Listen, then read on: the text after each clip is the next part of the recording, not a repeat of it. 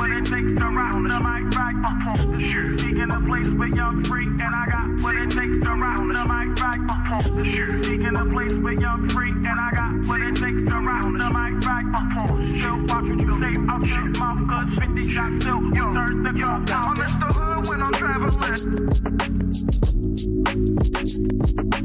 Hood when I'm traveling. Hood when I'm traveling. Hood when I'm traveling. Get that when I'm traveling. Six pack wood when I'm traveling. Hood when I'm traveling. Hood when I'm traveling. Hood when I'm traveling. Hood when I'm traveling. Get that when I'm traveling. Six pack wood when I'm traveling. The shoe. Seeking a place with young free, and I got what it takes to round the mic right up on the shoe. Seeking a place with young free, and I got what it takes to round the mic right up on the shoe. Seeking a place with young free, and I got what it takes to round the mic right up on the shoe. Watch what you say, I'll shoot mouth, cause 50 shots still, you turn the gun out. I'm Mr. Hood when I'm traveling. Hood when I'm traveling. Hood when I'm traveling. Hood when I'm traveling. Get that when I'm traveling. Six pack wood when I'm traveling. Hood when I'm traveling. Hood when I'm traveling. Hood when I'm traveling.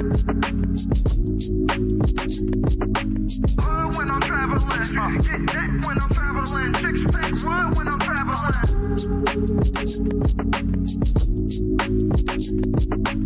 Hood when I'm traveling. Hood when I'm traveling.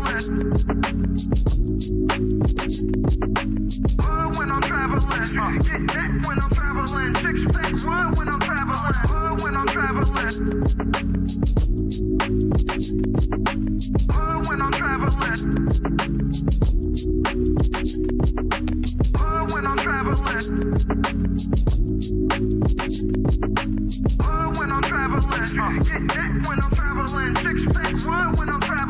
The shoe. Seeking a place with young free, and I got what it takes to round the mic right up on the shoe. Seeking a place with young free, and I got what it takes to round the mic right up on the shoe. Seeking a place with young free, and I got what it takes to round the mic right up on the shoe. Watch what you say, I'll shoot mouth, cause 50 shots still, you turn the gun out. I'm Mr. Hood when I'm traveling. Hood when I'm traveling. Hood when I'm traveling. Hood when I'm traveling. Get that when I'm traveling. Six pack wood when I'm traveling. Hood when I'm traveling. Hood when I'm traveling. Hood when I'm traveling. Hood when I'm traveling. Get that when I'm traveling. Six pack wood when I'm traveling. The shoe. Seeking a place with young free, and I got what it takes to round the mic right up on the shoe. Seeking a place with young free, and I got what it takes to round the mic right up on the shoe. Blood in my heart, dog, and I can't see. I'm trying to be what I'm destined to be. And niggas trying to take my life away. I put a hole in a nigga for fucking with me. My back on the wall, now you gon' see. Better watch how you talk when you talk about me. Cause I'll come and take your life away. Many men, many men wish death upon me, Lord. I don't cry no more. Don't look to the sky no more. Have mercy on me. Have mercy on my soul. Somewhere my heart turned cold. Have mercy on many men. Many men wish death upon me, Lord. So these cats who run their mouth and think it's a game, come put their hands up, you know what I mean? So that's what we keep doing, man. So I appreciate everybody being here. Everybody online, salute to y'all. This is Mike Risky. Like and subscribe, tell a friend, tell a friend, hit that like button right now. It's a stampede! DJ Ham the Stamp. DJ Ham the Stamp. still turn the car out. I'm Mr. Hood when I'm traveling. Hood when I'm traveling. Hood when I'm traveling. Hood when I'm traveling. Get that when I'm traveling. Six pack run when I'm traveling. Hood when I'm traveling. Hood when I'm traveling. Hood when I'm traveling. Hood when I'm traveling. Get that when I'm traveling. Six pack run when I'm traveling.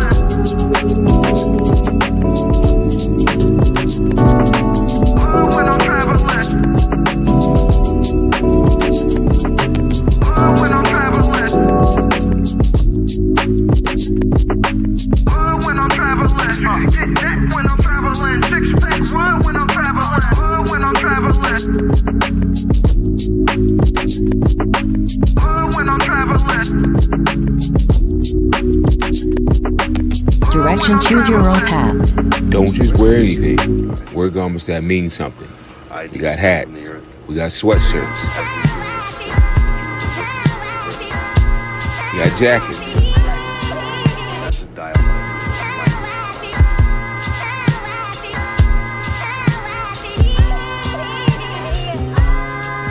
We even got hoodies.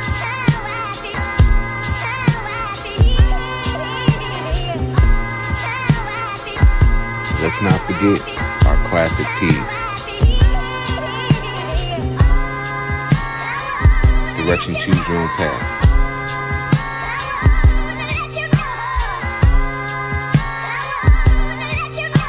The message is always in the cloth, the colors, the designs, the fit.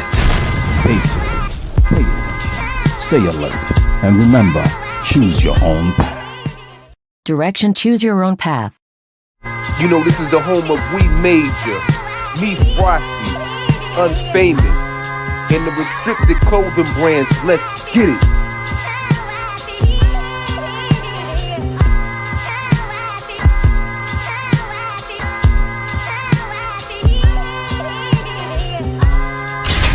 The message is always in the cloth, the colors, the designs, the fit. Basic. Pay attention. Stay alert. And remember, choose your own path. But Ish, what can't be fleeting? And then you're letting him lead you. It doesn't matter how you feel. Saying he's led by God, but you feel like God is not telling y'all that. Do you still follow him? You said something interesting, Ish. You just said like men don't think the way that women do. So it almost sounds like you don't fully trust their expertise. So how could you successfully be led by? So the majority of men don't have kids. Y'all are picking wrong. Y'all are literally picking the minority.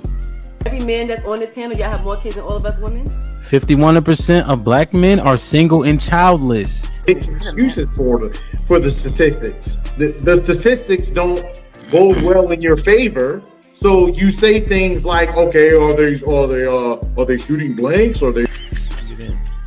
Because men, I don't feel like men are overall passive aggressive. The majority of men.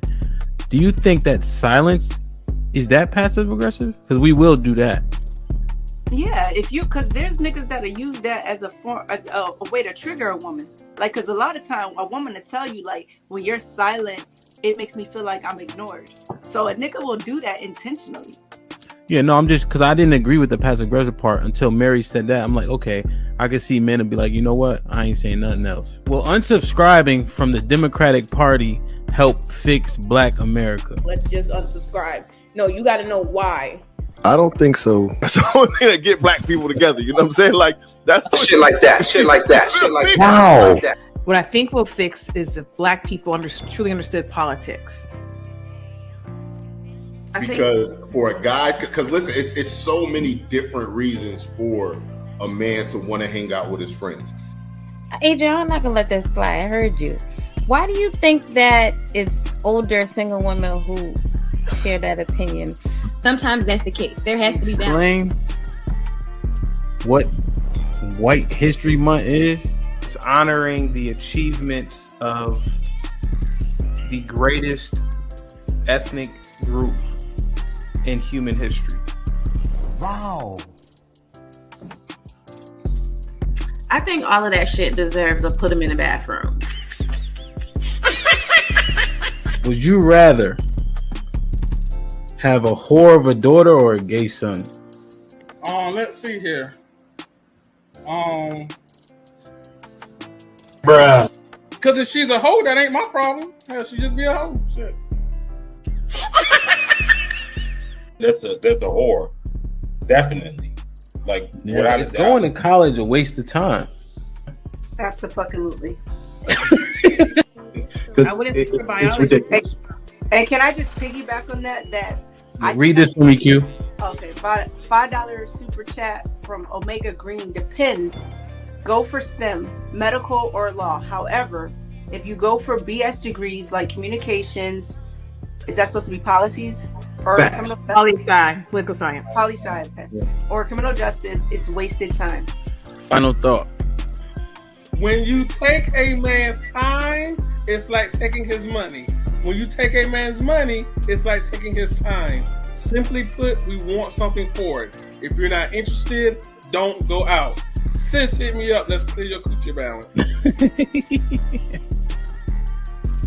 Do women, should they still be covered by men? Do women need to understand what it takes for men to feel like they should be covered by men? Yeah, absolutely. Like, women don't value men anymore, and it's evident. For women to admit that they're not equal to their men, women have to come to that conclusion that you are not equal to your man. Are you for spanking? Let's go around the room, yes or no. Q, you for spanking? Absolutely. Age. Okay, so big kids don't get spankings? You gotta fight them niggas. There's no difference between divorced women and single mothers.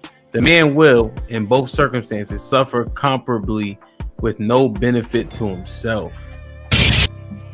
The benefits don't outweigh the cost. But it's still better to go with someone who hasn't gone through that. It's still better to not choose them. Have men been getting over on household duties all this time? Listen, but I don't touch a trash bag to save my life. So let me ask you, could you and your wife switch roles and what you do versus what for that person hold y'all back or let y'all go? Physically, can't nobody hold me back. Ain't no such thing as a fair fight. But Ish, what can't be fleeting?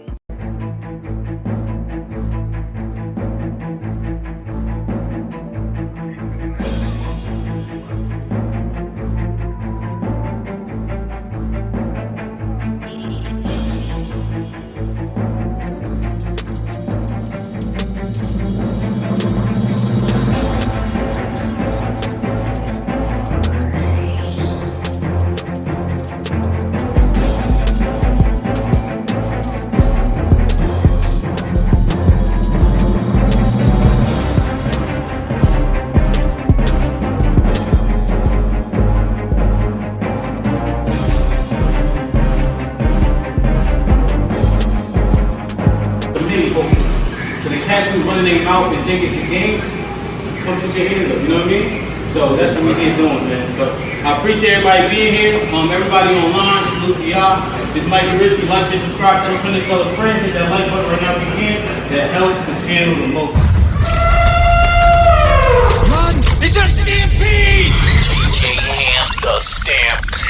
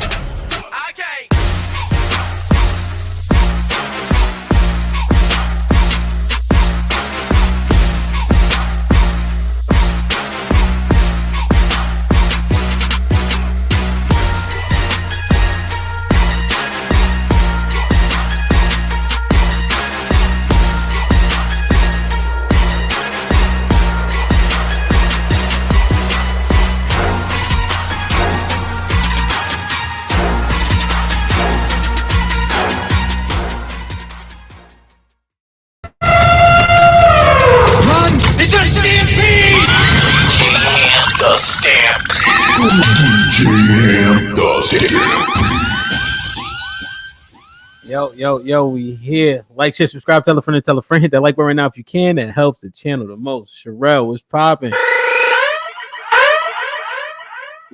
What's up, Hemp? How you goody? feeling? I'm doing the right thing. How about you? I'm good. I'm homesick. You're homesick? What you mean? I want to go home. You want to go to New Orleans? Yes. They had a funeral for Franklin Beverly yesterday. Mm-hmm. Everybody was outside, and they white, and they had a big old second line, and I missed it. It made me feel left out. That's you going home soon, right? Yep, Friday. How long you staying down there? Shit like that. Sunday. It's just a weekend trip. Okay. How far is this? 4 hours? 5 hours? 6 hours? 5 hours if you drive at the correct speed. Okay. Shit like that. God bless his dad, Frankie Beverly. God bless his dad, Tito Jackson. God bless his dad, Fat Man Scoop. God bless the dead, Rich Homie Quan. Man. And the Mufasa. Oh, God bless the dead. James Earl Jones. Yeah, James Earl Jones. Damn, man. Perfect. Mortality, man. That shit gonna come get us soon, man. For the time, you know how it go. Shit like that. Not me. I'm thinking I'm gonna be like 109. Is that right? Mm-hmm. We shall see. Let's see you in the chat real quick, Sherelle. We get this thing popping, man. Like, share, subscribe, tell a friend, tell a friend. Hit that like button right now if you can. That helps the channel the most. We have 114 people in the building, and we have 60 likes. Come on, y'all. Let's do the right thing with the likes. You heard? That helps the channel the most. I don't just be saying that. That's the truth. The algorithm matters, all right? Mel, what up, though? You already know. Getting over this cold. Daily Living, salute my G. Lux, what's popping? DirectionCYOP.com. Bub was shaking. Make sure y'all go get the latest merch, man. Ashe, salute. Thank you for putting in the work. Mr. Williams was popping. Hope all is well. Quincy, bless up. What's goody? Kurt was popping. I mean in the building. I like it. Travel One in the building. Salute. Rock Solid. What's good, my G?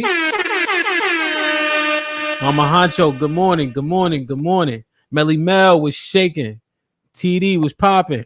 Hope all is well. Impress putting in work as always. Miss Valerie Smith in the building. Shit like that. Sherelle, it was about 8 o'clock yesterday, right? I'm getting the kids. I think the kids already sleep. So yeah, it's probably about 8 o'clock. I'm watching the game, organizing shows, doing different content, editing videos, making thumbnails, right? Just working. Scheduling trucks, getting my guys ready for the next day, etc. And I get a cash app from Miss Valerie Smith. All it said was just support for the show. You know what I'm saying? And I didn't even see her yesterday, or she used to be here like, consistency. She usually come like a lot more during the evening, but it's just the fact that she thought about me, and I didn't even see her in the show the day, yesterday. But just the fact that she thought enough of this might be risky and myself to send the love through the cash app was a blessing. So Miss Valerie Smith, we appreciate you. I know you had a hard thing that you had to go through, last year and etc. And so I know we banded together just to show you love and admiration. So we appreciate a lot of the elders that come in here, because it's not a lot. And we often don't do a lot of good listening to the people who've been here before us. So I just want to say thank you out loud while we start this stream, So I appreciate you. Charles Rose was good. The second, salute. I got Melly Mel. O'Ken was popping. My brother Jamal was good. Excuse me. We got Rainbow Kid, of course. I like it. Thanos was popping. Step was goody, my boy. Hope all is well. Cam in the building. Damn. Sherelle, make sure you stay out the chat too. All right. Victor Olympics was goody. Hope all is well. Isaiah was popping. Down south was goody. Hope all is well, man. Let me see. E-Dub in the building. I like it. I don't know this one. Quick times. Yeah, we're gonna talk about it, right? I think those correlations we gotta understand them a little bit better. Aaron, Shalom, Kim, salute, homeboy, shalom. I hope all is well. Tiff, what's popping? She says she excited. Me too. Let me see. Miss Jilly, what's good? I like it. Let me see. Servant of Yah, shalom. I hope all is well. Mr. JTK was popping, my brother. I missed you yesterday. I ain't see you yesterday. Hope all is well, man. You know what I mean? DJ Smoke was goody. I like it. Like, share, subscribe, tell a friend. Hit that like button right now if you can. That helps the channel the most. Jay Lynn, salute. Jeff in the building. What's popping, my boy? Hope all is well. Let me see. I got DJ Riff already, I think. All right, I'm good. O'Shea was good. All right, cool. Crimson, salute. Hope all is well, man. Crimson Cure in the building. Christian George, Alpha Omega. I like it. All right, let's get to it, man. Who is it, Aaron? Of course. Like, share, subscribe, tell a shit. Like, share, subscribe, tell a friend. Hit that like button right now if you can. That helped the channel the most. Trevor with the $2. You kicked Miss Fantastic ass yesterday. Yo, brother. Hey, man, that's my big old brother, man. You know what I mean? And then he 2 years older than me and 8 inches taller than me. Just say a foot at that point. That's crazy, right? That's my man, $100,000 though. CC was good. I like it, man. Let's get to it, man. Like, share, subscribe, tell a friend. Hit that like button right now if you can. That helps the channel the most. I apologize ahead of time if I gotta clear my throat and I'm coughing a little bit and sniffing. I'm trying to get over this cold, but I'm here. God damn it, you hurt? How I'm sounding, Sherelle? Am I all right? Sound like you got the cooties. Indeed. Shit like that. Let's get it. Dre was popping. Sherelle, man. You was on a. I was gonna use the clip, but I said, nah, she here. Well, I need to use the clip. You was on a rant, right? You was ranting and raving. And I'm paraphrasing. You said something to the effect of hypergamy is man-made or made by men or pushed and furthered by men. Something to that effect. Can you expound on exactly what you meant? Let me hit this button first. You got all the buttons. Button down. Okay, so I feel like, well, you know, I was talking about women feel. Yeah, we feel. Okay. So, yeah, hypergamy, women are not hypergamous. Not naturally. We're coached to be or shamed to be, right? So you're either trained to be hypergamous if you have a father in the home, or you come from a specific family, they train you to be hypergamous, or if you're not trained to do it, you just are not hypergamous and you get shamed into it, right? They shame the girls who like the broke boys. What do they say? They say broke boys don't deserve no. You know? I know that's right. My mama love that. That's my mama. Like, mama, what is you doing listening to the Cardi B, girl? Sit down. But yeah, it's not real. It's just a caste system. You know, everybody wants to feel like they're better than somebody. These hierarchy systems that we create to separate us. And it was created so that people could marry into money. But really, men wanted their daughters. Like, you don't want your daughter going out there dating them broke boys. Because if he get her pregnant, we're going to have to take care of the child. You. So men wanted to marry their daughters off into the right thing. You know,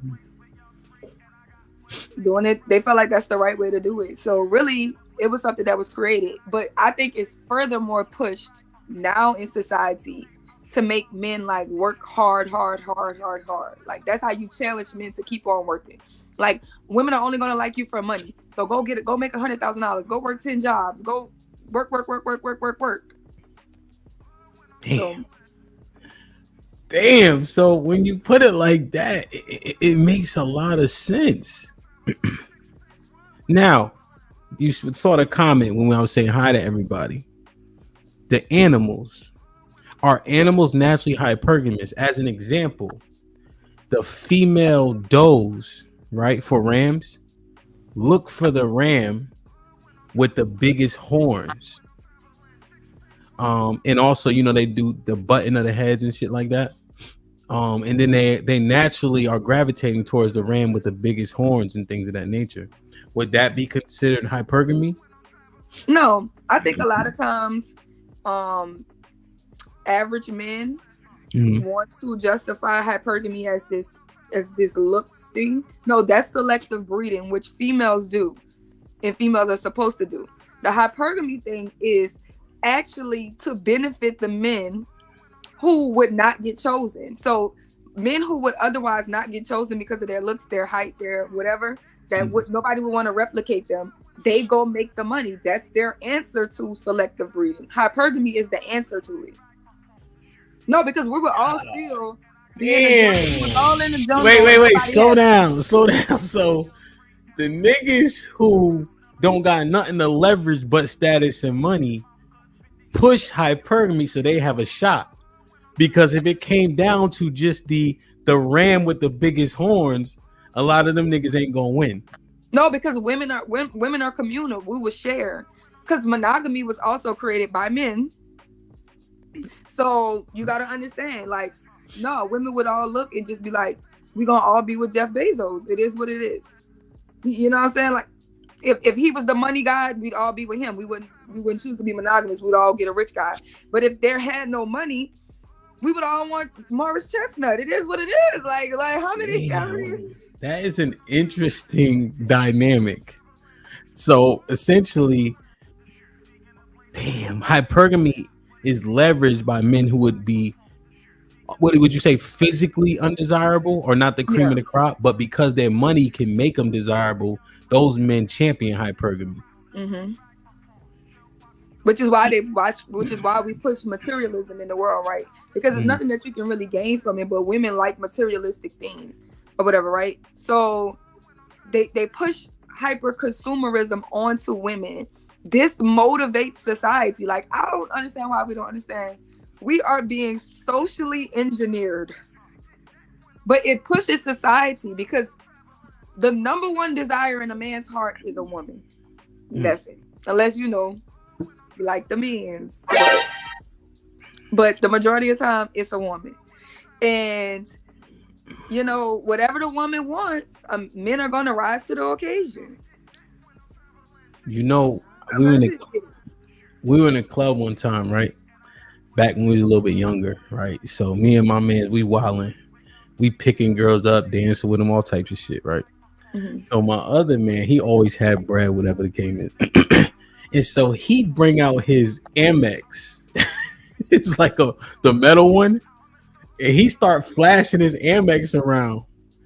Because that's how he tried to gain leverage. So we dying laughing like, bro, you're not going to win with that. Not right now. Maybe when we go to the bar. But not in the middle of this club, you ain't. I don't know why that popped in my head. But he thought the Amex was going to give him his leverage back. So does that make sense, though? So like with the lions, right? If we just try to, because the animals are always used as an analogy. But even to your point, right? When those male lions fight, whoever wins the fight gets the women. The women just there, right? Essentially. So whoever loses, that's it. But they not like, oh, this lion got more such and such. It's just whoever wins essentially takes over. But it's protection. It's the protection aspect of it, right? So yeah, they're animals. So people mess with them, but nobody truly messes with the male lion. So the strongest male lion, he can protect us. So the women are gonna go where, we're gonna go where the protection is. He's gonna beat everybody up. Mm-hmm. We're gonna be with him. So is that hypergamy? I don't think that's hypergamy. When you look up what hypergamy is, the definition of hypergamy has to deal with a caste system and finances and things like that. It's not about genetic breeding of it. That's selective breeding. Yeah. So that's the thing, right? When we always talked about this, women are hypergamous, but then when you said it, I was looking at different things in the earth because I don't know if you remember last week I was saying women actually didn't control their box, didn't control who they had sex with. Their fathers did. Mm-hmm. So that the fact that women can choose is a very new construct in the earth. You know, because forever your father would allocate you to a man. So when I look at this, right, and I'm going to use this example, and we often get a little bit triggered by this example, but if this is the norm, right, what I'm about to show us, does this also negate hypergamy? Like, share, subscribe, tell a friend, hit that like button right now if you can. That helps the channel the most. You seen this movie before? Color Purple? Yeah.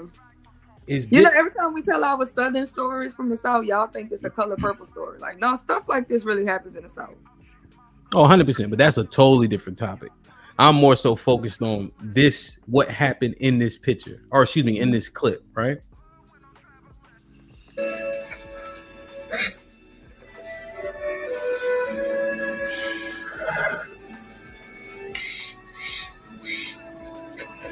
I want to marry your nephew. I gotta have somebody right now. I got nobody to watch over my youngin. They be fighting and bleeding and throwing up on the floor sometimes. Well, I got farm to run.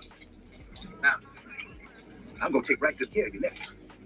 I can't let you have any. You're too young. But I tell you what, I can let you have some. She's old as any house ordinary person. She ain't fresh, but I expect you know that. She's spoiled twice. Celia is ugly, but she ain't no stranger to hard work. She can learn. And God understands. You can do everything just like you want to. She ain't gonna make you feel the proof. But Nay, you flat out can't have nothing now, nothing never. Well, I ain't never looked at the other one before. Let me see again. Celia, that's one other view. Move up. You won't back.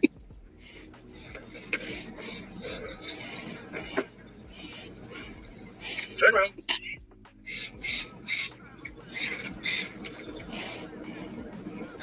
What you doing that for?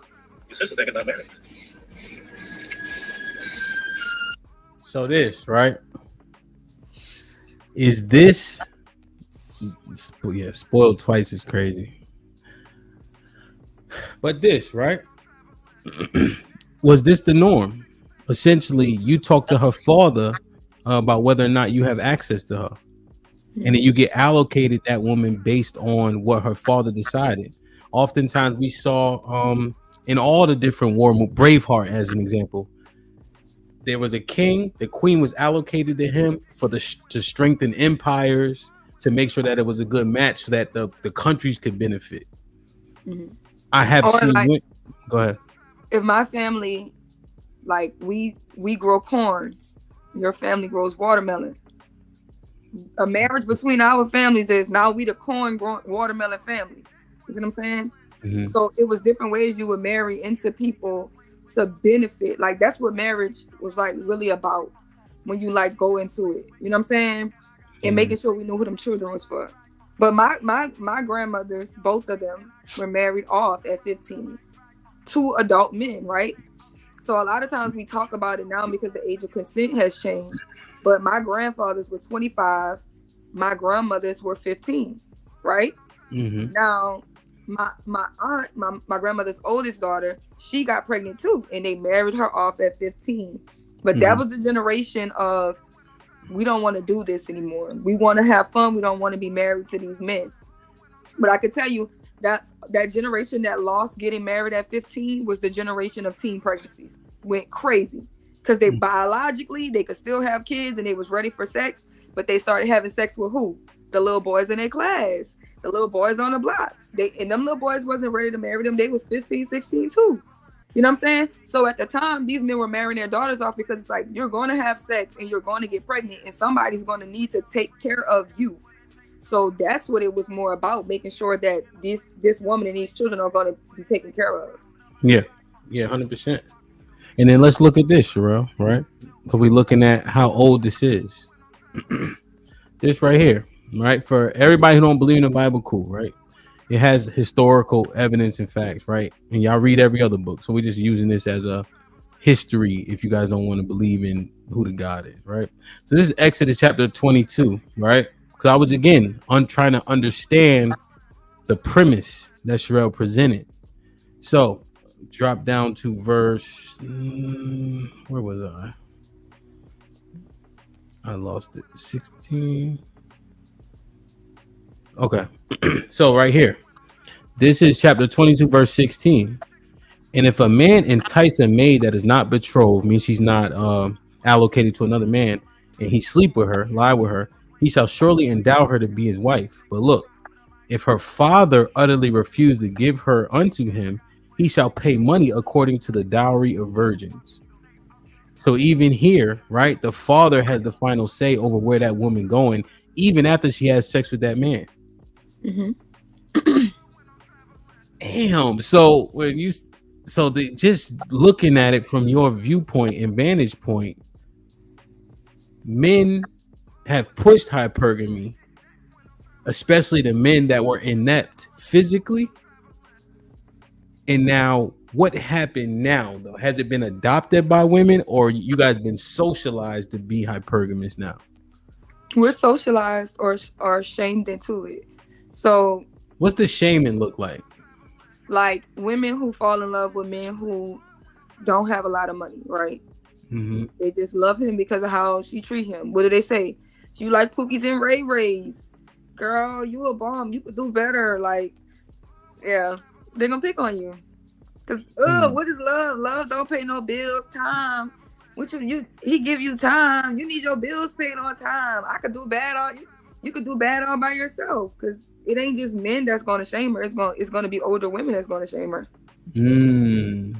So the older women have been indoctrinated, and now they push that indoctrination onto the younger women, so it just perpetuates. That's why they kind of scream at the house husbands thing. The idea of, listen, look, if you make $150,000 a year and you busy with work, what's so wrong with your husband staying at home and taking care of the kids? That is gonna be a problem. She would be okay with it. When they think about Rihanna, she pulled a billionaire, then learned how to become one. She became a billionaire, but she's with A$AP Rocky, who makes less than her. And then people look at that like, well, she can't get somebody that does make the same amount of money as her. It's not that many billionaires. Oprah is not. Majority men don't have Oprah money, but they look down on Oprah for being with stepmen. Man, now the shaming specifically, do you think, now you maybe already said, I just want to get pure clarification, definitive answer. Is the shaming more likely to come from the women as opposed to men? Yeah, the shame is going to come from the women. Majority. Yeah, and I think A$AP got money too, right? I think still. And they shame you because they're just saying that what can he do for you, essentially? How he gonna take care of you?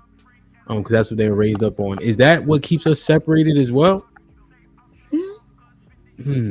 Because it's a societal thing too, that a man's intrinsic value is money. I don't believe that. I believe we're socialized to believe that, because yes, we need things, we need money, but a man's complete value is not based off money. There can be a man with money who has really bad character, and there can be a man who is average earning or doesn't have a lot of money who can have really good character. In the long run, I feel like man made money, God made man. So unless God just made men with no absolute value at all, money cannot be their value. Man, do you liken hypergamy specifically, or only money? Like, are there other things like the protection? It's hypergamy. It's money, status. I've never seen a definition. I've heard people say it's about how people look. Hypergamy is about how somebody looks, but I've never seen a real definition say that. I've never seen Webster, or if you pull it up, if somebody else can pull it up, just link it to me or something. But when I look it up, it never is. Like when I look up the origins, I know that where it comes from. It's a Hindu thing. When they started their caste system, I've never seen it be about this man looks good. Because if you're in a hypergamous situation and there's a man that's handsome and fine, and he made your your daughter feel butterflies in her stomach because he's all big, but there's a little short, scrawny man, but he's the son of the king. Yeah, we're going to Prince Hakeem. My Prince Hakeem is scrawny, little, whatever. None of that will matter if you have the money. Like, share, subscribe, tell a friend. Hit that like button right now if you can. That helps the channel the most. Look, Jamal Walker for becoming a member. Oh, Jamal was already a member. That's when they renewed. That's what it is. Yeah. Okay. Salute my brother. Mr. Payne was popping with the $5 bars. Sherelle, on your take on hypergamy. I also agree that men achieve mostly for the admiration of women. Mm-hmm. RNC was popping with the $5 for tens of thousands of years before money. What will women then select? We always have money. There always been currency, right? There's always been currency. But like she said, the man would have a farm full of watermelons. That's currency. That's value. You know, salute to Solomon, right? Solomon had all the riches and the money in the world. Yeah, there's always how many wives Solomon had? A lot. Think about all the men who used to save their virgin daughters and then let the king try them out to see which one he want to keep. Yeah. Who was the king? I think it was King Henry. I think he had like 14 or 15 wives because he kept on giving daughters. And at that time, he thought it was the wives' fault. So he kept getting rid of them, try to get another wife until he had a son. Dre on the grind with the $10. Big fact, Sherelle. Just in the show, Hemp. Guess who lacked the big muscle horn intelligence tries to make up their lack in these departments with money? God damn, man. RNC with the $10 says, if hypergamy was not a thing, how did women pick before money was invented? A woman picking the wrong man tens of thousands of years, they and their children would die off. They were chosen, bro. I think that's what we see. The women were absent of choice. So they were chosen by men. They were allocated by their fathers. That's why go ahead. The craziest thing is that this is the freest women have ever been, and men are losing their minds. Women having free autonomy over their lives and their body. This is like the most we've ever been to this. So when we talk about the past, what was we doing? Being controlled. Duh. Yeah. In bondage. That's real shit. Like you that real rap though. Like y'all didn't have y'all wasn't making those decisions. We couldn't go to school. We couldn't work like that unless we worked for our husbands or our dads. We couldn't just go out. Like the only job you could go out that wasn't for your family was prostitution. Yeah. And then you'll be cast off anyway. For some man at a brothel, trust me, there was pimping back then. Now, damn, the hypergamy shit might be in trouble. But now look at this though. What we see, this gonna sound cool. Where relationships better suited. So if you look at current times, right, where they still do the arranged marriage, they divorce in less than, I think it's 4%. So was it better off that your father was choosing your husband? In ways it was better off because people were a lot more dutiful, and they stayed in marriage out of duty or sometimes obligation, right? Because they understood what marriage was. It's a bigger purpose than we're not marrying because we love each other and we like each other and we feel good. No, we're getting married to build a strong family, raise these kids, and like generational wealth, growth, making sure we're, doing it for, that's the right reasons to get married. Yeah. So, yeah. Would you, if you had a choice, would you go back to having your father allocate your spouse? No. Why? Based on what you just said, why? Because most people don't have daddies. I'm saying, yeah, okay, I understand, but I'm saying, let's say hypothetically, you could go back to your father allocating your spouse. Would you do it based on the results? Like me personally, or the whole world? it would have to be hypothetical, right? We understand our community is kind of lost without our fathers, right? But would you go back to it with, let's say, all things being equal and fathers were there? Would you Oh go yeah, back? yeah. I would say let your dad choose. Yeah. So you would give up those rights? Yeah, because it's like certain bullshit that men can see in other men. You know what I'm saying? Like y'all can kind of get over on us. You know how women can't necessarily get over on women? We could always see like, oh girl, she playing him. Y'all kind of be seeing it. You don't think? Like y'all know when a man on bullshit more than us. Yeah. I think we know and see things, and we use them same tricks before, so we know what game niggas is playing, and vice versa.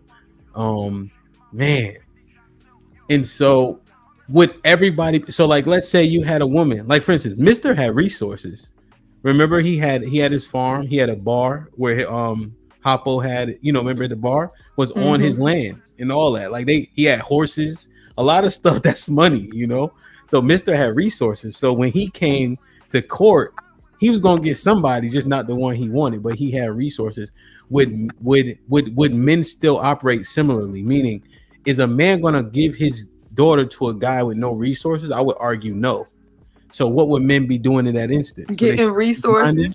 Yeah. They wouldn't even step to, like, if you can get a little girl at the club, you can get a little girl in high school, you can get a little girl. If you actually have to go, most men don't even want to meet your daddy. Like come shake your daddy's hand and let your daddy look at you, because guess what? Being a daddy's girl, I'm gonna tell you, the moment that you let somebody meet your daddy, the moment he walk out the door, no, he a buster. No. What you got going on? No. Your daddy gonna tell you no. Why? Ew, no. So most men ain't even gonna try to run game, boy. Cause the first thing your daddy wanna know, boy, where you work at? Who your people is?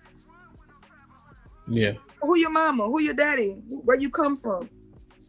What you do for a living? What's like where your head at? They gonna see if you got a good head on your shoulders. Are you respectful? It's a lot of that. My daddy, biggest pet peeve, men who wear they like. If I can't never bring a man who's sagging his pants to meet my daddy. No, not at all. No. So that who your people is big too. I think that don't get enough credit. Do you think that when fathers were allocating women to certain men, do you think women's value is higher at that point in Earth? Like the rights weren't there to choose, but I would argue that the value was exponentially more. Because they was being trained to be wives. They was being trained to be wives. Like you knew, like when, like just like kind of he was telling them, like Nettie too young. Like she's not ready to be a wife. You know what I'm saying? Like she ain't all the way there, because men know their daughters, right? My daddy be like, listen, I be praying because you was a spoiled brat. I'm praying for him. You a lot to deal with. You my little brat, but you a lot to deal with. Okay? I know no man not gonna get over on you because you use a lot. So a man already know his daughter. So he know like she not ready to cook, clean, have kids, do none of that. She not mentally there enough to be a wife. They're training them, so they literally let their daughters go when they know that their daughters are ready to be a wife. Because they can see it. They're in the home with them. Yeah, 100%. And I think the one point that's also missed in this well, not missed, you made it. I just want to reiterate that the families benefited from the sharing of those resources because you tied together forever. It's not enough for that anymore where the families come together. I remember Black Dawn was talking as an example when his girlfriend, he's like, their families intermingle so much that, the accountability, just the love, the whatever is exponentially increased because everybody's communing. So now that commitment got a bunch more people involved, but not involved in your business. You know what I'm saying? If that makes sense. Yeah, it's much harder now because people are dating on apps and stuff like that. Even when I was telling my story about my exes and still being around, it was so mind blowing to them. But it's like, it's mind blowing that people date strangers. Like, I thought everybody was dating because, well, you know, my family knows your family, and you know, my dad, my ex and my ex's mom and my dad are best friends. Like they got the same football team. They always on the phone together. He's always over there cutting grass. Like, and we've been broke up for 5 years, but he's not gonna, you know. She met my mom when they were 15. They're 16. Cool. Yeah. They still cool, and they know each other. Yeah. We all grew up in the same neighborhood. You know, like, this is us. Maybe it's a small town thing because everybody know everybody. Well, I mean, but you still have like blocks and radiuses, right? Where proximity still mattered. I mean, the majority of people date and marry within proximity of them. You know, with social media, that has changed, right? Because now you got access to so many people and so many different dreams. You can see so many different ways of life and shit like that. You know, like I ain't never, like, growing up, I thought about the beach, but I didn't give a damn about going to no beach. You know what I'm saying? Like I'd never been to a beach when I was young. I've never seen my daddy swim in my life. My mama or my daddy or my grandmas. I never seen them swim. They ain't never been on a plane. They ain't never traveled the country. Never. Ever. They never been on a plane either? Never. That's my mama don't even know how to drive, nor do her sisters, nor did my grandma. Like, in New Orleans, old women, they don't drive. Like, that wasn't like a thing. Like, that's not a feminine thing for women to drive. So the older women, they don't drive. What? My grandma never knew how to drive. My mama don't know how to drive. My aunts don't know how to drive. My aunties don't know how to drive. Really? No. That's kind of different. They can't drive. They can't drive. And I've never seen them swim. Can you swim? Yeah, my cousin taught me as an adult. You can't swim then. I know how to tread. Like, he told me how to stand up at 6 feet. Like, you know what I'm saying? So as long as I know how to float, I'm not no jumping there and go whoosh, whoosh, whoosh or nothing. But he taught me how to survive in it when I was like 20. That sounds nuts. I mean, a lot of people can't swim though, you know. And even like New York City, mad people don't got no license because it's like, for what? You know, especially with the subway system and all that. Like, the use for it is minimal, especially parking and traffic and shit like that. So yeah, I know a lot of people that don't have a license, right? Because they just don't see a need for it. But that sounds a little bit different. When I was in New Orleans, I feel like you got to be able to drive to get to where you want to go. No, New Orleans is small. The buses run everywhere. Okay. Damn, man. So put a 1 in the chat if you disagree with the hypergamy statement. The hypergamy breakdown. Because the breakdown is sound to me. Right? Women are hypergamous because they have been socialized to be so. And hypergamy is pushed by men who need to leverage hypergamy to get access to women. And hypergamy has always been since time immemorial because fathers would only allocate their daughter based on where they land out in the caste system, so to speak, with the man in their range that has resources.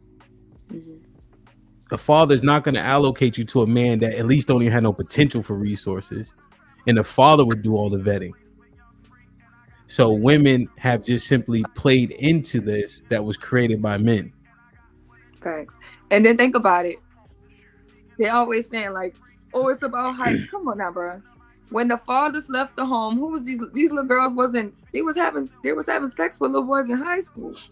They was getting pregnant at 14, 15.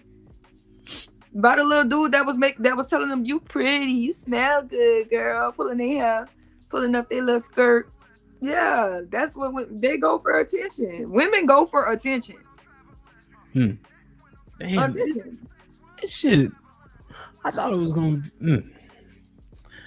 Mr. Payne with the $5 says, damn, Sherelle, that is exactly what I tell my daughters. I said, if your guy is not good enough to meet me, then why are you even talking to him? a lot with the $5 says a lot of people can't drive a sim. Honestly, yeah, I know about the swimming, the driving thing. I'm kind of taken aback, but once I think through it, I can see it. You know, but just if you don't have no subway metro system, that I just see it as being more difficult. But it's like everybody agree. No pushback for sure. Wow. Wow. Man. Y'all making me proud. I might not have to marry a white man. Huh? The black men making me proud and not disagreeing. They agree with me today. Damn, yo.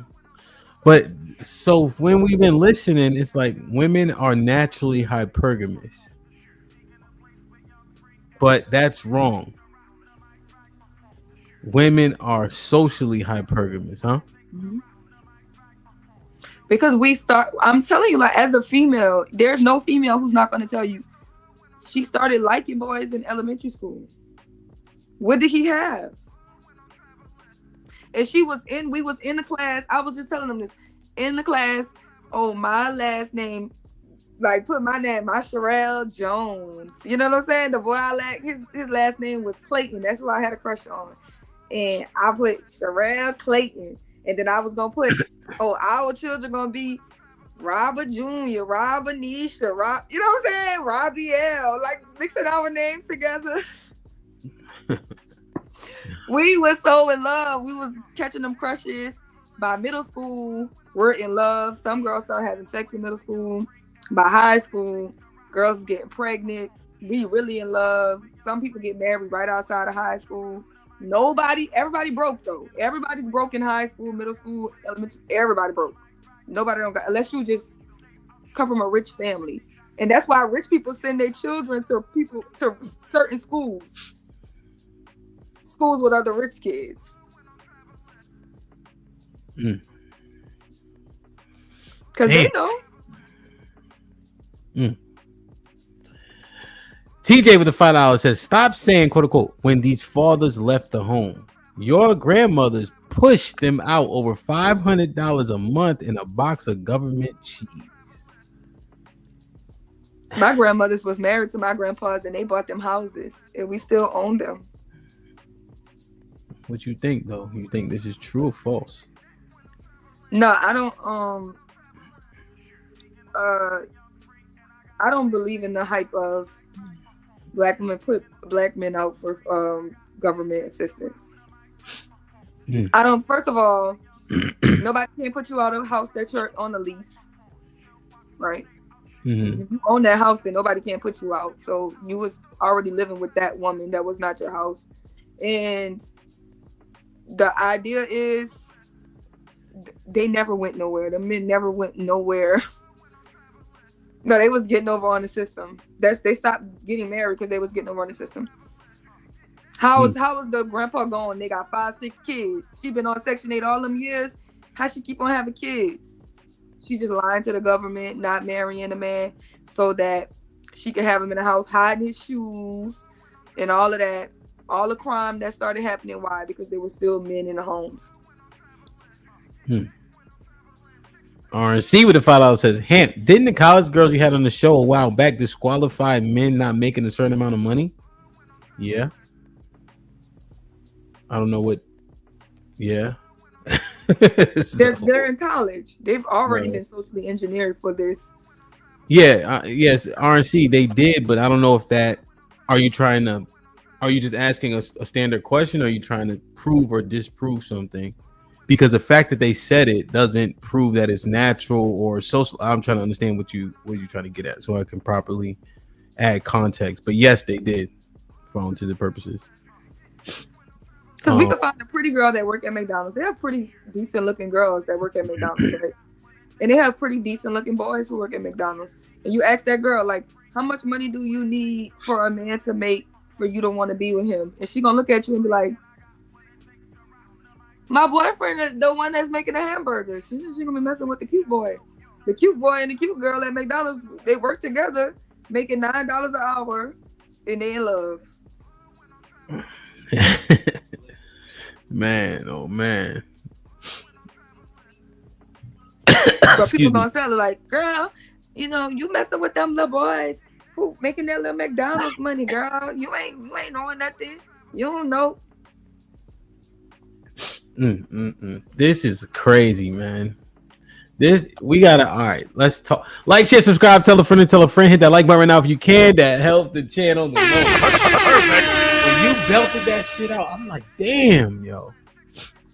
Yeah, cause my daughters have a father, so when a boy come in here, he gonna have to go through me for all intents and purposes. Now, the freedoms, right? The society is different, right?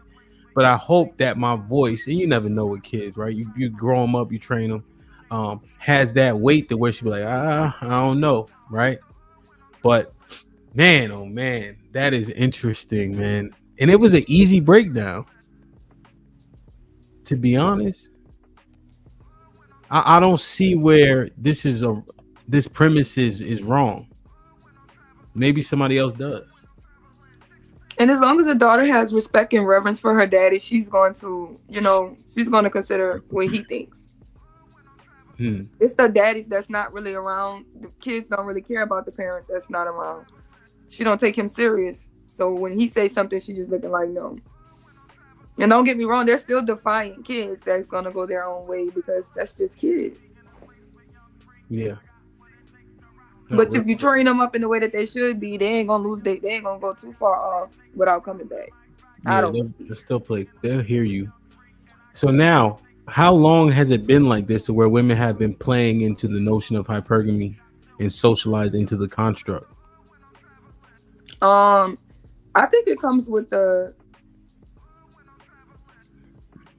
they've always been doing it, even after they took a break from when it was no fathers, but then when they started making money, it hyped it up, because it's like, ain't no way, if I'm making money, he better be making money too, because now you're not just being judged by the people in your family, you're being judged by your peers. So if you went to school and became a nurse, you went to school and became a doctor, you went to school and became a lawyer, you cannot just be marrying a plumber, right?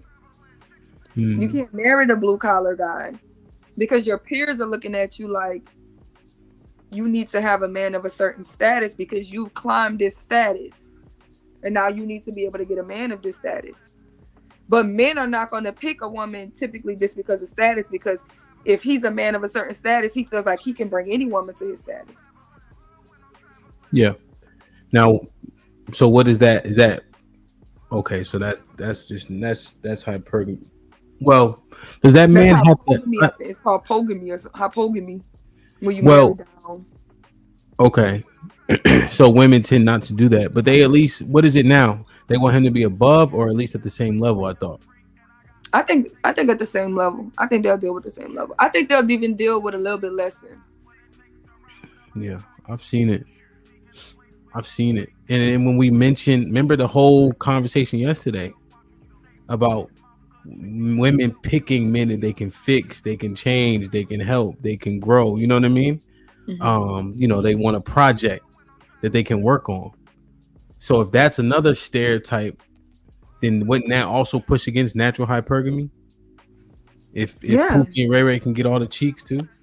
That pushes against it. Even like the songs where K. Michelle is singing, you can't raise a man. He already grown. What you gonna do? Because women are trying to raise these men. They're trying to mother them. Trying to grow with them. But it's so many people that get scarred. Those are the loudest ones, right? The ones that you can tell a woman who took care of a man before and got burned from it. Or she held a man down, and when he got up, he stunned on her, right? Okay. So those are the extra louder ones when they're like, "Girl, no, I've been through this. I done held a man down when he ain't have nothing. Don't ever hold a man down when he ain't got nothing." And they kind of start to let us know that you can't. If a man is broke and he don't have nothing, don't deal with him, because he's not with the woman he wants. He's with the woman he needs. That ideology comes up, right? So they're starting to trying to game women and let you know he'll be with the woman he needs, the starter wives, the woman that help him build. And when he gets to where he needs to be as a man, he's going to have a new audience of women, and then he'll get to choose the one that he really desires. And he'll pick over even the one that held him down. So the ones that's been scarred by it, yeah, they on the loudspeakers. Like, no, girl, he broke. No, he ain't got nowhere to stay. No, he ain't got no car. No, he ain't got no job. No. Shit like that. Shit like that. Shit like that. Shit like that. Shit like that. Black Dawn with the $5 says, Sherelle, quote, a man of status will bring any woman into his fold, end quote. Sorry, but no. Men are looking for people within our socioeconomic status. No, I'm not saying that they'll bring anyone. I'm saying they can bring anyone up to their level. So, like, even if she only make 80K, he not gonna pick a woman. Because if he make 200K, he not gonna pick the one that make 200K. Because even if she only make 50K, you know what I'm saying? Like, it don't matter. Well, he's not gonna specifically pick on how much money she's earning. Well, at least that's what they say. Yeah, and I think it was more so comparison of what men will do or willing to do as opposed to what women aren't willing to do, essentially. But we see it a lot, man. I know a few that literally, hey, the dude he had these other values. Well, let me ask you a question. In terms of hypergamy, what's more important, money or status? Money. Over status? Mm-hmm. Because a lot of people don't have status. So wouldn't it be if it's not as prevalent, wouldn't it have more value? The status? Yeah. So if it's not prevalent, but money is more prevalent, with I don't status, think the majority of people care about status because so status would be like if he's famous or something, right? The notoriety of it all. Let's say. Yeah, I don't think that most people I don't think the majority of people with money care to be seen. I think only like entertainment purposes. Yeah. I guess, because I guess, that's true. Like when I start talking about like football as an example, I'll be talking about like Adrian Peterson, the best running back ever, right? But motherfuckers who play soccer don't give a damn about Adrian Peterson. But when I say he earned $100 million, everybody can quantify $100 million in the value. Oh yeah, he must be good. He got money. Yeah, like $100 million. Okay, so but if I say the name, they're like, gives a fuck. He runs with a football and it's called football. He should be kicking it, right? Like this. So okay, I think that makes sense. I'm trying to do better with these damn supers before they build up. Mr. Payne with the 10 ounces. Unfortunately, in the West, men of means have to be socially hypergamous because of the laws of the land. However, I am not sure the romantic part of men will make that happen. I don't understand what he's saying. Men of the West means have to be. So he's saying that men have to pick women with socioeconomic status? No, I mean like men have. What is he saying? I don't understand it. However, I'm not sure. I don't know what he's trying to say. No. Like, share, subscribe, tell a friend, hit that like button right now if you can. That helps the channel the most. Maybe he's saying that socially they should pick a woman of a certain stature or she should carry herself a certain way, but the romance about it, like the fact that they can get wooed by a woman that may not be a good woman, but as long as she looks good. Okay. But they should be choosing off her character more. Maybe that's what he's saying. No. Okay. I'm gonna drop the link in a second. TJ with the $5 says black women are not hypergamous. If they were, the black condition wouldn't be where it's at now. So you saying what black women pick whoever they like, not the man who's successful, essentially. And so now we're doing bad because of how black women have been picking. That's what he's saying. Yeah. Because black women, they choose like the men. Like they like how men look, how men treat them, how men make them feel, the amount of attention he show them. Because I don't even think they always go for money. I really don't believe that there's a certain demographic of women, black women, who go for money. Yeah, it's not the majority. I mean, especially based on this comment, like it's feel, look, sex. This rapper girl, I don't know if you know her. Her name Ruby Rose. she was just saying, she was like, I ain't having sex with no man unless I'm in love. I got my own money. So that's what they do. They're like, I'm gonna make my own money. I'm not gonna, because I think a lot of times we've seen women be with men for money, right? And the treatment that those women have to go through, right? They can't be told, like, you know what I'm saying? They don't have the autonomy over their lives like that. So when women looked at that and was like, dang, you just let grandpa do anything to you for that check, they all kind of put that in their spirit, like, I ain't never gonna let no man just do me anything, not for a check. But then they let them do anything for free. Damn. Matreon with the 20 boy, he says, sorry, Hamp, but it's Barry Sanders. Oh, yeah, I Who agree. Barry Sanders is the best running back? Yeah, I think he's better than AP. But AP is, yo, watching AP run that ball, son, like, I would rather tackle Barry even though it was impossible. Salute the Matreon for the first 20 ball of the day.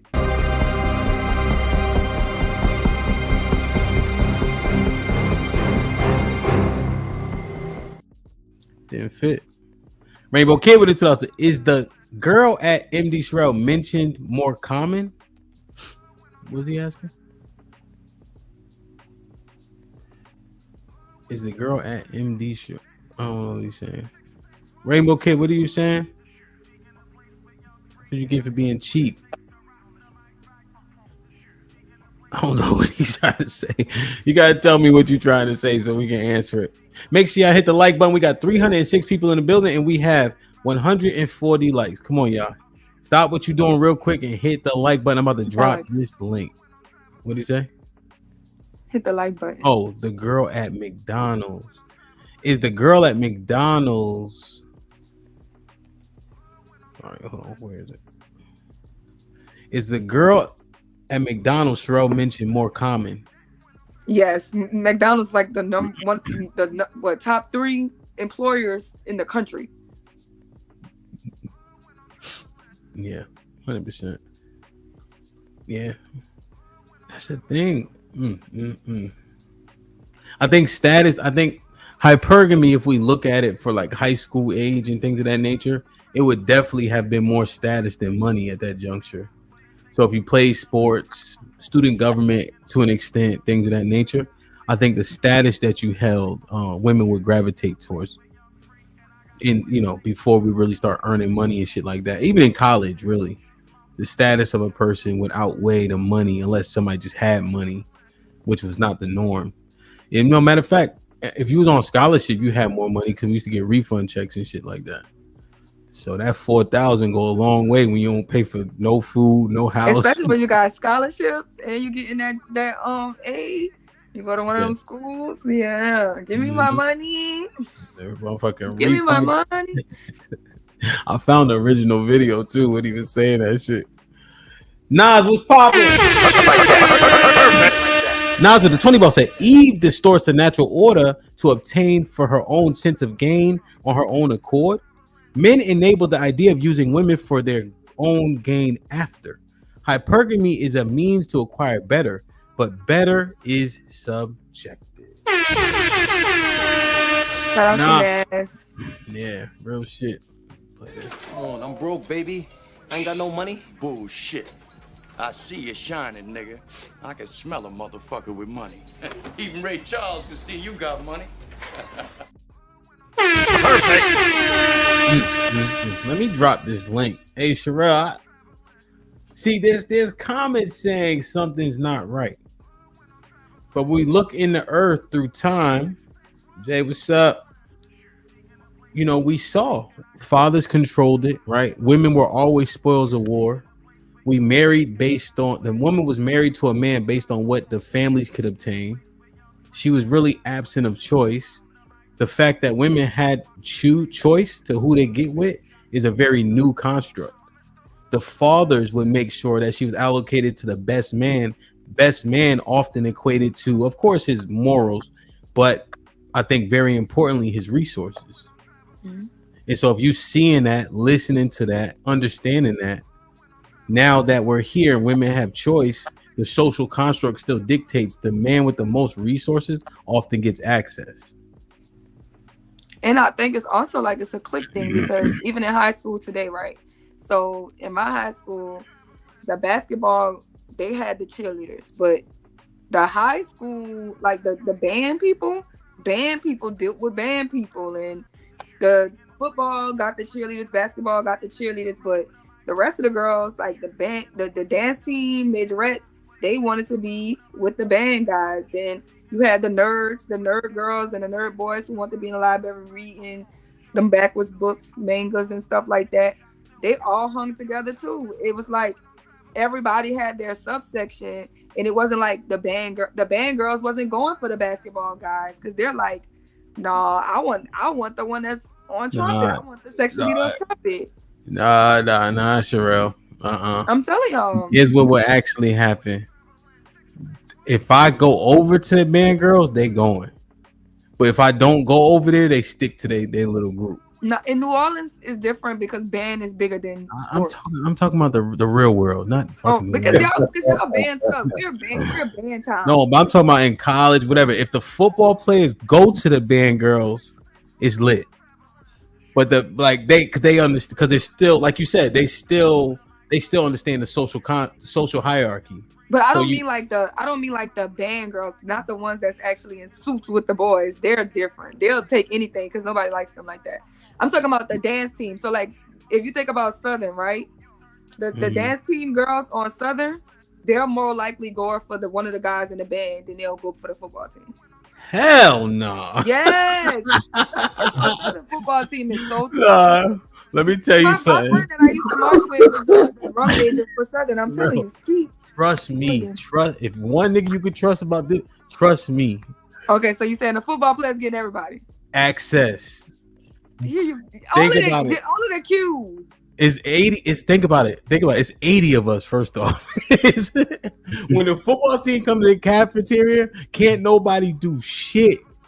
I'm cutting the line. We got the big ass. Yo. Hold on. Like it's a mess. They had like a table in high school for football players, and nobody couldn't sit at the table but the football players. Yeah, right? You can't. And it was just an unspoken rule that nobody, like the basketball players, just walk around. They be at the gym all day, but the football players, like they just had places in the school that nobody else is allowed to be at. Yeah.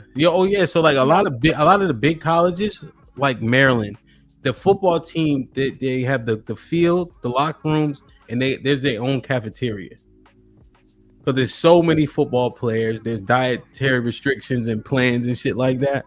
But yeah, like at East City, we come into the gym or come into the caf after practice, we might as well just wait till niggas is done. Like you might as well just wait, Damn, what's up, Mr. Payne? What's going on, Ham? What's going on, Sherelle? Hello, how you guys doing? What's happening? How you? All right. That's a good, interesting conversation today. You know, Mr. Payne accused Sherelle. You know that, right? Of course. 1977. Damn. Yep. Shit like that. Shit like that. Yeah. At least y'all do end up married and civilized at the end of y'all journeys. I was married 37 years, so who cares? Hey, listen, that last super chat. If you just want to know what I meant by that, right? Yeah. I think that men need to learn to be a little bit more socially hypergamous because of the laws in the country. Well, yeah. What do you mean by men need to be more socially hypergamous? I didn't understand. Because we will marry down because of love and romance, while the woman we marry is in business and we're in love. Okay, so you were saying, okay, yeah, so yeah, Mr. Payne. Go ahead. No, go ahead. No, Mr. Payne, I was saying before you came, we've been saying that a guy will get a woman out of a successful man will get a woman out of McDonald's, and I've been saying this for some months. I'm like, that's some of the dumbest shit I ever heard. Like, what can she do for me if that's what she's doing? Like, I'm talking about a woman, not like a young, just trying to make her way, but like a woman that I'm looking to marry and that's her job. That don't make a lot of sense. Go ahead, my bad. Well, but if we're looking at real extremes, but a woman in McDonald's, right? If she has the right aesthetics, and a guy maybe he's just middle class, but he has a decent job, Sure. Right? Instead of marrying, he's an engineer. Instead of marrying a female who's in corporate, he might get enamored with the chick in McDonald's or Wendy's or Buffalo Wild Wings. And still, there's still a gap there. Maybe in education, maybe in money. Forget about money for a second, but definitely in education. I think men, when they get romantically involved, all that shit goes out the window. It just does. And that's why in the courts, in the way the West works, the bigger distance between your money and the woman that you're married, that's how much you're gonna get your ass kicked in court. So you're saying that men should look for a woman that's doing something much better. I mean, I think you should. And not only for equally yoked for that way, but economically, marriage has become a bad deal for men of means. It's just a bad deal. You know? So that's why Cam Newton and guys like Nick Cannon get so much shit, because it doesn't behoove them to marry anybody. When Nick married Mariah, she was making more money than him, probably. Maybe for sure. You know? But if he started marrying women, how do you really know they even like you? Women could put on a show until you say I do. You know, I mean, a lot of them do. So, you know, I'm not saying to don't get married, but the closer they are equally yoked as a man, because we don't think that way. Women think that way. We were just talking, Sherelle was just talking about hypergamy. Women don't think that money is important. And then the other part of it, when they're talking about the aesthetics is the thing like Keke Palmer giving babies to that dude that she's with, because she has an inferiority complex about how she looks, but she wanted to find a man that could breed her kids so she would feel better. That's why she didn't mind marrying down, or even not marrying, but having a guy who's beneath her, quote unquote. Yeah. Status, beneath her status, status wise. The same with that billionaire girl who married the jail person, right? I mean, she had the kids with the Jeremy guy. Oh yeah, that's right. And sometimes people are just trying to get the good genes. And that's why my man who just put out the super chat about black women don't look at that hypergamy in the same way a lot of other women do. That's why we got so many sisters out there with babies from guys they don't even want to be with, because some aesthetically hit them, the Pookies and the Ray Rays, and they have babies by a whole bunch of guys. They don't even barely know these guys' names, but they please them at the moment. The way they look, their curly hair, and all that other shit, man. They weren't thinking about hypergamy. So once they get kind of worn out, then have 6 babies or something like that, then they want to start looking for a guy above them when it's too late. Yeah, I think it's because when we're young, we're not expecting men. We're dealing with men at our age bracket, right? So we start dating. Majority of women start dating around teenage years, maybe 14, 15. Yeah. This is when their parents allow them to date. And they're falling in love and having sex with people, and they're not expecting these men to have it all. You know what I'm saying?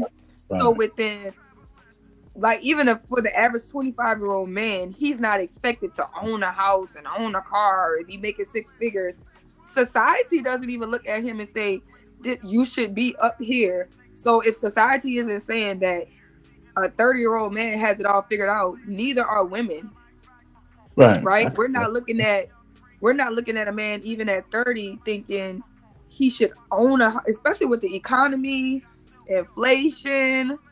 It's just unrealistic to think that he just figured out this adult thing within like that.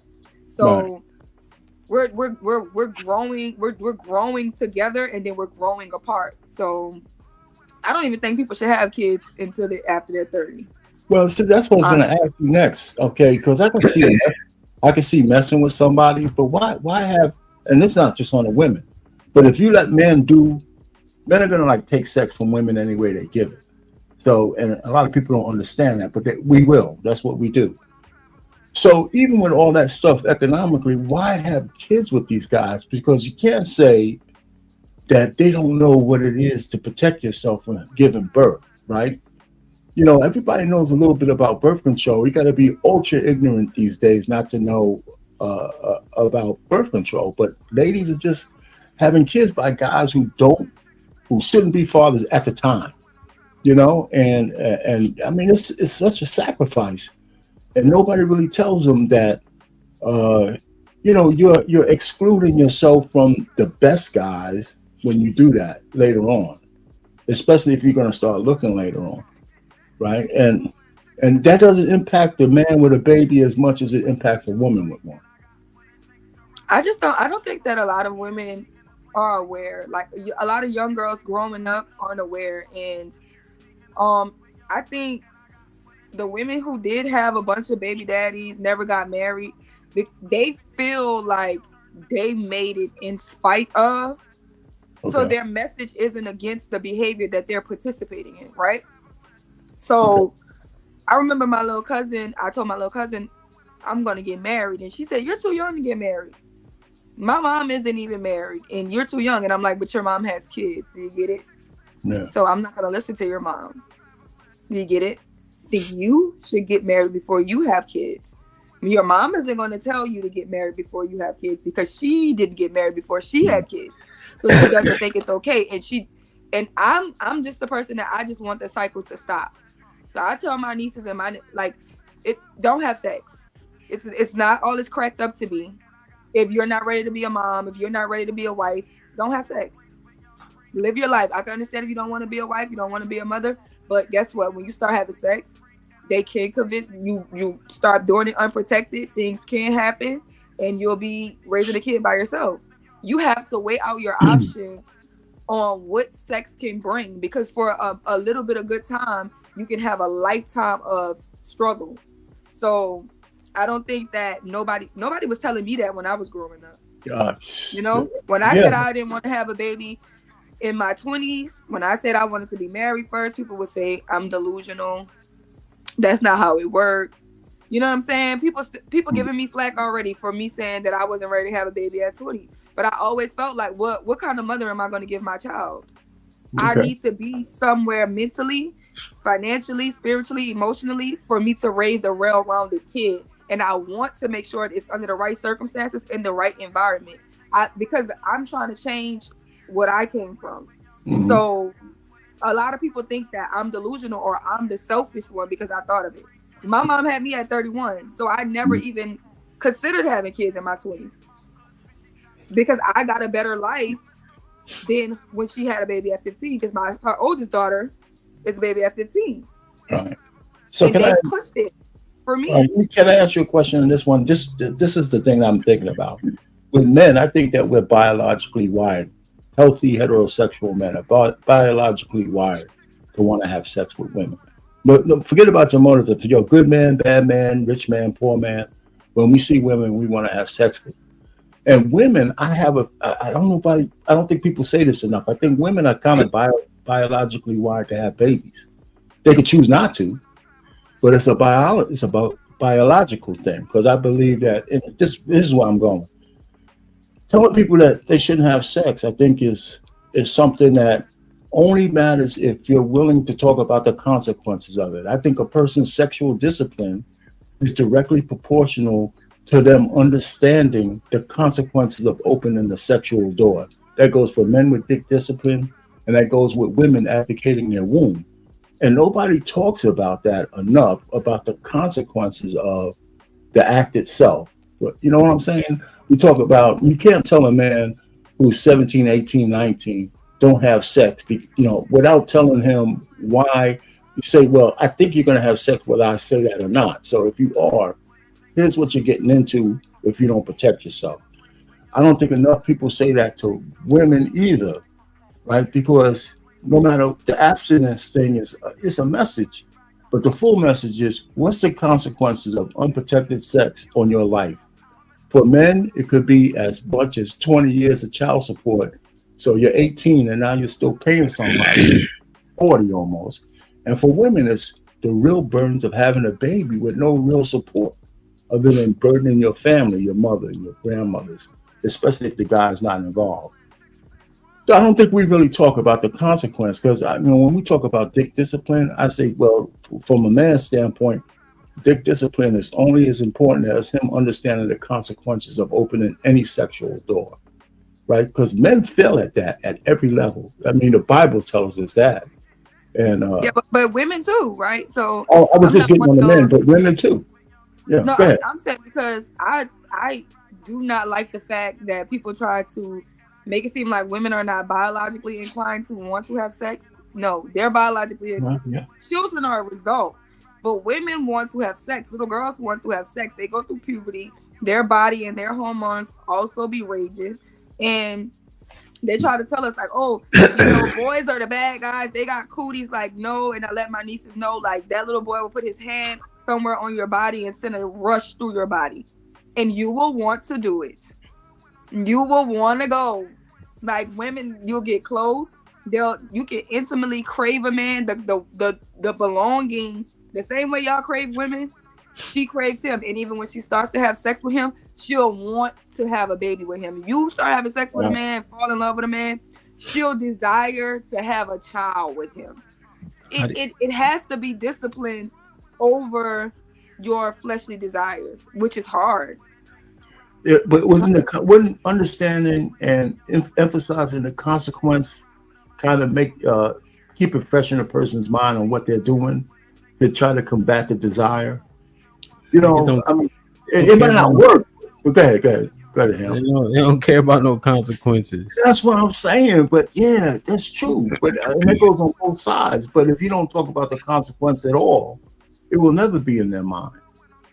I don't think we talk about the consequences enough. But everybody knows the consequences. We beat the consequences to death. We'll say child support, no rights to your baby, can't see your baby. She's gonna use the baby against you. But condoms is stacked on the shelf while the plan B's is not there. So let alone the baby, niggas don't even care about STDs. Right. They used to put that on the walls for health class. Y'all remember they used to put the blue waffles on the wall to scare us, and nobody don't care. Well, yeah, because they feel like if my mama was a single mom, but she did good. I came out all right. As long as they came all right from a bad situation, they feel like my children gonna come all right from a bad situation. So you're saying well, let me put it to you this way. Is it because our cultural mores and cultural governors have been erased, right? Or we are now biological beings, right? We don't care about the culture in the West. Certainly the Black culture.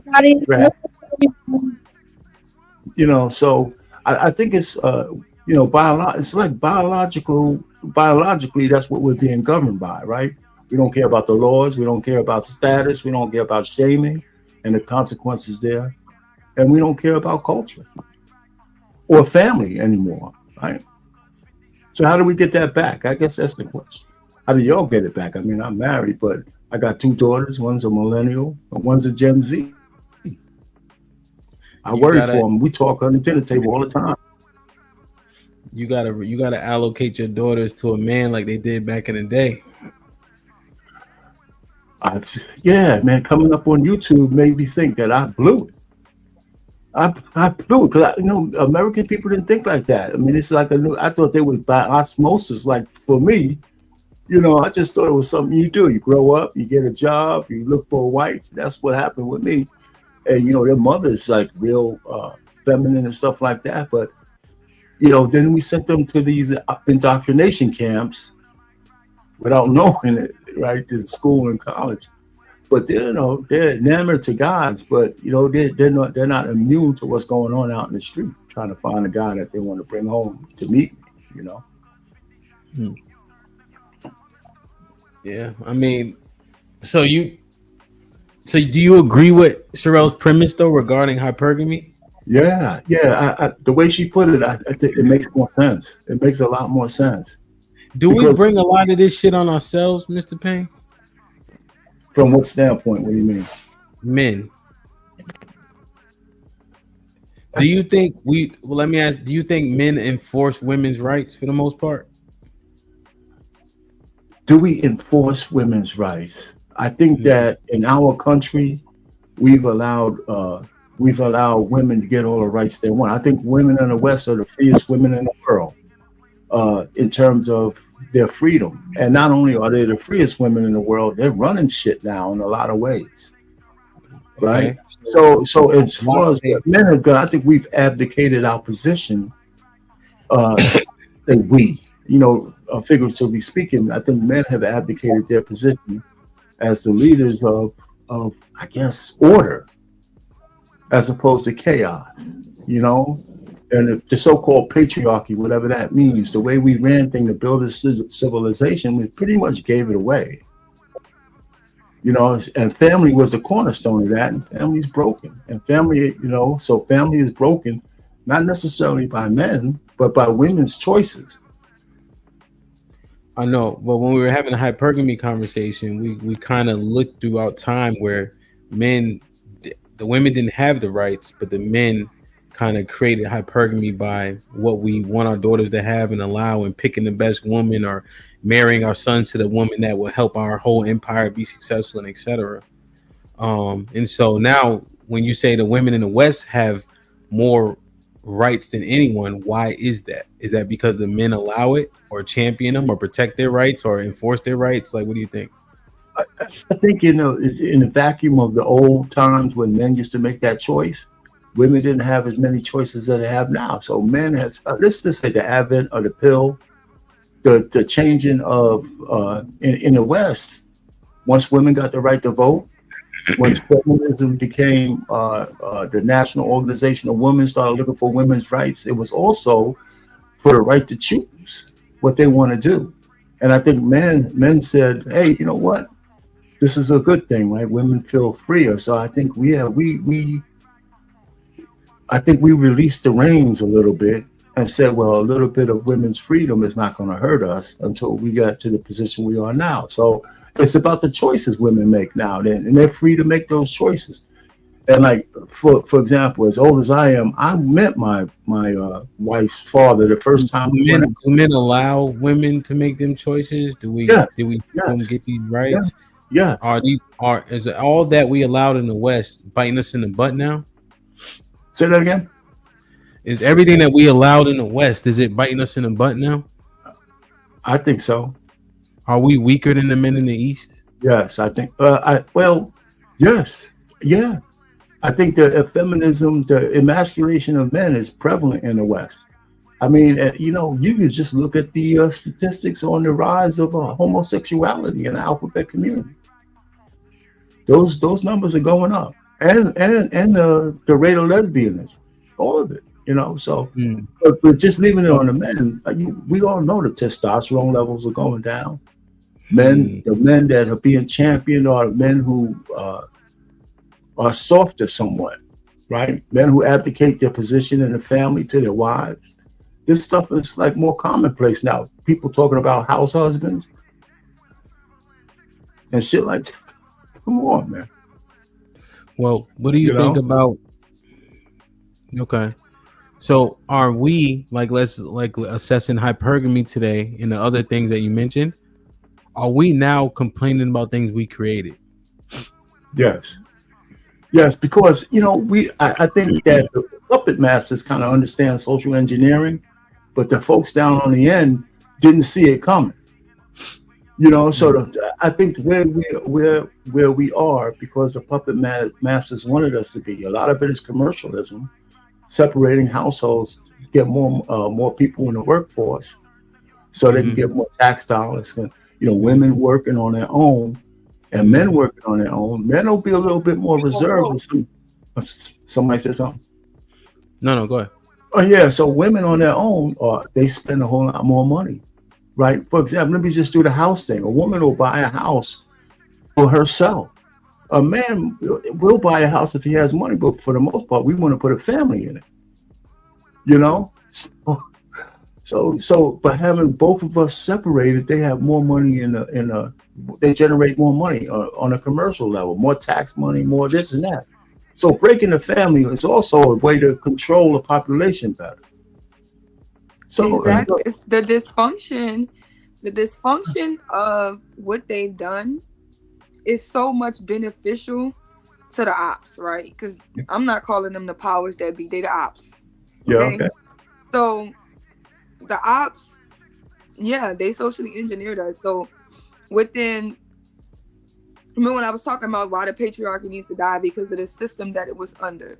Like literally, they just tried to empower men to say you're just so much better than women biologically, that you're greater than women. And then they allow these incentives that open all these doors of opportunity for women to start earning just as much as men, working just as much as men. And now it's like, well, now the women are just automatically feeling like, I'm going to choose you just because you're a man, because I can work too. I can go here too. We are spending more money. I think even when people say like, you know, how did I retire? Like, babe, I'm not buying. Why would I buy a house to live in a big ass house by myself? Just to say I have it. Why do I need to get a new car every year? Just to say I have it. New clothes, materialism. Right. Pushed it. Now we just buying shit. And working. We're not spending time with our kids. We're not spending time with our family. Everybody's at work. Nobody's raising the kids. It's a beautiful system. The dad is not there. The mom is not at home. The kids can easily be controlled. Yes. Yeah. Yeah. May I say, hi, Mr. Hemp and Company. How you guys doing? Sherelle, you gonna hate me? You know I got pushback for you. How you guys doing? Really good. I tried to do my hair. You know it gets sweaty. Yeah. How you guys doing? Sherelle, you know I like you now, but I got pushback. Something you said earlier. My mom, she was the director of PHA. PHA stands for Philadelphia Housing Authority for the project. And then Mr. Payne, I got something with you too, because you're not a female, so I'm sorry. One at a time. What happened? No, I'm just saying, like Sherelle, you was speaking on the project. And I'm like, I mean, I know you from the Orleans, and I got peoples up in there, so I know about them projects. I know projects is not easy. And Mr. Payne, you can't speak on. I'm trying to be quick because Mr. Hank, you gonna shut me up. Go ahead. I know. I'm trying to be quick. Mr. Payne, you was wrong, but because I'm respectfully, Mr. Payne, you are like a grown folk. You know, like you grown folk. However, we living in 2024, so you got to be realistic of what you were saying. But you wasn't. But you wasn't realistic. You were still speaking on like the 1960s. You really was. No, but which part? Because Miss gonna kick me off. No, which part you talking about though? Talking about women, you don't. It's a lot. It's a lot because I think Sherelle said it or you said it. I'm a woman. Oh no, Sherelle, I think you said it. I'm a woman. I had my child. I was pregnant with my child at 19. Had him at 20. Okay, and I don't see. Oh yeah, somebody was talking about sex and whatnot. Okay, let me take these glasses off. No, seriously. I mean, you could talk all that. Yeah, that was Sherelle. That was you, Sherelle. Now, you know I love you, girl. I don't want to fight. I don't want to fight.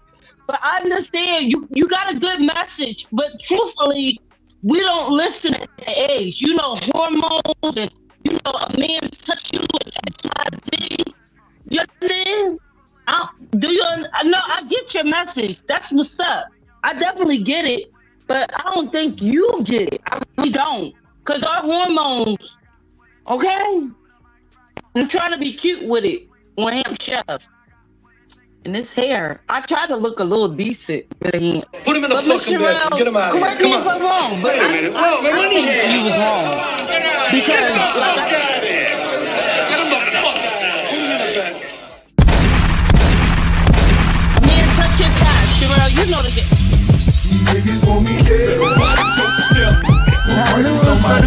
Cock my shit and I pop my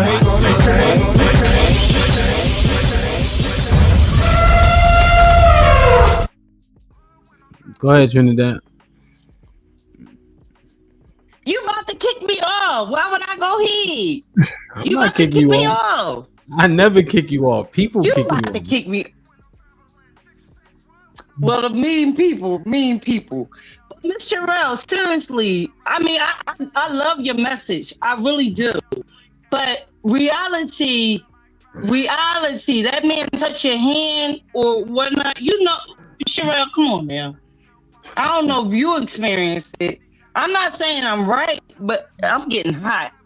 But I'm not saying I'm right, but when a man touch you in certain, back then, you get what I'm saying without saying it.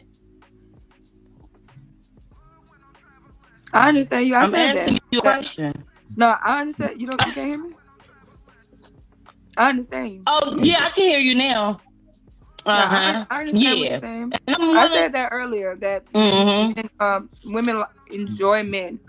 We're attracted to them biologically. We want to have sex with them, yeah. But that we'll benefit more for being disciplined. Right. And like I said, I love your message. I really do. But the reality, will they listen? Especially, this rap game, it's so hot in here. I got the air conditioner on. It's still hot. No, these ladies now, they rapping and stuff, and these little girls. So I really appreciate your message and everything you speak of. I really do. But seriously, reality, because I used to be a young buck back in the day, and I know,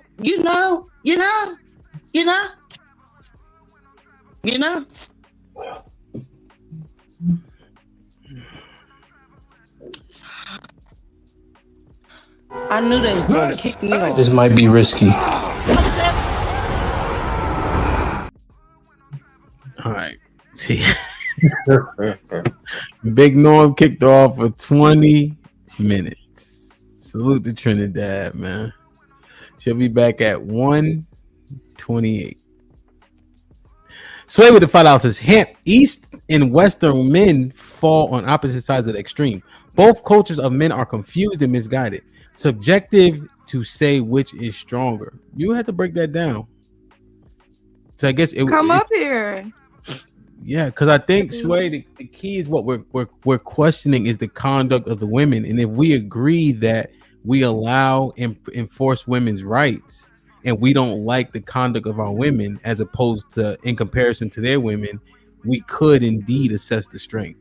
Because we're just talking about that specific topic or whatever the case is. But interesting though. TJ with the 20 ball says, you cannot domesticate an animal raised in the wild. Show me where.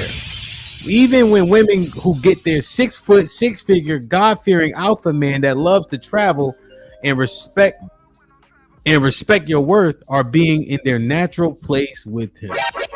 Wow. Damn. I don't understand that. He's saying, show me where even when women get their 6 foot, 6 figure, God-fearing alpha man that loves to travel and respect your worth are being in their natural place with him. So he's saying that women, even when they get all this, still ain't in their natural place, what I would assume is in a submissive state. What you think? You want to comment on this? I disagree. Maybe TJ hit the link. He might be at work though. Tezzy with the $5 says, I'd rather live behind the scenes with millions than be in sight of people. All of you are dumb if you want status.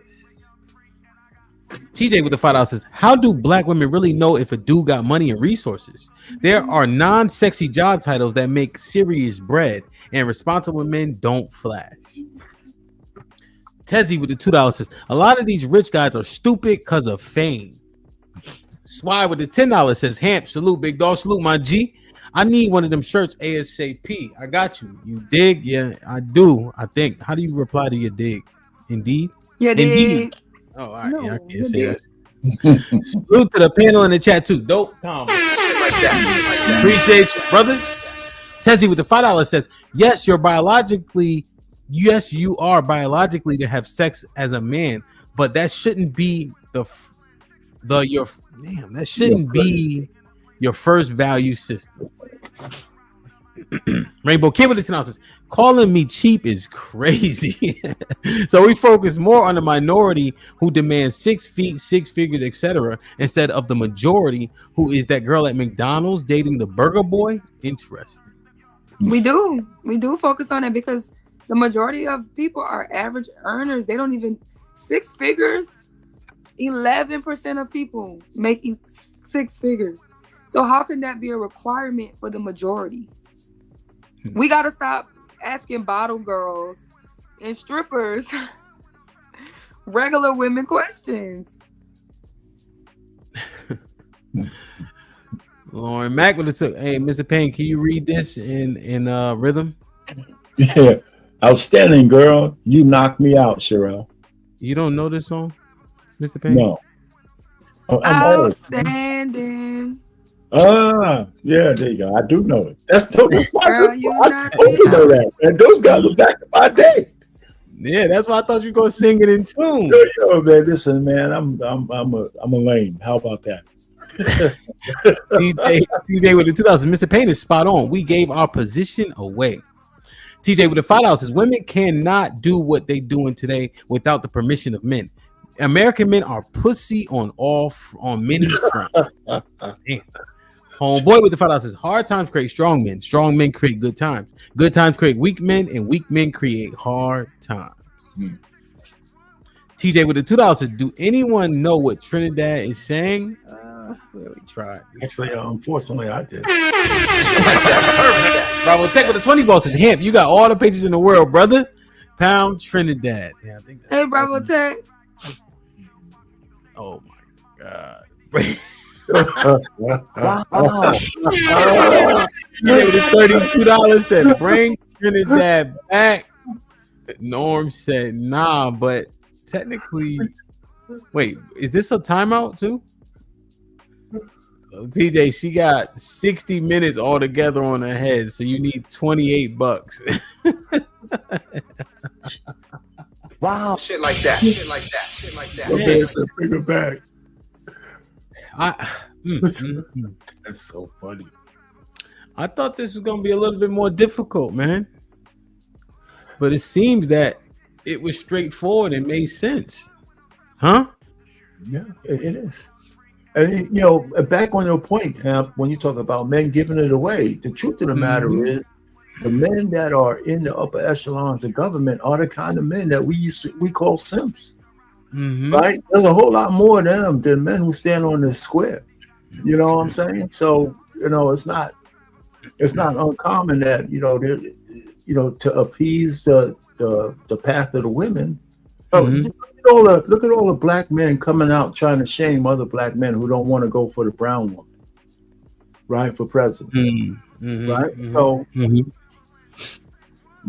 those are probably men that, so out of touch with reality. When's the last time they went grocery shopping or anything like that? So anyway, may I say one little thing? And Mr. Hemp, respectfully. Oh shoot, I got podcast and trigger. Respectfully, we all adults. No, seriously, I want to piggyback off what Ms. Sherelle was talking about. Respectfully, back in the day as teenagers, can you stop? You distracting us. A podcast, you distracting us. May I say one little thing? Please? Yes. May I? Yes. Respectfully, we all adults. So, Sherelle, what you were saying, once again, I agree with you on everything you said. But, the grinding, I don't know if you know about that. Grinding. I mean, I'm being honest. Like, can we talk? Or are we sugarcoating? I wasn't allowed to have a boyfriend until after college, and I didn't finish college until 20. Honey bun, I wasn't allowed either. I had a boyfriend 19, I meant 13, and we met. Okay, we in different life. So I get what you're saying. You're a pretty girl. So I know the dudes was coming I would just at you. suggest to women However, who find men irresistible to just stay away from them altogether. They can't touch you if they're not in your pocket. Like, I don't know. You can't touch me if you're nowhere around. Okay. So okay. just stay from around them if that's not what you want. If you do, and that's you. Have protection. Yeah, I got you. Just and that's protection. okay. And Or, that's or okay. when you become a single mother, just accept the reality that you're a single mom. And if men don't want to deal with you because of the consequences of your action, then accept that too. Right. I don't have a problem. Right. Everybody's making their Well, own I can't because I'm not a single mother. Right, but I'm not a single mother, so I know, but I know the stances that you coming from. I know where you coming from, the single mom thing. But back, in teenage life, you ain't never grind on him. I don't know. I can't. You grind, I'm trying to. I have be really very sensitive skin, so I respectful. try my best not to touch nobody. Honestly. Oh, okay. Well, I'm all due respect. Okay. Cool beans. I got you. Okay. I'm sorry. I'll be quiet. It's my turn to be quiet. It's your turn, Trigger Mike. Yeah, what's up, Trigger? What's up, podcast? What's going on? What up, Payne? I ain't seen you in a minute. Yeah, man. What's going Still on, mad at everybody? you canceling the show, man. The bottom line. You know what? I might have to just start up again. I'm trying to find. But Trigger Mike is false, and I know LL. What's your name? LL podcast. I know he's foreign. And Mr. Ray, Mr. Payne. Yes, Okay, ma'am. I know y'all had the experience of. Grinding. I know y'all had that experience, and I'll be quiet. But I know y'all did. Don't fake the funk. Do not fake the I funk. won't. I promise you, I won't. Unfortunately, that's all I had for Please too don't. long. That's all I had. Was grinding. I missed the context of what grinding means. That's all. So you asking? No, I'm not. I don't want to go Y'all know what down. grinding is. All right, man, Trinidad, just pause for a second. Look at my ass. I'll be quiet. Okay, yes, sir. I'll be quiet. I'm on mute. I'm on mute. Appreciate it. I missed what grinding was. Do I need to know? No. Hey, Trig.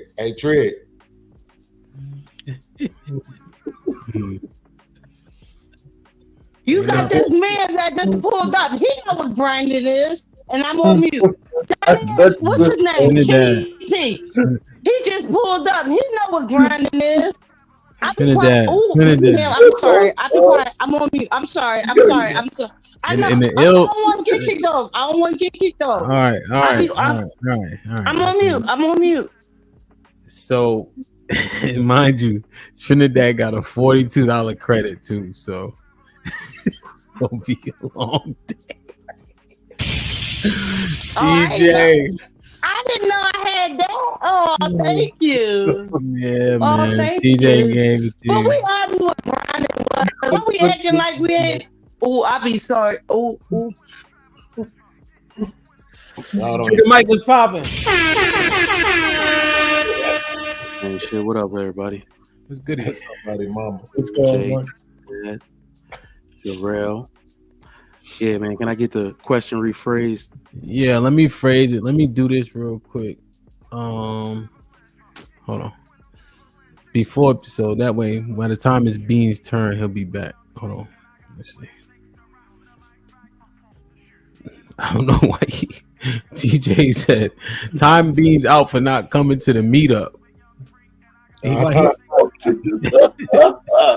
So Beans, by the time it's your turn, this should be over anyway. All right. And then I'll rephrase the question for Trigger Mike. This might be risky. Beans will be back in 10 minutes for not coming to the meetup. Now, what question are you asking? Or you just got here? No, I just got here. Yeah, so essentially hypergamy is man-made by men. There was a topic, Sherelle was on a rant, and she's like, hypergamy is created by men. And when you look throughout time, oftentimes fathers were allocating daughters to whomever the best man was, whether it be resources, the alignment, you know what I mean, in terms of truths or pacts and etc. I used a small clip from The Color Purple when Mr. came to the house and he told her who she could and could not have. Mr. Ham, real quick, what do hypergamy? Trinidad, Real quick, Mr. Ham, come what on, do Trinidad. hypergamy mean? It means she going for the best suitor. So the person with the most resources is the person that the woman's gonna want. Just to put it plainly, I think marriage also has a lot to do with it, but we often leave that part out just because it's about relationships more so. So essentially, and then men often leverage what they have over other men to get access to women. And so, Sherelle alleged that men who don't have much to offer other than they.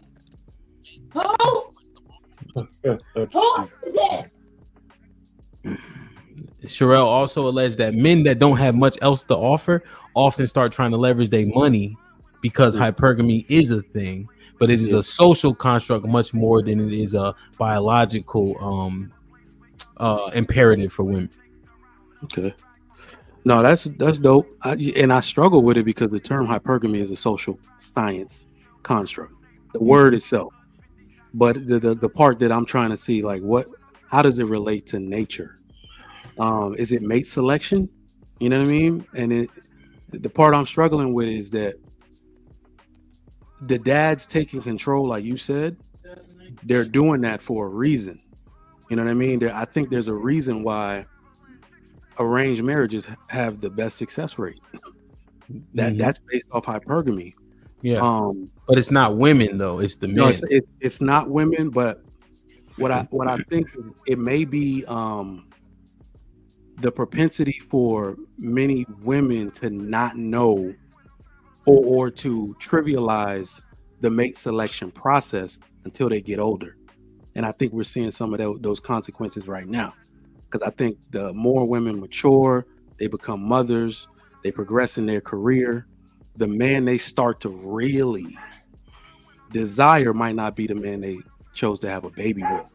So, you know, there's a natural mating selection process in which they'll probably want the dude that's best for their future, that can take care of them the best. They want that, but immaturity might get in the way before they're able to get that. But wouldn't that further the argument that it's social? I think they have to learn it. If it was biological, they would pick better, essentially. You know what it is? I think I said this on this very show. Go ahead. I'm not sure that our civilized selves can really make the decisions before our natural inclinations take over. Like, that's why I think marriage and stuff was enacted, because we all have a propensity to have sex. We all want to go after the person we like and follow those urges and give in to them. So if you're not stopped from doing that, you'll make the mistake before you can. You'll make an immature mistake based on your nature. I know. So what are you trying to highlight or demonstrate? I'm saying hypergamy is not based on what you said. It would not be it's not natural, because our natural instincts are to go with what exactly? No, what I'm saying is that hypergamy is probably what we all strive towards, but we're not disciplined enough to. Most people aren't disciplined enough to get there without interference from higher authorities like your parents. You gotta expound, Mike, because I'm not sure. So if it was natural for women, meaning innate, why do they keep getting it wrong unless it is a societal construct and not biological for them? All right. If it was just a societal construct, then we wouldn't idolize rich women. Yes, sir. Thank you. Thank you so much. We wouldn't idolize. Thank you. I think hypergamy has a natural inclination because of who we all want to be naturally. Like women I all just kind of all look up to the rich woman. They got the best man. Like you see what I'm saying? So if their baby daddy, let's say, doesn't have a great job and all of that, eventually he's gonna start to pay for that. She's gonna wonder why he hasn't risen to the level, a certain level in his career, whereas everybody's idolizing a woman that made the right decisions through her hypergamy. Go ahead, Sherelle. I would disagree. I mean, you know that there's men who have more money than you, and I don't think that your wife looks at those men and I disagree. Say, I don't think Hemp's wife looks at him and it's like, man, Jay-Z has more money than Hemp. I wish I was Beyonce. People are pretty much content with who they are and their mates. Yeah, I don't think we're sitting around idolizing, these women just because they have men with money. Not well. I mean, it's a bit different though. Look at the age. I agree, Sherelle. I agree with Sherelle. What she said. I agree with what she said. I'm sorry. Okay. Go ahead, Mike. Yeah, I'm saying that. Look at the age we got married, though. You see what I'm saying? Y'all gonna have to let me talk too. What you mean? Look at the age we got married. That's what I'm saying. So a woman that's kind of built everything with you, right alongside you, that's in your social age group, she's more likely not to go anywhere. You think? But Mike, how does that? But see, that's the thing, though, right? When Sherelle answers, I'm just listening to the answer. How does that defend against her still going for the next nigga that's doing better? Because if it's innate in her growing with you means what? If that's what her natural inclination is. So in our youth, so that's why I'm saying it's important to get this stuff done in our youth. I think if we look at all the women 35 and older that are not married, they are extremely hypergamous now. Like they would not have the expectations of men about having a job, car, and all of that if their natural inclination was to go with us just because we're breathing and we're good men. There would be lower expectations on men in general if they weren't hypergamous at that age. No, I just think I don't think that they get hypergamous at 35, right? I think that they want more of equal, right? So it's like at 35, I expect you to be somewhere not 20. Like, yeah, my standard at 20 years old for a man, my expectation is not he should have this, and this, and everything. He's a young man trying to get it. At 30, 40, at 45, you should be an old man that has it. But that's because hypergamy. that's just how life. No, but that's not hypergamy. It's just normal. Because if a woman is 35 or 40 and she's still working at McDonald's, she's still fucking the nigga at McDonald's. All right, so never said it like that. I'm sorry. But would you say that a dude has to have, in order to get with you, especially at that age, he has to have equal? At least to be the nigga that you take outside and you claim in front of your family. Yeah. No. I think, well, what they say is he got to be doing as good as I'm doing, but that doesn't sound like hypergamy, though. Well, what it is that to even put a expectation on it, he has to be good at doing what you're doing at that moment. The expectation is that eventually he's going to have to be doing better. They be saying that shit. I think they just want that nigga to be viable. Yeah. Can I add something to this conversation real quick? Listen, I don't know if you guys, I know most of y'all know Medium Man, right? And this is where hypergamy can't start at 35, Mike. Because if you look at women earlier, right, the stat that Medium Man came up with, he said 77% of black women, from a statistics from 2015 to 2019, 77% of them had a baby by 24. That's certainly not hypergamy. It is. That is selective breeding right there. They're looking at aesthetic. When they get to 35, then their expectations go up because now they matured a little bit. And now they're thinking, how am I going to survive? But they go into survival mode. I'm gonna need a man who can take care of this brood I put out there. Right? That's what I said. So they're gonna look at they're gonna look higher because they know what it takes to survive now. Back then, they didn't care. The guy had curly hair, he was light skinned, or he was whatever. I'm gonna have a baby by this dude. And so this statistic was alarming, but that has certainly had nothing to do with hyperbole. No. I think we 100% agree. It's just the progression of it. That's why I said somebody has to step in for you as a youth, because your undisciplined nature is going to take over before hypergamy can. I think a lot of these talking points come from asking women. When you ask somebody what they want, they're going to give you what they've been taught. Well, I want a man like my daddy. My daddy is a good man. But then if they make that mistake and have that baby by 24, ask them what their baby daddy looked like. He may not be that man. So if somebody doesn't step in and basically hold them accountable for being disciplined and choosing the right man, which is why, again, arranged marriages have the best success rate, then I think most of us, the men and women alike, are going to choose wrong before the age of 25. So I don't have any argument with that. But the point is, you call it undisciplined. I just call it natural selection. I think in the absence of culture, in the absence of what you're saying, or somebody to guide them, just left up to your own biology. What we're seeing is what naturally happens when men and women get together at that age, and there's nothing to stop it. So we could call it undisciplined, but that's actually what would happen in the wild, so to speak. And I don't even think it's a looks thing, right? Because somehow ugly keeps replicating. I don't know why y'all trying to make it seem like ugly people aren't mating.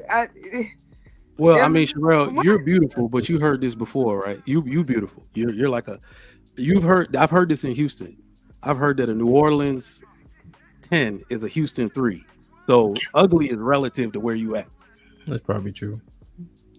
No, New Orleans girls are fire. You biased. One thing you are biased. New Orleans, you're a 15, but I'm a 5 in New Orleans. That's what I'm talking about. They're fire.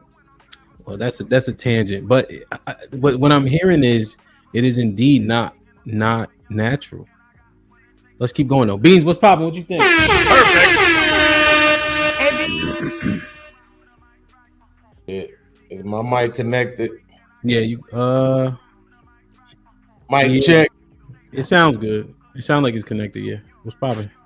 Shit, man. Just living life, man. You know what I'm saying? Just living life. Are you selling that? No, sir. I'm saying don't let this shit work like they say it do. Your boy gonna be back skinny again. It's gonna be a problem. It's gonna be a problem. I'm gonna get that 1.5 inches back too, shout it. What's popping, man? What you think? So I don't like listening to our pain. Trigger bores me. So I didn't hear nothing that they said. I love them though. I'm still stuck on Sherelle because you know how y'all that I pedestalize, I'm gonna hold you to that, right? So when you made the statement earlier about like the 100K thing and all of that, I would ask you this: if you gave a man an option between who they love right now, Beyonce, they still love Beyonce? Yeah, let's go with Beyonce. Okay. You gave a man an option between Beyonce and Gabby Sidibe. Who you think he would take? Beyonce every time. Right? Who the hell is Gabby Sidibe? Precious. Oh shit. Oh, okay. Right? So now watch this. But if he don't have access to Beyonce, but he has access to Gabby, won't they settle for Gabby? You just made the statement about ugly continuing to replicate, right? We see chicks that look like that all the time being baby mamas. Somebody hitting that shit, right? He just had a baby with a white man. So the same goes for women, right? It don't matter that they can't get the 6-figure dude. They still want that.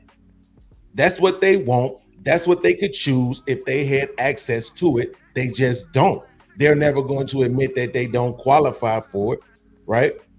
Or don't have access to it. But that's really the truth. So Beans, So Go think ahead. about Rihanna. Hold on, Sherelle. Before you rebut or retort, Beans. So the hypergamy isn't nullified; it's still there. They just don't have access. Yes. Or am I just like you? I'm just trying to like, you know what I mean? And yes, because the way that you worded it, right? So if you're saying if you're asking me if it's in a woman's nature, yeah, right? that's what we're trying to mine. Right. Mm-hmm. So if it's in a woman's nature to want the best man possible, absolutely. Because it's in a man's nature to want the best woman possible. Yeah, right? regardless of access. Yeah. Okay. Exactly. All right, go ahead, Sherelle. My bad. Go ahead, B. Finish No, your I point. was We saying just like don't complain as much Rihanna. about settling because to us, I seen, like I said, I'm real quick, Sherelle. I know guys who spent their whole teenage years and 20s sleeping with 8s and 9s just to marry a 5 or a 6 because they realized they didn't want the issues that came along with the 8 and a 9. Yeah, expectations too. Yeah, there's a headache. Go ahead, Sherelle. So I wouldn't say that it's biology because what I would say, like Rihanna was with a billionaire and she left a billionaire to be with ASAP Rocky, who makes less money than her, right? Mm-hmm. Then the situations of like when we're coming up, that would mean like everybody would be with the drug dealer because that's who got the money young, right? No, so but like, say again, so we have think about it, we have access to the men with the money, right? As 20-year-olds, all of us would be dating 45-year-olds because they will go. A 45-year-old man would go for the 21-year-olds who like, listen, I just want to get married and serve you. But they're not looking when they come up to the idea of saying you should date men in their 40s when you're 20 because they're the ones who have their stuff together. Women are like, nah, I'd rather grow with a 20-year-old. Right. So again, we don't have we have the numbers, right? So we don't have to pretend like we don't know. Most of those niggas don't exist.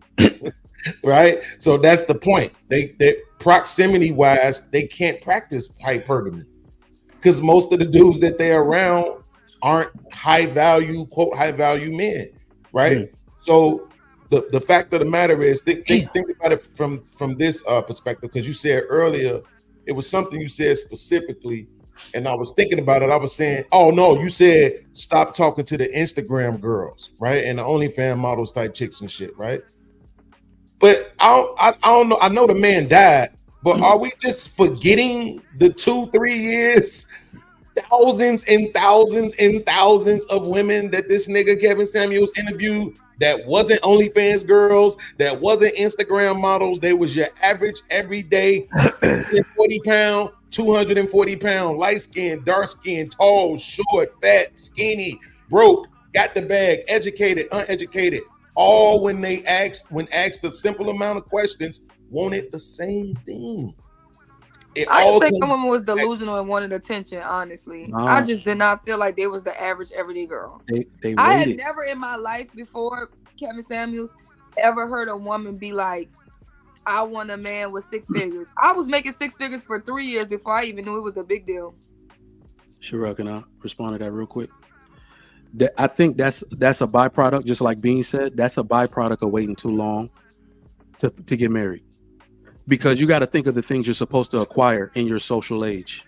All right. I got married. Well, I got back with my woman at 26, married by 30. By the time we 32, we had our first home. Like you see, we were progressing with our social age. Let me tell you why I think women are hypergamous. This is when I noticed it in my youth. Y'all got a rich relative, or I'm not a rich one, a one that's doing well off, that got a really, really good job. All right. So we came up slow, in my house. So my dad was doing his best. He was working his jobs, cab driving, everything. His brother, play cousin, uncle, whatever, became a doctor. The first time we went to this dude's house, my mom would not stop talking about how we need to get a house too. Because now she's not content with the nice townhome we got anymore. She want what his wife got. Every husband know what that shit feel like. Guess when I had to start looking for this house after we went to our first nice, event in Houston. Now my wife won't stop talking about getting a house because they always want that advancement that's supposed to come with progress in age. I'm 35 now. I'm supposed to have this. My husband's supposed to be providing me for this. So if you're not married yet, the only dude you want to fuck with is the dude that can give you at least what your friends have at that social age. Now, what I think is your because your wife is hypergamous. Your wife has already been trained to be hypergamous, but it's not biological. So a lot of women now are saying, listen, the money doesn't move me, right? So if it was biological, like I can say I'm a woman, I'm attracted to men biologically, right? Yeah. It's something that I have to discipline myself to be celibate. I don't have to discipline myself to be not hypergamous. The money has never moved me. I never was moved by the money. I'm never going to be moved by the money because I'm not materialistic. So if you find a woman that's hypergamous and materialistic, she will always be moved by the money and she won't be content with what she has, right?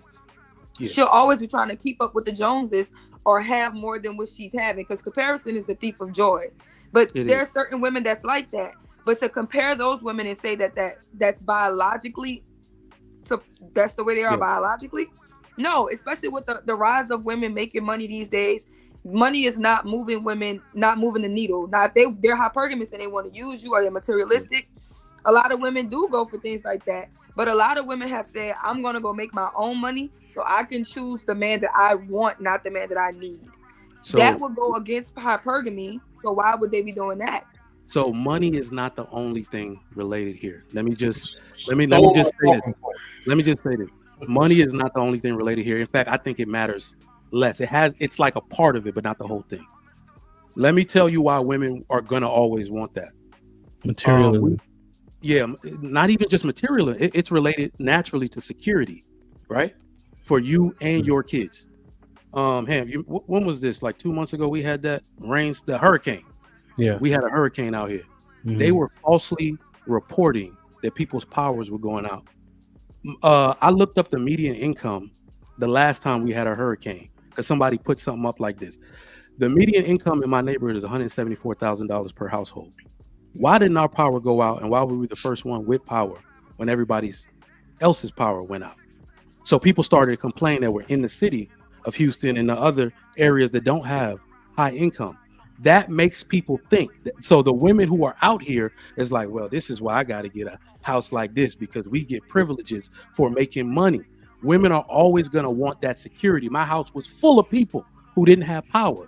So I looked at that as like, oh, people are going to think you're going to want that type of security for you, your kids, why they always got power and we don't. I want to move out there with them. That's natural. I think that's natural. I don't. You gotta understand something. The majority of people care about that. Sherelle, you gotta understand something too, right? I think Mr. Payne hit on this earlier.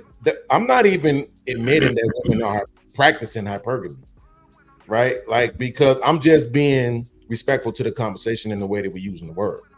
Because what the word actually means, they're not practicing hypergamy, or they would be prioritizing marriage, right? Shout out to World Class. Gammy literally means marriage.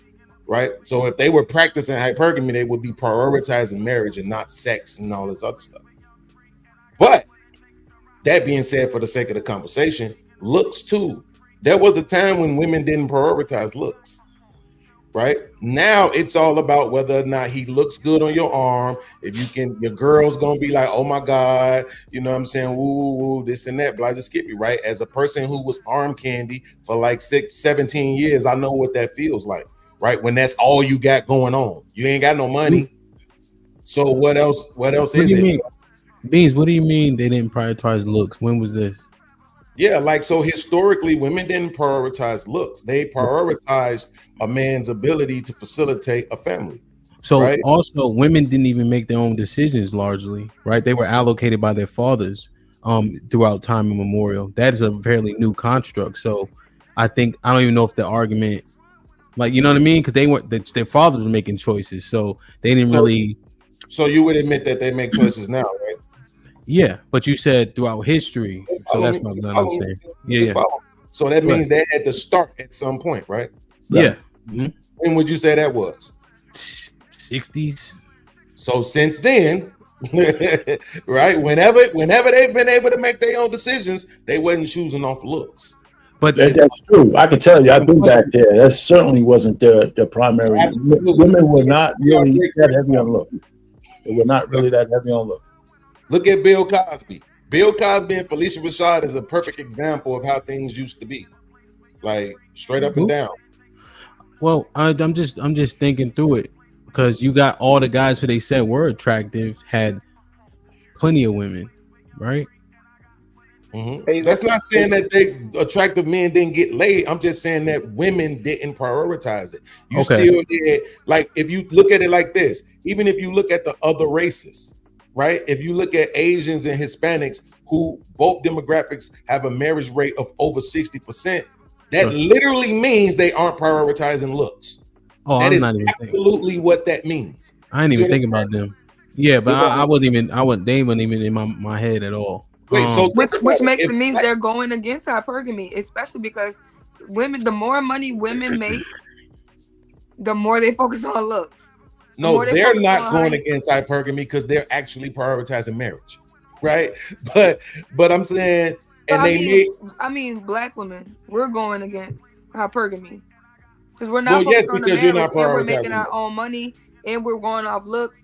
When hypergamy is saying you're trying to marry a man so that you can get money, status. And yes, you're making a difference. I will get my own money and my own status, and then who I want to. That's what they're. What you're saying is this, though, Sherelle, just so I could make sure I finish the point I was making to him. What you're acknowledging is that you have a different level of access now, and that's cool. It doesn't, but that's what I'm saying. If you got the bag now, do you think you're practicing hypergamy? No. But you are, right? And you know how we know you are? Because we've listened to you talk about this guy that you was with and how much he was this and he was that and he was on his way to be this, and then you were comparing other men to that. And because they weren't that made it that much more easier. Not saying that you couldn't. He was a school teacher. He made $40K. He's a regular guy. His character was just, he's pre-med. You say he was in medical school and all of that? He's pre-med. But he's a school teacher. Status, though. Not the point. See, that's what I'm saying, though, right? Because we know that women will date on, what's that word, Trigger? Potential. You see what I'm saying? Like he's a pharmacist. He's a pharmacist now. Well, they make money. What are you talking about? Hold on. Sherelle, I liked him when but Sherelle, before defending it, let his entire point come out. So he's a school teacher, but he's pre-med. Pharmacist.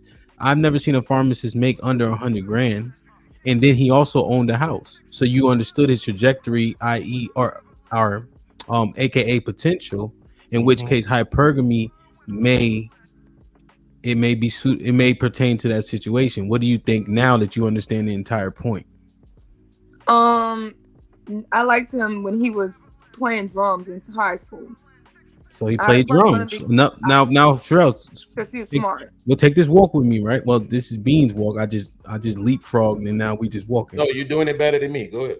So remember, you said in New Orleans the bands is popping. You said that. You had the nerve to say football players can't get band cheeks over band niggas, which that's disgusting to even say. But so now that he was a band nigga is another stripe on his belt based on New Orleans being band centric. So even that would lend to his status since high school. That would speak to the hypergamy. What you think? Because I just liked him because he was cute and smart. That's it. Well. So hold on, Mike. Yeah. This Sherelle, her brain move fast. We got to slow it down. So now you see how you keep going to other shit. Now he was cute too, so he wasn't ugly. So you just keep checking boxes for the nigga the whole time. So could it be qualified as hypergamy? Because remember, you said even if it is social, women are largely socialized to be hypergamous because you want a nigga to take care of you, based on what your moms and etc. tell you guys. So could that be qualified? No, I still don't feel like I was practicing hypergamy because I was making like 3 times his income. No. See, that's what the disconnect is at. Wait, that's what the disconnect is at, Sherelle. Hold on, because that's what the disconnect is at. Not with him, right? Now, I'm not saying you was practicing it with him. I'm saying you said out of your own mouth that you compare other men to him. that he kind of set the standard, right? Did you But not say that, or do I gotta go get the clip? But I wasn't on like him. I'm saying like his smartness, his character, things like that. Yes, but not the material things that he has or the material things that he possesses. Because as like I have access to men who earn six figures, but character-wise, his standard is the character that I'm attracted to. Smart, responsible. Okay, I can see it. I don't want to down this hill. I can see, but what I'm saying is this though, right? If you really think about it, again, given the options matter, right? So we know people are going to practice love within their proximity. Most people ain't traveling, to Thailand to find a husband or a wife. They going right around the corner. Homeboy that been trying to hit that for 7 months, right? It is what it is.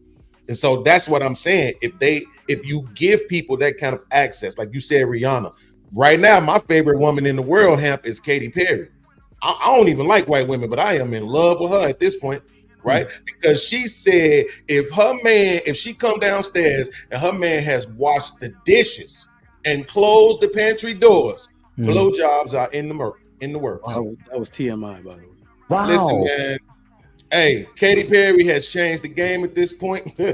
I love you, boo. Holla at me when I'm like Mr. Clean in the commercial, weren't you? Man, listen, absolutely. I washed my own dishes after I heard that shit, right? The fact of the matter is yes, somebody who has that much wealth, that much access, who doesn't really need a man for money, can absolutely say, yeah, I like A$AP Rocky. I like his braids. I like his skin complexion. I think he's gonna make my kids look good. Yeah, I like Orlando Bloom. I think he's sexy. I like the way his hair blows in the wind. They can make those kind of choices. Not every woman can. And just let me say this, Sherelle, in the hypergamy definition is social status. So we can't ever use billionaire women. They have nobody to marry. They're screwed. Taylor Swift, all of them, they're screwed. The men that they would think they could match with don't want them. They don't want a woman that is that busy or whatever. They'll get women that can make their life all about them. But I think it focuses on the social status part more, because we always looking at people on one factor. People are a total experience, not just one factor. Because men who have the ability to get 9s and 10s actually usually marry 6s. Facts. Because the total experience, and people always do that. They always be like, wifey not that cute. I expected better from him. That woman as a total experience is a 10 or an 11. The other chick give him too many problems, right? So like, that's why I'm saying the total experience of the dude you just mentioned was better than that 6-figure truck driver that was doing what the hell he wanted to do, that was smashing women, that had all these women calling his phone all night. The total experience of that dude was a 10 to you. And I think subconsciously, you could have been submitting to the hypergamy. Like, I want to be with this guy. He's going to provide me the life and the feeling that I want for the entirety of my life. Not just that, he's somebody I should be my husband. Yeah. I think what it's framing is what hypergamy is and how it manifests.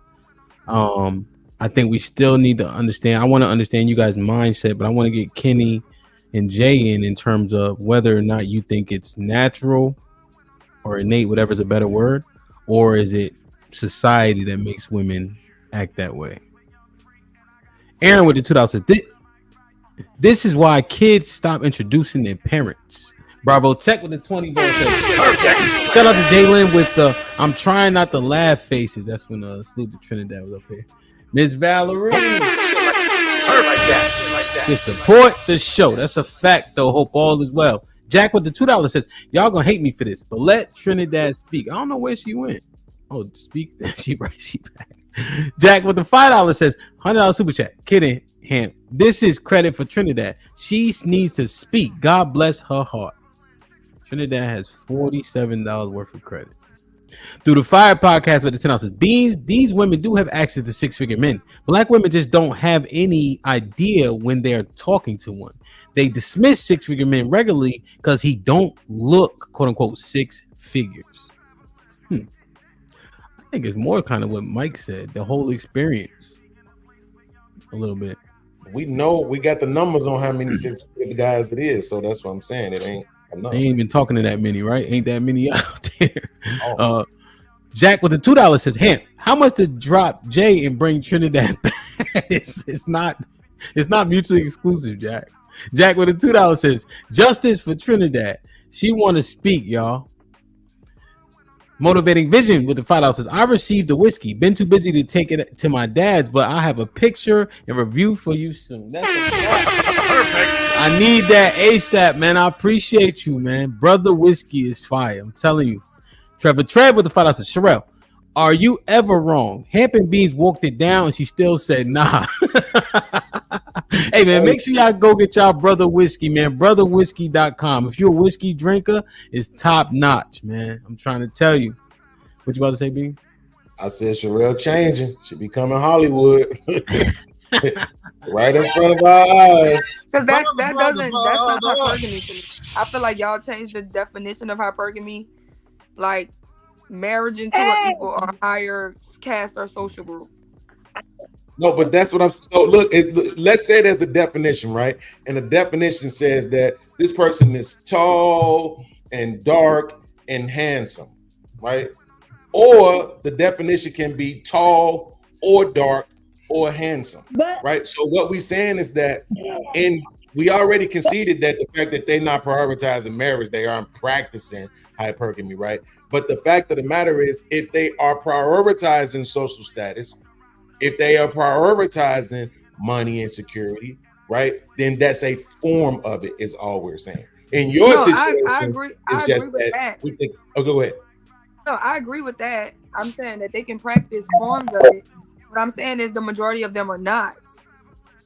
They're just having sex with the men who make them like Beans. You know this. Absolutely. No, they're just having sex with the men that make them feel good. That's showing them attention. Let me get these two in real quick, y'all.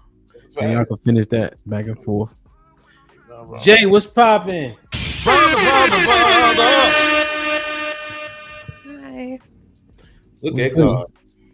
What you think?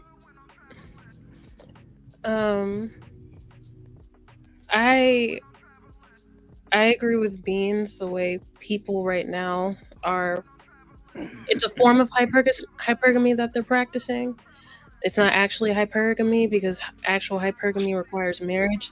In this case, they're not marrying each other. So it's a form of it. However, I agree more so with Sherelle of it not being a biological process. I think it's perpetuated through social engineering of women specifically at a young age for us not to fall in love with men that don't offer resources. Even if he's the same age as us and we're in school. If he's not offering you anything, he don't want to take you to the movies, girl, don't go out with him. Most parents have told their children that. Most daughters have heard that from their parents.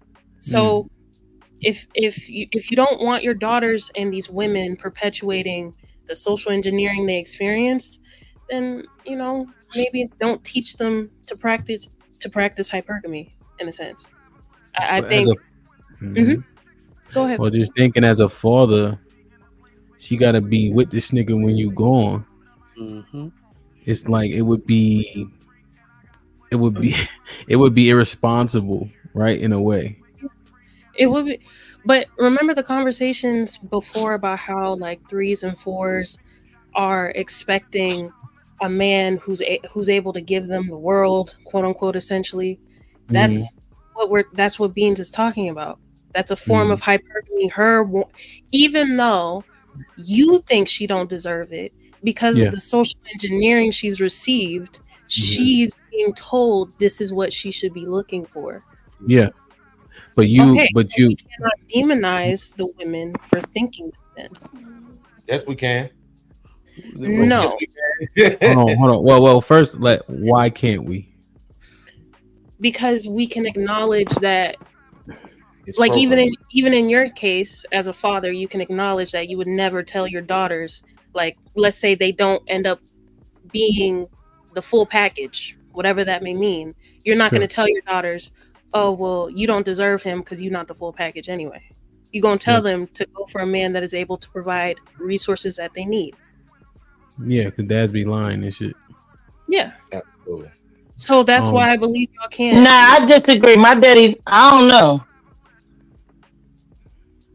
My daddy, my parents, they still treat me like a little kid.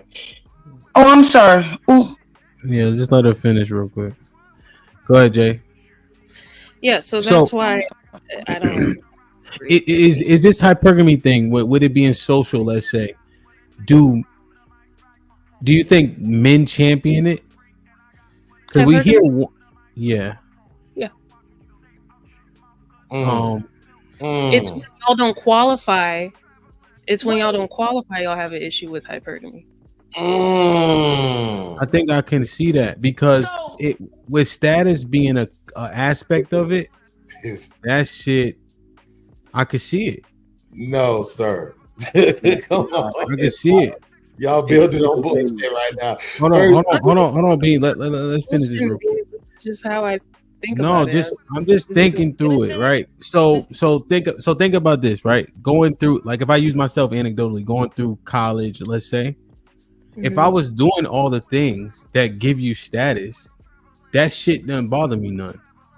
So if women were looking for the best option and they look at best options as football players, fraternity members, people with influence, and etc., then that is a thing that I would say, yeah, go for the best nigga, because in the college confine, I would be labeled as one of the best niggas just based on all the shit that I was doing. So Why be not? selfish. Niggas be selfish as hell. Hold up, Trigger. I have one more question. Why not champion like endogamy? Like, that's a practice of you just marrying and being with somebody within your class. I think most people do that, but go ahead. I'm listening. Yeah, but we don't champion that. We champion. Touche. Yeah, we don't champion it, even though regardless if it happens, right? There's one part you leaving out though. What, Mr. Ham? When we say go for the dude, I want to agree. That like the dude. We're leaving out that women need to go for the best dude they can get. Please agree with Sherelle. May I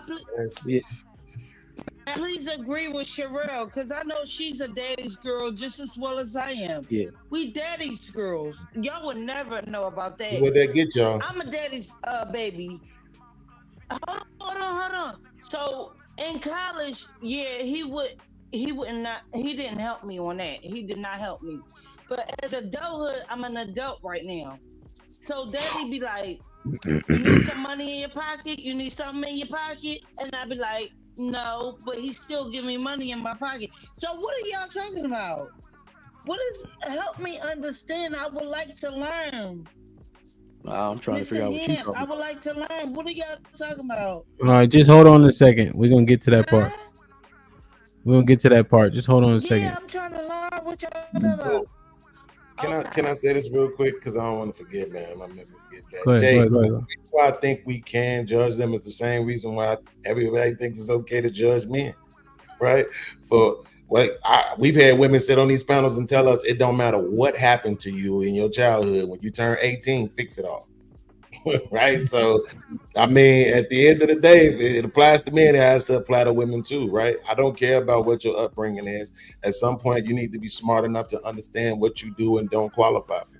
It is what it is, right? But the other thing is this: if you make 40K a year, and I make 60K a year, do I not make more money than you? If my social status is more than yours, I know more people fuck with me, I got more, whatever. My job my job title is better than yours. Whatever the thing is that makes it hypergamy, but I only make 60K. So when you try to say like, oh, it's only the men that don't qualify, no, it's absolutely men who qualify as a hypergamous choice, as a hypergamous mate. Y'all just don't see them that way. Because they don't make enough. Yeah. Yeah, financial hypergamy, I would say, is the main priority. Yeah. Okay. But okay. If you dated me, would that be practicing hypergamy? Repeat that. If you were with me, if we got married, would you be practicing hypergamy? Keep in mind, I got more subscribers than you. I don't consider that a priority of mine, so no. There it is. See what I mean? It becomes subjective. You could move it around. There's different forms. It's not just one form of different forms. Yeah. Like look at a caste system. There like the Indian caste system. There are multiple forms of hypergamy within that caste system that they practice. Yeah. I mean, how many people are gonna? We keep looking at this like we could date the whole world. We can't. I'm very big on people marrying people that they know, especially like people they grew up with that they know well. And I think every man has met the woman. If he's not married, every single man has met the woman he could have married. Every woman has met the man she could have married. So the average woman, let's say 23, 24 years old, she got one dude she really liked just based on aesthetics.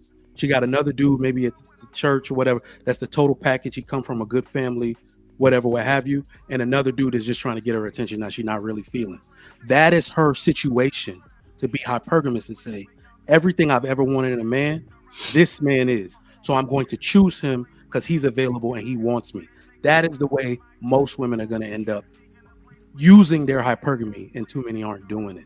So you know what I mean? We don't get a chance to date the whole world or go after the best woman, best dude. I think it's a problem with that middle one, because I think that middle one is usually what we as men would say is the best option, but it's something that he's lacking that is making her say, I'd rather be over here. I know this guy is a thug. I know he this, I know he that, but his swag, his looks, he's gonna be more fun. Whereas this guy, he not really that attractive. He okay. He not ugly. He just okay. And yeah, he on his beam. He work at the hospital. He doing whatever. You know what I'm saying? And I think that's the problem, is that to Hamp's point, I think the reason why it was we probably had better results when somebody was making that decision for the women is because, listen, I'm saying this right now, and this applies to me. It is very hard for you to, what's the word? Damn, I just hit it. It's very hard for a person to withhold for themselves, right? Like yesterday was Monday. I'm supposed to have meatless Mondays. So I'm supposed to eat no meat. I couldn't do it. Wow. I couldn't do it, bro. I got hungry. I bust open that steak. I put some lettuce on it. You know what I'm saying? But I still bust open the steak. Like I couldn't just. It was hard for me to just withhold from myself. You see what I'm saying? So I think it's going to be very difficult, especially for a woman, to be able to do that if you give her the option to have the thing that she desires versus the thing that's maybe more pragmatic. It's going to be very difficult to do that. When I said undisciplined, that's Go, Jay. Go.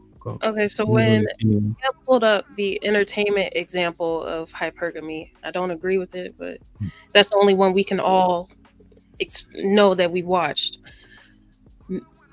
That was a form of, even the man picking the suitor, he didn't even discern correctly, because y'all saw what Mr. did to Celie and the children. Would you want your daughter to be married off to a man like that? Granted, he quote unquote at the time, the man assumed he owned land and he had resources. Celie. Yeah. Would you want your daughter to be married off to that type of man? No man here is gonna say that. Ain't gonna lie, I didn't see it, so I can't answer. No, of course not. He's gonna say we intentionally want our daughter to marry a bad man. So the answer is no. Now what? It's not about him being a bad man. It's the financial aspect of the hypergamous choice. There's a trade-off with that, especially on the woman's end. Like, it's not, y'all don't always make the best decision for us. Is the point? But you're talking about always? Like, what do you mean? Like, I would say, in most cases, there's a disagreement in the choice, unless it's like a cultural thing. Okay, but what are you're saying that to say what exactly, Jay? That fathers don't get it right 100% of the time? Nobody gets anything right 100%. Hold on. That when a woman is, I'm trying to. Well, let her. She's sitting right there. When y'all are making the choice for us, it's per what you would idealize rather than what she, it's what you idealized her to be with and not what's But you still got to answer the question, though. Yeah, That's the point of making a choice. So, what you're saying that to say what exactly? You think the fathers are making worse choices than the women make today? I think unless it's a cultural thing, men should not be choosing. They should be a part of the process, but they shouldn't have the ultimate choice. Okay, so you think fathers were doing it worse than women do today? Mhm. Hold on. Don't chime. Listen, don't let her just mute for a second. I just want to understand it. When we chime in, she'll. So you saying what now, Jay? Sorry. Yes, I answered yes. So you're saying that fathers make worse choices than women make today? She can't even. Are you serious? Are you dead ass? Dead ass. Ham, don't do it. I love her. That's my ace boon coon. I know y'all don't agree, but considering No, we're trying to understand. You ain't nothing to defend yet. We just trying to understand your answer. the women weren't happy. So if we're going based off of her, the family thrived, but the woman was at a detriment. In what way? When it came to her emotional well-being, when it came to her being prioritized as a person, that was at a detriment compared to everything else. The family thrived, the resources thrived, but she as an individual, no. No. What years? What years are you looking at? What capsule in time are you referring to when you say this? Let me report this shit because he ain't finna keep abusing my wife. I would say You gonna leave my wife alone, goddamn. I would say the early 1900s, late 18. Okay. So, during Reconstruction, where black people are the most successful that we've ever been. You're saying that was a bad time for women, and black people were doing the best we ever did, arguably in the whole country ever. Yes, I can't agree that the family unit thrived. Okay. But the individual did not. Women didn't thrive. Okay. So the family unit thrive. So let me ask you a question.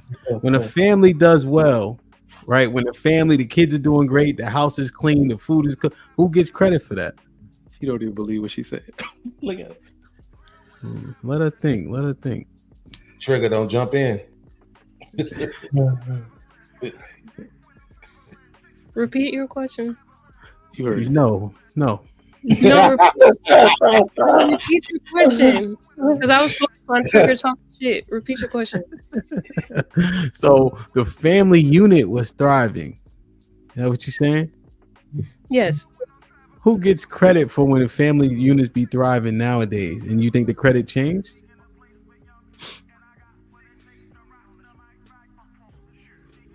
No. No, I don't. No. Yeah. No. No. No what? You even know what you're saying no to? I was thinking about it. No, it hasn't changed. So I'm just trying to understand, Jay. Like you saying the best we've ever done. Now, women were miserable. What made you deduce that sentiment? This nigga ain't shit. This my man's too. Trying to that shit. Hello. Yeah. You gonna leave her alone, man. Yeah. This might be risky.com. You keep calling her his man's. Real shit. Yeah, you know what I mean? Go ahead, Jay. I would say through excerpts I've read of women's accounts, and as well as just people that I've spoken to who are no longer here, who were old as hell. Some of them are still alive. That talked about what it was like either being a child in that time period or people that they knew from that time period. It's just women's accounts in general.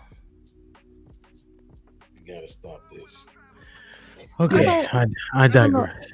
White women All the in number mouth. for y'all. Well, hold No, on. not just white women, Trigger. No, Yeah, it's white woman. not Can I just back her up? Hey, can I just say something? Let Kenny go. Let Kenny get in. Let Kenny get in because he's been waiting. This is a hill that you don't want to die on. Good afternoon, everybody. I'm Hey, not what's trying up, to. Kenny? What's going on, man? Because you you don't good? have the necessary information to substantiate your argument. So this is one you should just concede. Because if you gave the points, all those points that favored what that was, and the only thing that you could point out is an unhappy woman within that relationship of matrimony, that means she's only being selfish. There's a point in time where you go past love and there's duty. I'm on the fence with Trigger Mike saying, arranged marriage. His numbers were right, success.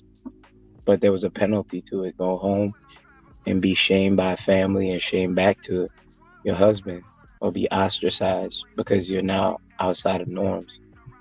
So if you're in it, you're in it all the way. If you're out, you're not going to shame your family by not accepting it. And that goes culture to culture.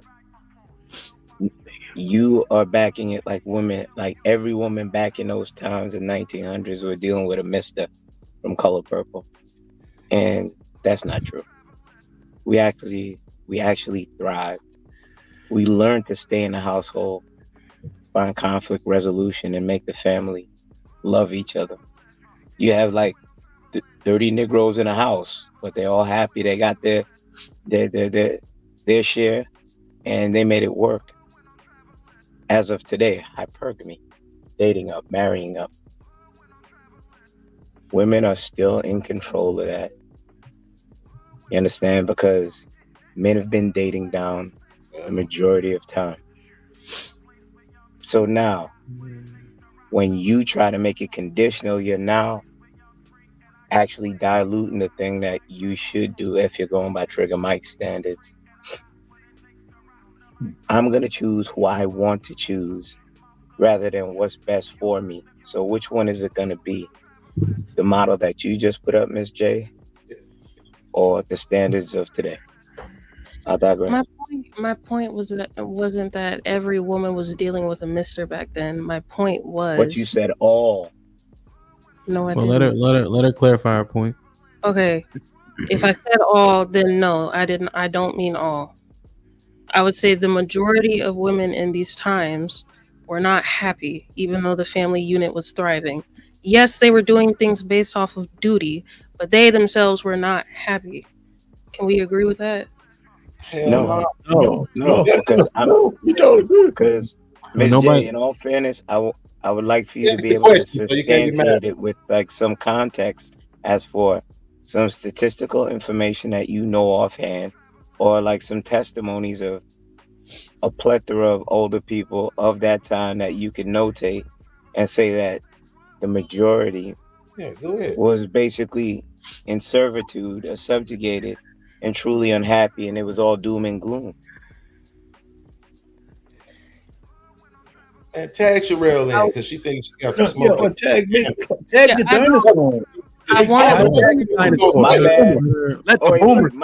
bad. Well, no, you're good. Kenny, you're good. Pain was around them times. Yeah, I mean, no, wait. Well, the thing is, I really want to understand where she's coming from with that sentiment. She's just saying like from stories and etc. You read excerpts and accounts, but Jay, when you're saying the family unit thrives, right? Don't women prioritize their family? I'm asking. Like when you look at those times, like isn't that the priority? Yeah, the family is the priority, but these women ain't no but. Yes, the family was the priority. Yeah. Well, do you think that they champion duty over happiness? And if so, is it okay that happiness is fleeting? Yes, they prioritize that over happiness, but they regret it in the end. The women back then, or are you saying today? Or are you saying? I would say back then. Okay, let's do this. That's why there's a generational difference when you go from generation to generation of women, that's why it's changed over time. Oh, so you're saying how you guys they grew? So essentially, what they taught y'all is like, hey, don't be like us, and that just has been okay. Yes. I see what you're trying to get at. Okay, Sherelle, you want to lend her some help? Callie, did you hit the link to back up what Jay is saying? If so, I will get you in, and then we'll get replies. Yeah. Okay, go ahead, Sherelle. Be concise as possible. Then Callie, and then we'll go Mr. Payne, Beans, and then Trigger if they want to retort. Okay, I can definitely understand what she's saying. The proof is within the generational shift. Okay, so a lot of people don't want to believe it, but our grandmothers was telling us, go get your education, make your money, so you do not have to depend on a man, right? So a lot of our parents grew up in these dysfunctional homes to where the marriage was intact. So on paper, it looks like this is a great home, but these children are sitting in these they're sitting and watching their parents can't stand each other.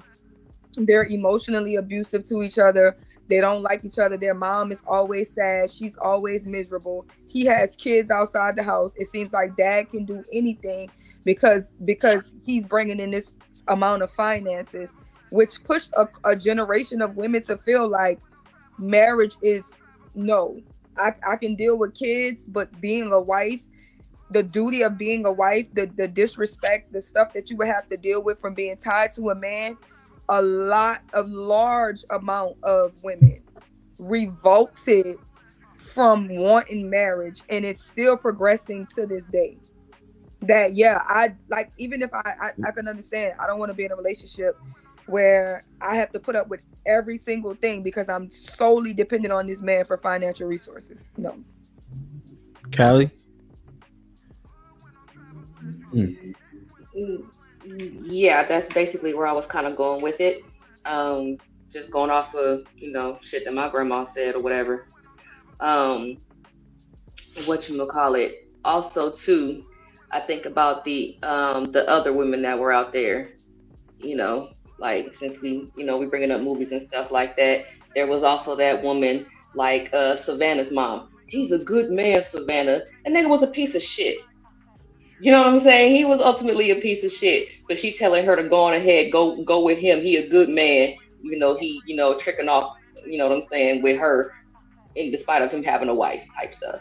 So, no, it wasn't all roses and everything like that back in the day. Some women had it good. Most of them didn't have it that great. Okay. Yeah, the family unit was thriving. Marriage rate was all good. Like, saying in the silent generation, the boomers and shit like that. But them motherfuckers were separated. So most they were of just them married on paper. So most of them were miserable, huh?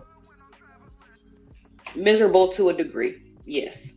What does that mean? Oftentimes, I'm saying there's levels to your miserable. You can be completely miserable, like you don't want to be here no more, and then you can be miserable, like damn, this shit is fucked up. I don't want to be here no more. Let me ask you a question. If the societal, if the shaming wasn't there, like it's not now, what would you speculate the divorce rate would be? Just so I can understand the degree of misery you're trying to convey. It would probably be at the same rate it is right now. Damn. What you think, Mr. Payne? You was hold on, Sherelle. Let me yell this out. What you think, Mr. Payne? You was there. What you think? Well, listen, it's funny. Negativity flows easier than any kind of goodness. Mr. Payne, the clock watching you now. Make sure you watch it too. All right, go ahead. Well, everybody else got a chance to say stuff, right? Let me just say this. I just say negativity flows. I'm not. Well, you got a minute. You got a minute. Go ahead. Yeah, you got a minute. Okay, so I'm not. Listen, all I'm just trying to say is that back then, I'm a baby boomer, so I know my aunts and my mother and father. We had marriages till death do us part, but this whole notion that the women had to be married, every single one of my aunts had a job that they retired from. The household was thriving. My grandmother was the matriarch on my father's side. She was the matriarch of the house, and nobody's gonna tell me she thrived in that. So part of her duty made her happy.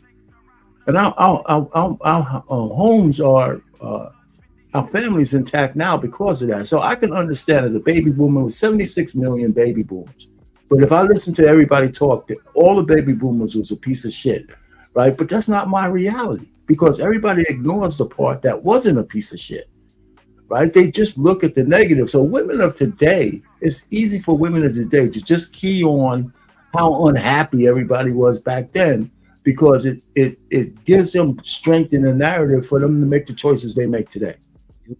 That's what I'm thinking, right? So a lot of people do that. So there was a lot of happily married people. Who do you think was taking care of those illegitimate kids when y'all started having them? The people with intact homes, grandmothers, mothers, and all that kind of stuff. We had infrastructure.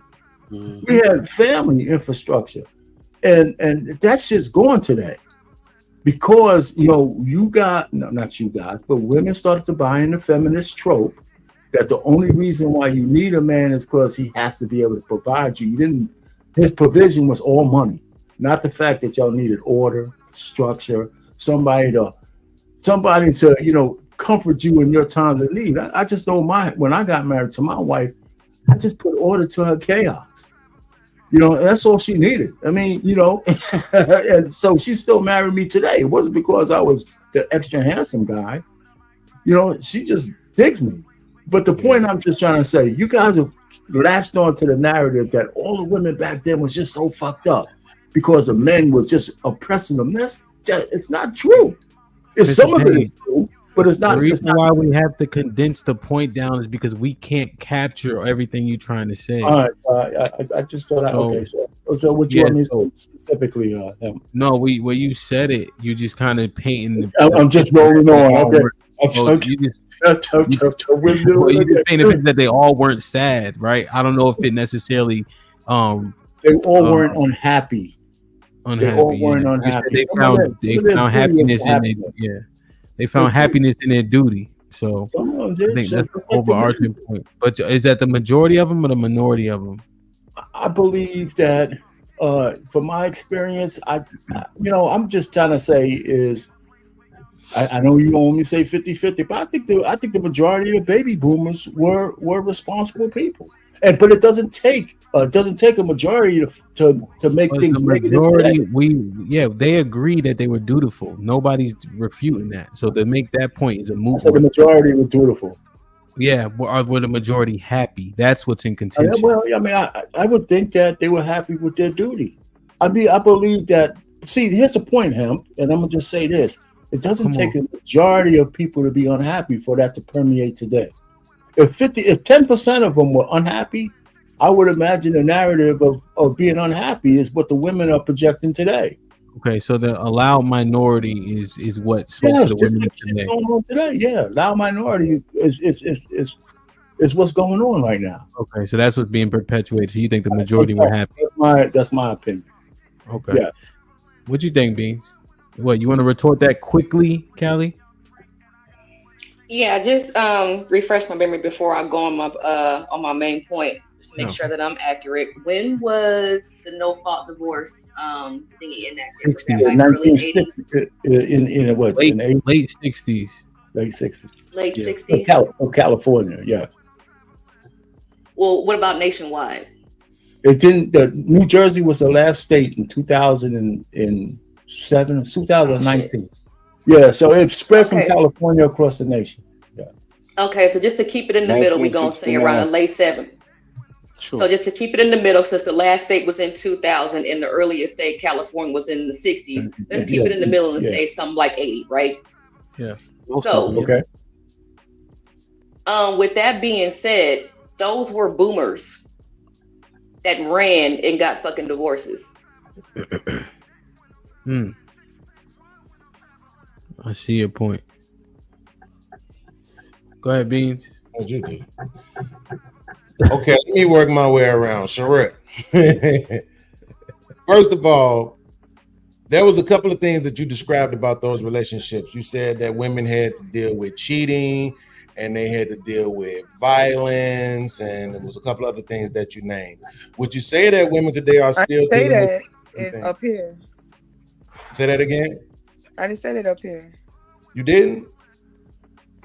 That wasn't you that said that they had to deal with men being violent in relationships and and financial abuse and all these different things. I don't think you mentioned the financial abuse, but I'm just throwing that one in there. It's caveat. Maybe it might have been Callie then. It might have been Callie. You're reading the back chat. No. I had already wrote this down in my list before I even put that in the back chat. So that's what I'm saying. I literally have my responses set up right here, right? Because you were making. I said make your own. They told us to go to get our educations, make our own money, so that we don't have to solely depend on a man. The men are not dependable. Okay, so cool. Would you say that whatever issues that women had in relationships back then, they still have them now? Yes or no? Yes. Next, feminism, Jay. Feminism actually in that time period was widely rejected. I mean, widely rejected. To the point, one more time. I wasn't talking about feminism. I know you weren't, but I'm trying to get you to understand the climate of the time, right? Because you're trying to argue that in this specific time period that the women were so unhappy. But if they were so unhappy, why would they be against women's rights and feminism and equality for women?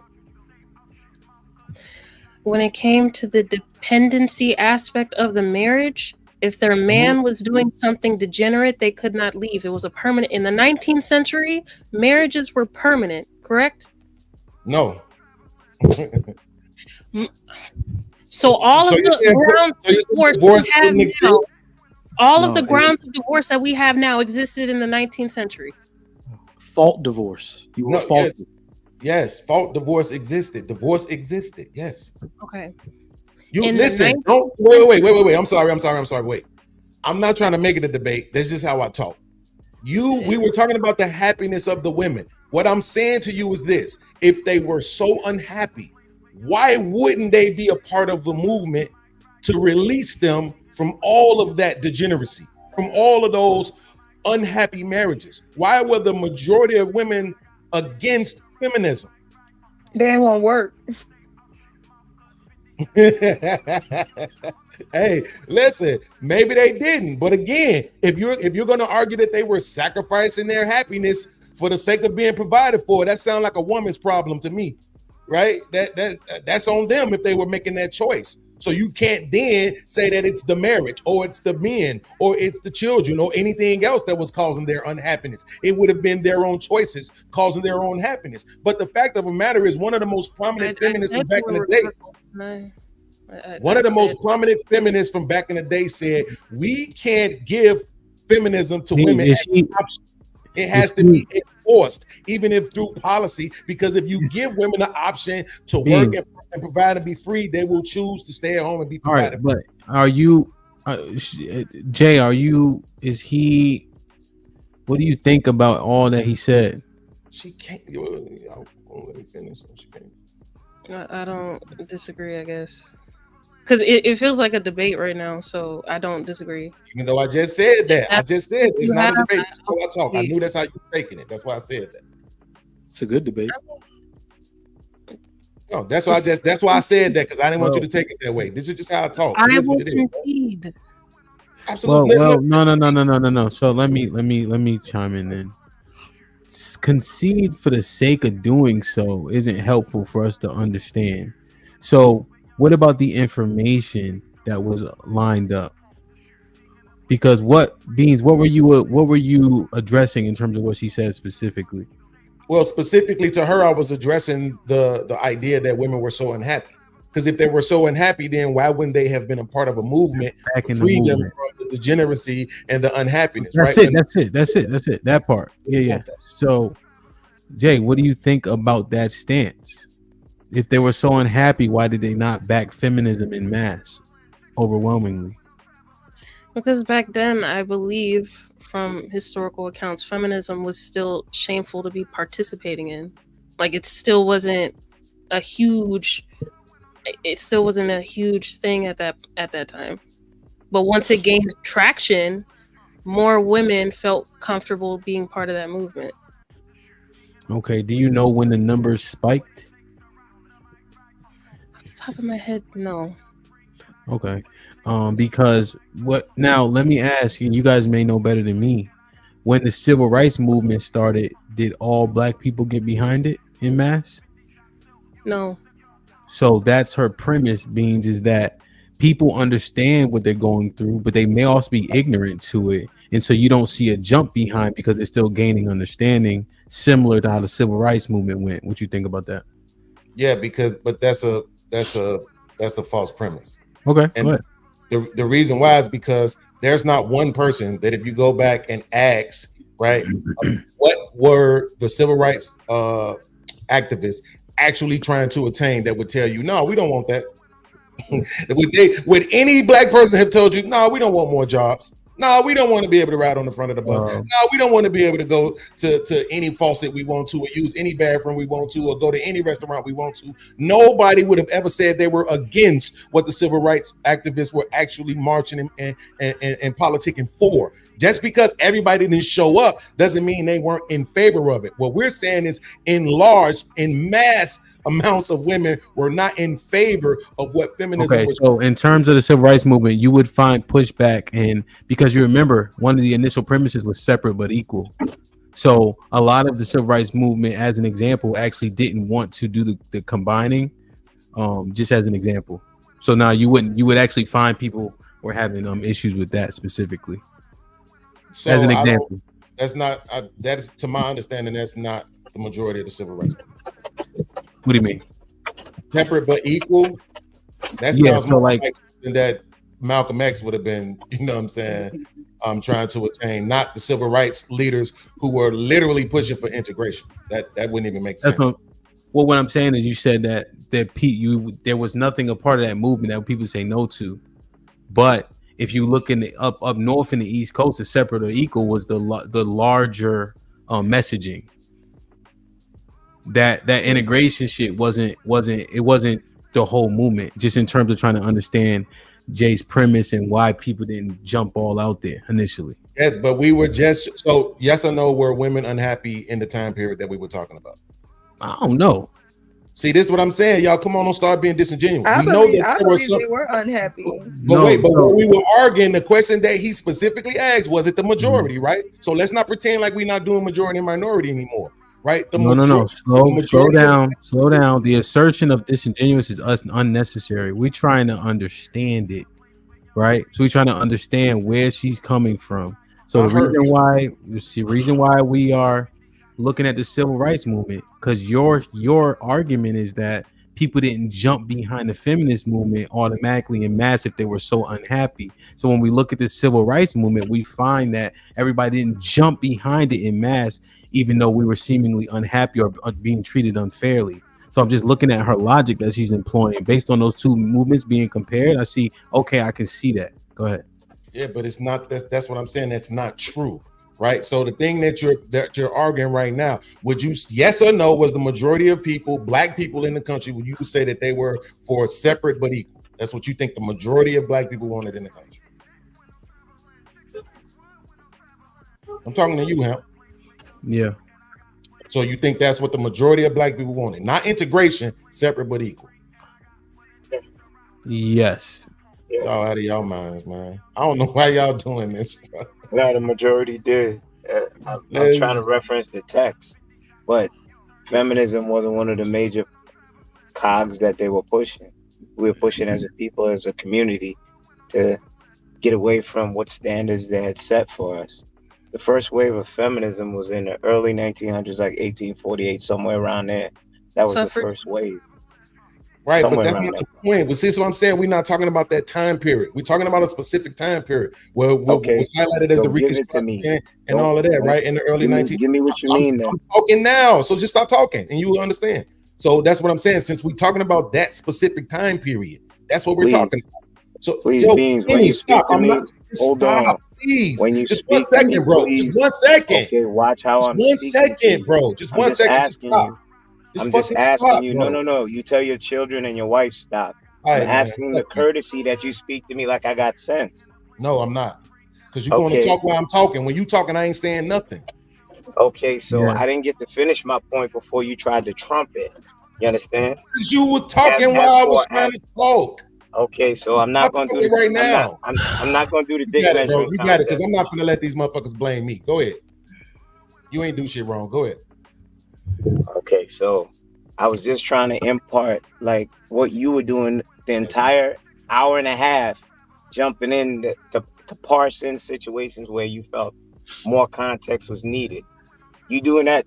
You don't need to do that, Beans. You're very intelligent. I get what you're saying, but what you did was try to dismiss me not paying attention to the conversation. I'm in line with the whole part of the conversation.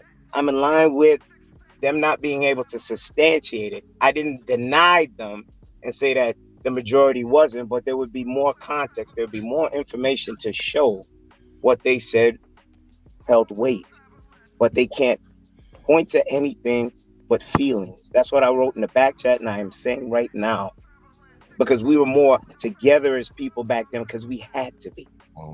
We had a front line of some other people that wished to keep us subjugated. So by force, by hook or crook, we were forced to figure it out as a community. And when we flourished as communities, we were shown that you get slapped on the hand, Tulsa, Rosewood, etc. So then when we want to step out there, knowing what is your insert? But Kenny, you said you were trying to just impart something, but it should be more like. Well, no, I'm hearing what you're saying. I just want you to condense it so we can because I understand the last points, but just finish it so we can. So because like you said, it's an interjection. Okay, so now I'll just concede my point right now because. No, I'm hearing what you're saying. That was the point that I was making, right? Where it was separate but equal. You want to be left alone. Let us do our own thing. You see how we can succeed, right? As long as you give us the resources that we should be have access to. So I understand that point. I wasn't trying to cut you off. I just want you to condense it because you were making an interjection. That's all. The wavelengths got thrown off. The majority there's a couple of books I read and I just can't catch them off head. Yeah. There were those who were afraid for the reprisals that would come to stand on that front line, but the majority did. Yeah. Go ahead, Beans. So what I was trying to say was this, Jay. If we were talking about that specific time period in the early 1900s that we were discussing, what we were talking about was that wave of feminism. And like I said, one of the most prominent feminists at that time specifically said that we would have to enforce feminism on women because if you give them the option, they won't choose freedom. I'm quoting her, right? So she's saying if they have the choice between going out and working and paying taxes and being in the military and all this other stuff, being of service, they will choose to stay in the house and let somebody provide for them, right? So if it was so unhappy, right? If they were so unhappy with that kind of lifestyle, why would they have been choosing it in mass? You see what I'm saying? That just doesn't make any sense unless you're just going to argue that women aren't intelligent. I don't think that people want to fight, right? So the reason why when we go to wars, there's mandatory drafts or you go to jail is because when y'all have the open option to be in the military, the majority of men don't sign up to be in the military, right? Right. So the majority of people in the civil rights, it wasn't that they didn't want to benefit from it. Think about it. We're all going to be excited if we get reparations. How many of us are marching for it every day? How many of us want to be on the front lines? I just think in general, even when we can benefit from something, even if we're unhappy with how things are, like if everybody in the jail was like, yo, we're gonna do a prison break. They can't, people gonna be looking at, nah, you figure out how to get out, then come get us. That's how people do it. People say, you go figure it out. And when you get to the Underground Railroad and you make it to the north, then come back and get us. Right, yeah. Sister soldier. They don't believe you. They gotta see it to believe it, right? They don't believe in you because if all I know is we're in this situation where we don't have rights, I don't believe we'll ever get the vote. There's people who didn't believe we'd ever go to school with white people. They didn't believe we'd ever have this freedom. They just, their minds couldn't fathom. So it takes the freedom riders, the ones to push forward and say there can be a new day. But a lot of us just feel like we ain't never getting no reparations. Yeah, but you kind of making my point, right? Which is that just because most people weren't out on the freedom rides, right, doesn't mean that they didn't want what was being spoken up for. A lot of people don't know that the March on Washington was literally named the March on Washington for Jobs and Freedom. right? Look that up, right? So that's what I'm saying. If that ain't integration, I don't know what is, right? That's not no separate but equal, right? That's what I'm saying. We're talking about two different time periods, right? In that time period, it was something that was specifically understood. The society was set up a certain kind of way. God, man, wife, children, right? It just was what it was. Everybody understood the assignment. Everybody played their roles. So this narrative about that particular time period, the women being so unhappy, I think it's a false one. And I think it's very detrimental for us to spew that even now in 2024 on these open airwaves. Now, if we want to move forward, right, well, we go past, we done been through 2 wars, and the women have gotten a taste of that so-called freedom, right? A taste of that being able to earn and have more money to themselves, and then not wanting to relinquish that, right? And now being more of a proponent for feminism. Now I would concede that, yes, now they might be a little bit more unhappy because they can visually see more women having access to this so-called freedom than they had. Oh, so you was talking about the specific time that they was talking about. Yes, that's what we was. So you're not saying that. So you're board. not disagreeing that we got to a point where our grandparents was like, "Girl, you can't." Absolutely. Yeah. So you agree to that? Okay. So it's a time period difference. Okay. See, we worked that out. The narrative came with that. The narrative that came with that freedom was, a lot of it was negative. If you look at what the National Organization of Women was standing for. So a lot of the things you're saying today, going forward, means that we will never have a United States, because left up to your own devices, being with a man, even if you have money, means that there would be no traditionalism in a marriage, because we're going to have individualism even in a marriage. Because because most women today believe that you can't thrive in a marriage, and that's not true. It's not Who true. do y'all think was telling us this stuff? A lot of women don't get married. The first thing they say is, I don't want to be hamstrung. The only thing you can't do when you're married is fuck other dudes. That's it. Everything else, if you got the right partner, I hate partner, have your right spouse and a right covenant marriage, you can succeed. You become a doctor, you can become a lawyer, you can build a business, you can do all those things within a marriage. But I'm just saying, the marriages y'all think was telling us? Who do you think our grandmothers are? Let him finish. Who do you think our grandmothers are? He's not negating your point. I'm talking about the women today. You don't have to listen to your grandma. They're perpetuating the narrative based on their own experiences, which could be true that they didn't have life, but that doesn't mean you got to perpetuate that.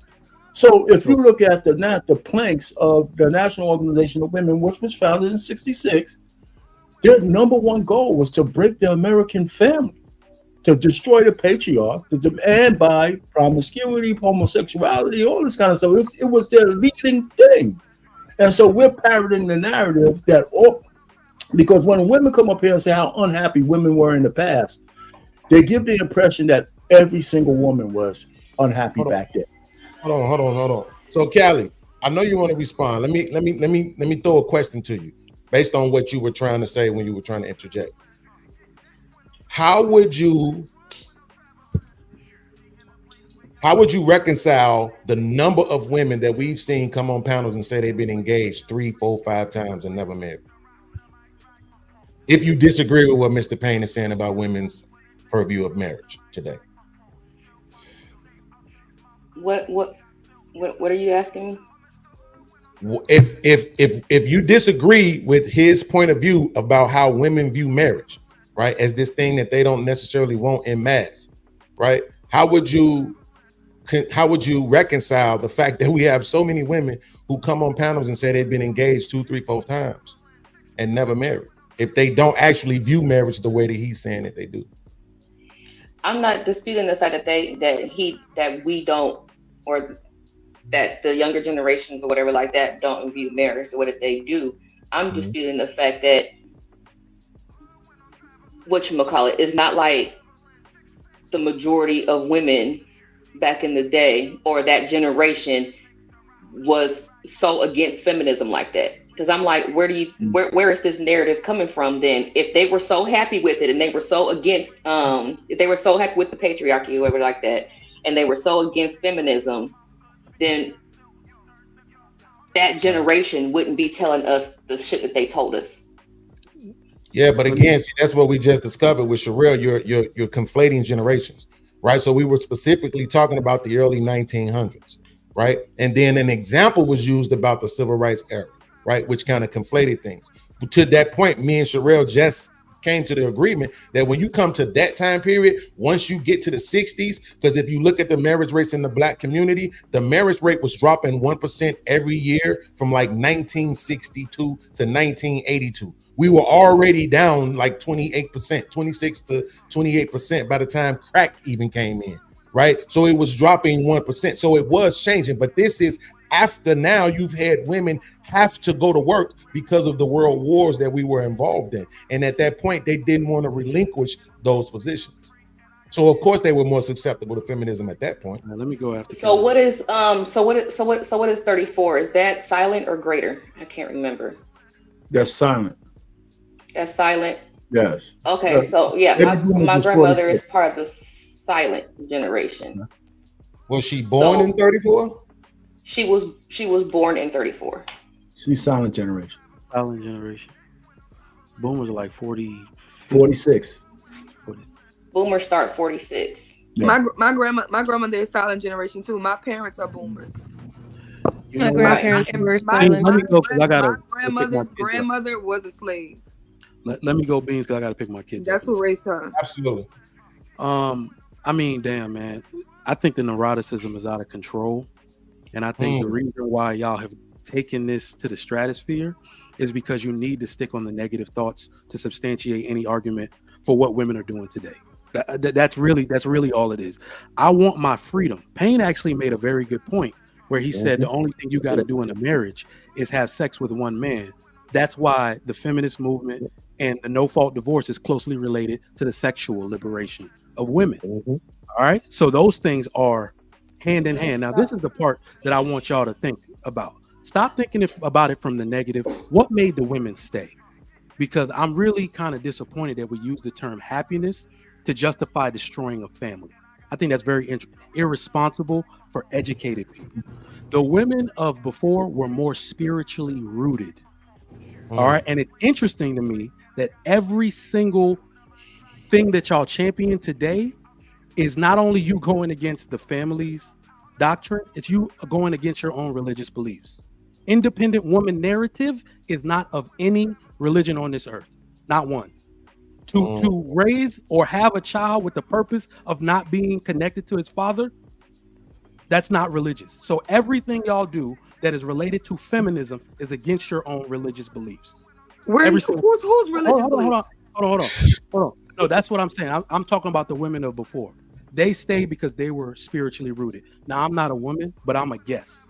I don't like talking to young women on this because I believe y'all are being disingenuous. I like talking to older women. Here's what I've heard older women say made them happy.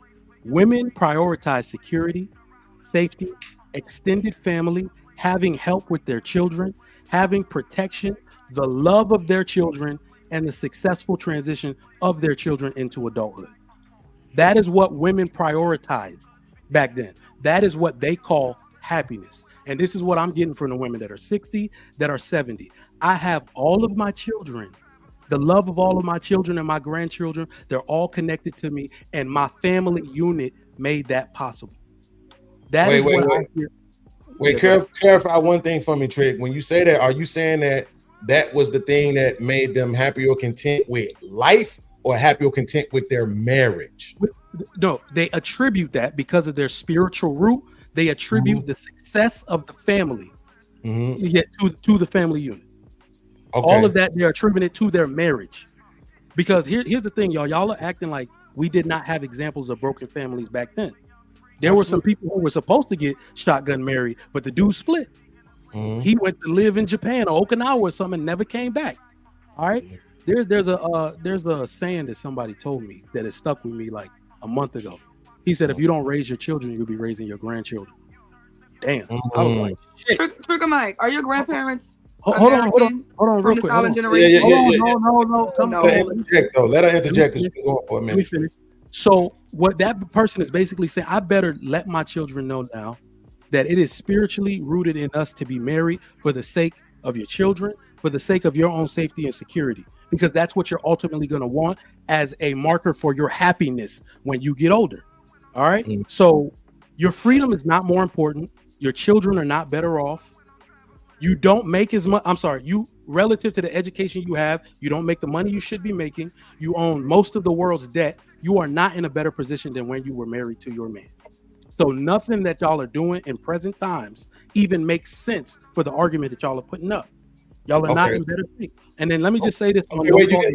See this one. This what we're talking about though. When y'all say a lot of points, then people won't be able to. I'm done after this.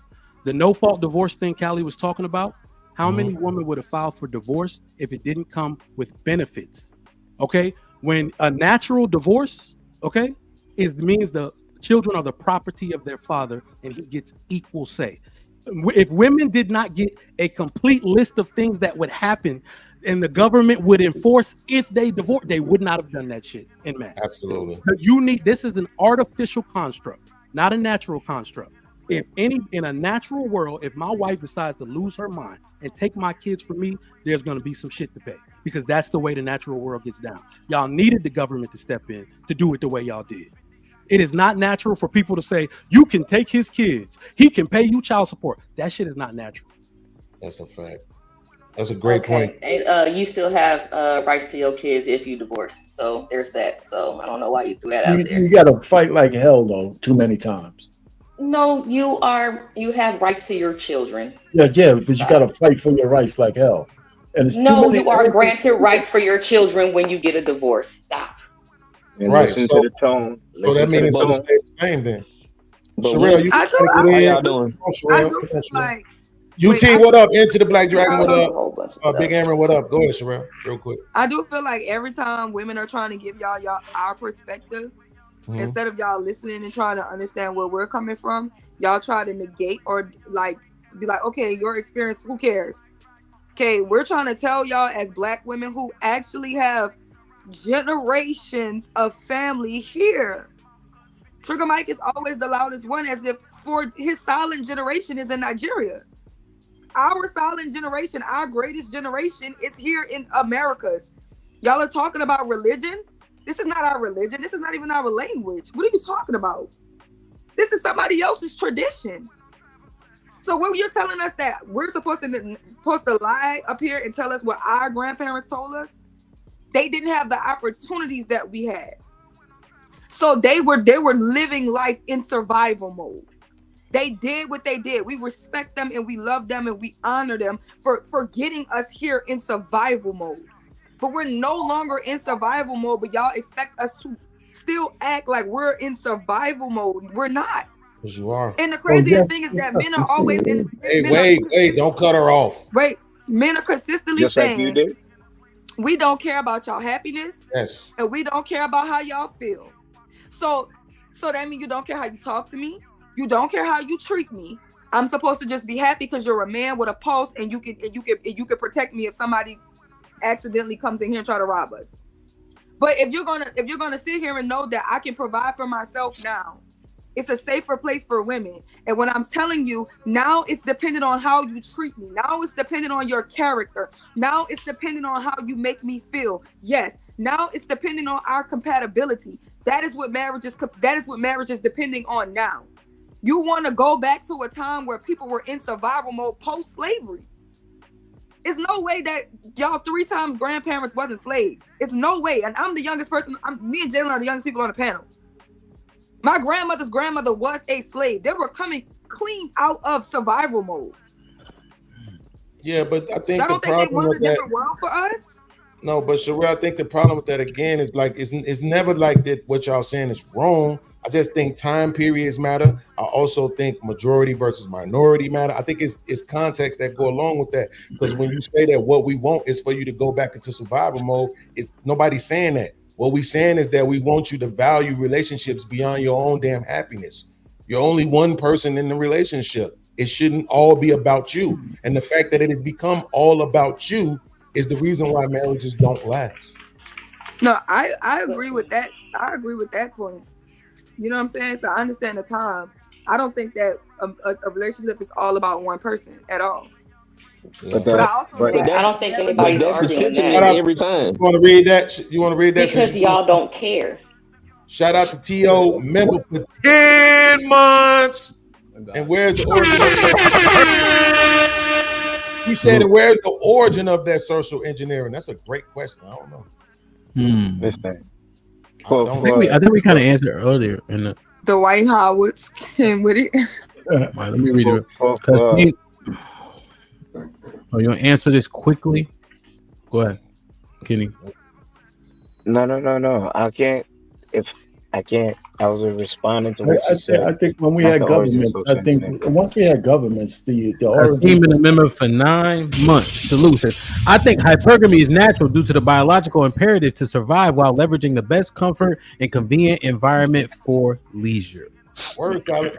HQ with the $5 says, women trying to practice hypergamy. It's a lack on the dominant male dynamic that makes that impossible. Men don't meet women's standards. Jesus Christ, HQ. Omega with the $5 says, beyond all decisions, cultures, and religions, the future rules. TJ with the $5 says, Jay, we are living in an area where women are making the choices 100% of the time. So how is that working with a less than 30% marriage rate? T.O. with the $5 says, that Texas weed would do it to you, huh, Jay? T.O. with the $5 says, she must have been thinking of the movie Color Purple when she answered that. That was popping with the $5 says, Jay has proved that she's more concerned with women's happiness than the progress of the entire family. Ellipsis, shaking my damn head. Omar was popping with a 20 ball says, Jay, are women happy now? Real Serious B with the $5 says, what culture and period are we referring to when we talk about arranged marriages? Trying to see what group was quote unquote successful for doing this. End quote. Great question. Yeah, I think it's a good question. I think when we say success, then that shit starts to become subjective. Then we start spinning our wheels again. You know. Great. Lauren Mack with the $5 says, the women back then groomed the women of this generation. The older generation didn't leave, but they wanted to. So who is right? Aaron with the $5 says, it's funny they told their daughters this advice but left their sons for dead! Exclamation point. Just show you men they only cared about their gender. Who broke the house? The home. My name, been a member for 5 months. Salute. He says, get my daughter this college plan so she don't need a man. Notorious B.I.G. Aaron with the $2 says, to my last super chat, they let us know black women broke the house. We understood. Big O with the 20 ball says, I think more people need God in their lives. It seems you worldly people are always unhappy and discontent with life. Shit like that. No matter the education or comfort in life, it seems that without remembering God, life sucks. T.O. with the $5 says, according to the women, the family structure has improved. Well, that's good. Aaron with the $5 says, black women told girls get education and told their sons no one is going to love you like your mother. These women don't care for you. So who kept us separated?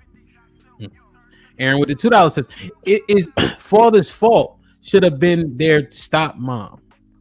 Naked the World Go Round with the $10 says, more of the story is majority of them will be unhappy either way. Next topic, please. Omar Smith with the $5 says, man, YouTube is wild! Exclamation point. People from all over the world got involved in the civil rights struggle. That's why we got relief. It became a world issue. T.O. with the $5 says, women unhappy then, women unhappy now. What the fuck y'all want? Devin with the $2 says, y'all never been challenged on this and it shows. Curtis Hancock with the $5 says, how do women get these rights if men were these oppressive monsters? Aaron with the $2 says, I'll ask again, fellas, is the legacy worth this shit? Like, share, subscribe, tell a friend, hit that like button right now if you can. That helps the channel the most. I think he's talking about these kids. Damn, I had to step away for a second. Where were we? Sherelle, you know? EBD. It falls flat. She went on her monologue. Sherelle went on her monologue, and I wanted to answer to that. Social engineering came up. You asked me if I wanted to impart some thoughts about that. I did not. You read super chats. That's where we left off. Okay, go ahead. You want to Since give? I'm not paying attention. Certainly are. All right. So, Kenny, do you want to quickly reply to Sherelle, and then we'll get EBD and UT in, and then Big Aaron. Aaron, what's poppin'? Sherelle, what you saying falls flat because you got more rights than you ever did in anyone's era or lifetime. So all that falls flat. You are a woman that believes in something. So when you say this godly thing of us following their God, God,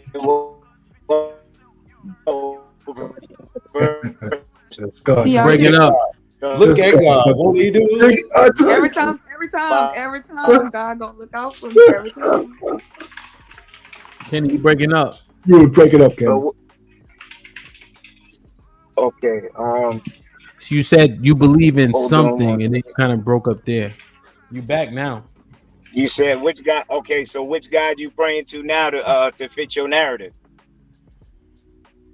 Women have more rights than they ever did. So all you said falls flat.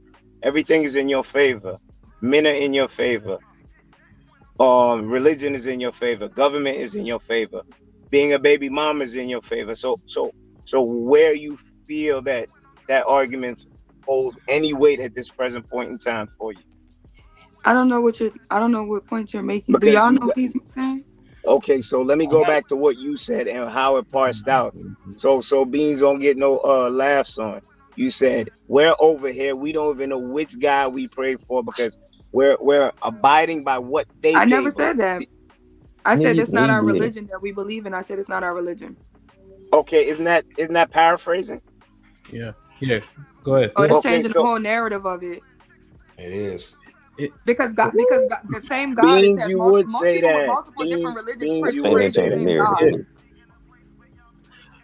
Kenny, So, go ahead, Kenny. Go ahead. Okay, so saying all of that in a whole mouthful, do you have more rights now, or did they have more rights back then?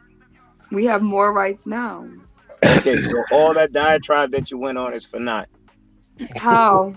You're still not explaining how. Okay, I did. You said, who do we pray to over here? That's the same one that you wished on me when the signal went a little skew. You're well versed in many different books, are you not? No, I'm not. I'm not a So scholar. wait. I'm trying to tell You y'all wasn't that. up here. Wait. You wasn't up here with Hamp going over books and reading scripture. That's one book. That's a Bible. Is the Bible many books? Okay, so if you're prescribing that, many then, books. Yeah. okay, wait. If that's the one, okay, so if that's the one you're prescribing to, that's the one that we adhere to over here. No. Do we all? Majority. Sure. Okay, so what's I'm not getting why did you use that as part of your diatribe? You just went up on your soapbox and spewed the very thing that you adhere to. When? Beans, help me. I can't because this shit is goofy, and you know it's goofy. Well, so here's what it is. Sherelle, here's what it is, right? Essentially, you're saying that our prescriptions aren't here, right? We were given this, but he's just simply putting out that people, the majority of Black people, still subscribe to the Bible.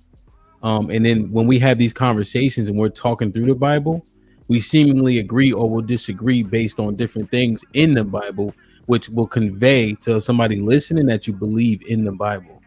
And then when we talk about Hebrew Israelism as an example, we understand that the Bible been perverse, but we know that it's the word of God. So if people are just listening outside in, they would assume like, wait a minute, I thought she adhered to this. Okay, so when I say that the majority of Black people are Christians. Yeah. Christian. You think Christianity is our religion? I just gave a case. As a Hebrew Israelite, Hamp. Now she moving the goalpost. Are we supposed to even believe in religion? No. What scripture would say religion is taking care of orphans and widows? that is what God would consider religion to be. So Christianity is a religion who was giving to our people something we don't believe in, which made people feel like they don't actually have to listen to the laws of God as long as the Lord knows their heart. As long as you use it conveniently to fit whatever narrative you I want. am actually following the Please get laws. Sherelle off the internet. I am actually following the laws. So what am I breaking? I am in tune with the Most High, and I am following the laws. Yeah. So, Kitty, when you refer to Christianity as it pertains to the Bible, that's not her belief system. So when she says we're fed something that wasn't ours, she's not being disingenuous. The Bible is perverted and misinterpreted and then given to us in the wrong way. And I agree with that, but she used that within her diatribe to make a point. Okay. But as soon as the signal got skewered with my swirly thing, what God were you praying on as you were being facetious? That wasn't her. What God am I praying to? Yeah, see, my God don't play with me when I couldn't get my point out because I went through a rough patch. What God were you praying on then? Being facetious. There's only one God. I only believe in one God. Okay, so I you know what? I really love this, and I know you're from Chicago, so calling me a goofy is like what you wanted to do way back then. Call me a bitch. You understand? So Beans, I get it. That's why the God I pray to make sure you have arthritis and gout. And if I ever saw you, I would step on your toe.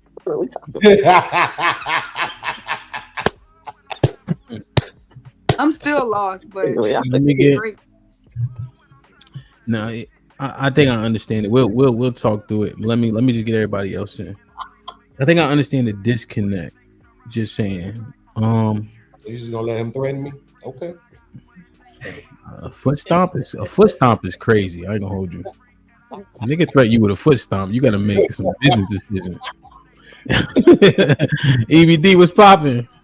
Not much. Just chilling. Just listening in. So the initial premise of the conversation is that hypergamy is indeed man-made by men and not innate to women. I don't know if you've been listening. I've been listening a little bit here and there. Sure. Yeah. I know we're basing it off of different, perspectives of it, but I don't know if anything can be created whole cloth, right? Because I think in terms of biology versus sociology, biology is kind of what people will do versus sociology, which is what people should or shouldn't do. Depending on the environment, society, time period, things like that. So I think that hypergamy is natural within society, right? I don't think it's innate. You're born with it. I just think it's natural within society. And I think it starts very young. I think women get the attention as younger men, as boys. We show off and we do stupid things or whatever we do to try and either impress a woman or get her attention. And I think that's how we kind of do that. I don't care what society or how far back or what language. I think that's how we kind of move to where we want the woman's attention by showing that we're the best at something. So whether it's sports or this or that, we always have that dick measuring. That dick measuring contest is forever. So what starts first? Her wanting the best athlete or the best athlete showing he's the best athlete? Best athlete showing he's the best athlete, because that happens with her. So is it innate to men then? Hypergamy? Yeah. Like, do we champion hypergamy by nature? What you said? Yeah, we play a role in it for sure. Yeah, we recognize women's hypergamy. That's what's we Mr. Payne, let him get his shit off. Do we champion it though? Right? Because if I'm saying, hey, my dick is bigger than yours, and I'm showing all the ladies, who's starting it? Right, I would start it. Right, I would be the. Yeah, he done lost his damn. Yeah, but that would be. He said dick measuring. I'm just staying on par. I got you. But if you think about it, you know, EBD into that swinging shit, man. I'm trying to. I'm trying to speak a language he understands. You know what I mean? Hey, if you think about it, I don't care. Oh shit! I don't care how far you go back. It's always a dick measuring contest. We just want to keep saying it too. Okay. That one girl. If you think about every contest or every fight that's ever broken out, it's two dudes and one chick trying to win the affections of that one chick. Hell no.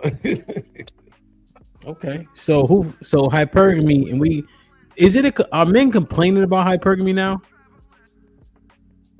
I think we are. I think modern men are. Are we complaining about feminism too? We are. We're complaining about that as well. Do we do this shit to ourselves? I don't know if we did it to ourselves, but well, hold on. You answer quick. What you think? We contributed. I'm not going to say we're absent. I'm just saying it's not all what do one you? way or the other. What would you percentage our culpability to be? 40 out of 60. You must be out your fucking mind. So we got 40% of the culpability for feminism. Well, sorry, for hypergamy. I would say feminism, not hypergamy. What percentage are we at fault for hypergamy? I'm gonna say more like 60 on our end, 40 on the woman's end. All right, why? All right, so you disagree? Hell yeah, that's impossible. You know that shit. We ain't saying it. Not 316. That's my angel number. Mm-hmm. Get this nigga. Nah. But no, that ain't even true because, like you say, for example, when you played football, you didn't play football to get the women. The women came because you played football. You weren't even trying to do it. You just like football, and they liked your status everybody was watching you on the football field. He didn't do it to get the women. So it was the women that was doing the hypergamy without Hamp even knowing. Hamp playing football to get women. Right. Exactly. I didn't play basketball to get women. We don't play sports to get women. I've been playing football since I was 7. I ain't even have a choice. Yeah. You like women then too? Yeah, but I was playing because it was fun. Huh? Why you quit? When the women started coming, you was like, ew, women, why you quit? But what you said is started coming. God damn it. Can I ask exactly. At 7 years old, he was out there showing out for the mothers. I'm no longer playing football. Can I ask unpopular question? Can I ask you a question, man? Mr. Payne, if it's not a question, I'm gonna cut it off. I'm just letting you know. Oh, you said something about basketball, right? When women came, when you were playing ball with the fellas, did the game change when women came around the court? Did the nature of the game change when women came around the court? Yes. Come on, man, stop. Not necessarily. I mean, you crazy as hell, nigga. I'm being honest with me. You didn't necessarily change anything. All right, but Mr. Payne, yes, you 100. When the women came, niggas start sham God and all types of shit, talking shit, everything. But see, the only thing with that though, this is after the fact though. So now I'm already playing basketball. The women coming, when I start seeing that what's happening, yes, it got more. But that's my point. Interesting, but as far as that, the basketball came first, so it wasn't about the women. That was my point. Yeah, it's not about I ain't saying what Payne said was wrong. I'm just saying my point was what came first. Yeah, you still playing ball because you love playing ball. Yeah, and he still can solidify that point with that, even though that's true. It still don't help. Because we would play. Because here's the thing: the game is going on regardless of the women come or not. Absolutely. Right. Yeah. So now we play ball because we love playing ball. Absolutely, because we would get out. That's why I asked the question the way I did. I said the nature of the game changed. Yeah. Because you want to show out, because you want to have your feathers peeped out for the honeys, man. Come on. Okay, but Mr. Payne, are you saying that to suggest that somehow we are responsible for hypergamy because of that? I think that's the way we play our part, man. I think that. Let me just say this. I believe that men achieve high achievement for the admiration of women, right? We do. I mean, most men do. Most men take advantage of that because women are naturally attracted to the men who win. I understand that. The same thing is true for other things, though, right? I don't disagree with that. The games got way more intense when it wasn't females around. We fought in gyms when it wasn't females around. I played my heart out when my son was there. You understand what I'm saying? Like, so I'm just saying, like, I don't want them to be able to use that to say, see, because y'all want to peak performance when we're around. It's y'all fault for hypergamy. Don't get in there. That's our part to play in it. I don't say we're at fault, but I just think that the nature of playing in front of your son is one thing, and the nature of playing in front of some honeys is another. It really is. But see, that's the thing, though, Mr. Payne. The thing about that is the woman had to value that. If she didn't value that, it wouldn't matter if she came or not, right? We know that they value that. We inherently know women value that. Of course. I'm with you. I'm with you. We do know that women value that now. But when me and Hampton was 7 and 6, we didn't know that shit. We were just balling. So we just know they value it. We knew they value it at a certain period of time, and it benefited us, but we weren't doing it because of them. So they liked it. They liked the attention. They liked the attention that we was getting from everybody. That's where everything came from. But we weren't intentionally just saying, I'm playing basketball because I'm trying to get these women. You might not initially. Once you started to be able to differentiate yourself from the guys who can't play as well as you, it mattered. It mattered. Man, this dude. That was coming automatically, though. UT. Women like men before basketball. UT. Thursday is going to be a long day for you if you don't get this guy. Get him, man. He said we're responsible for 60% of hypergamy and 40% of feminism, bro. Let me lay this. I don't even listen to EBD. EBD, that didn't even make no sense what he said. Wait a minute. Let's take that. Let's take that. If what I said doesn't make any sense, let's take that. Let's parse it out. What I said was, in feminism, it's 40% the men and it's 60% of the women because they fought for it, they initiated it was their thing. Our part is we signed it and we enforced it. I said in hypergamy, it's 60% men and it's 40% women because we start the pissing contest between who's the best dude without women being around. And this is post cooties. I'm not talking about the 5-year-old where girls are playing crab soccer and Minecraft. I'm talking about post cooties when we want the cooties, when we want Jennifer or Tiffany or whatever to look at us when we playing handball or basketball or whatever. That's the age I'm talking about. When we want the women to look at he understands the point. But that's still but like I say, it's the chicken or the egg thing. Chicken. Well, UT can couple it with the fact that women were always allocated to men. Women were absent of choice with the men that they were with. And oftentimes they would be paired with men that were the best suitor based on what he had, credentials, status, money, etc.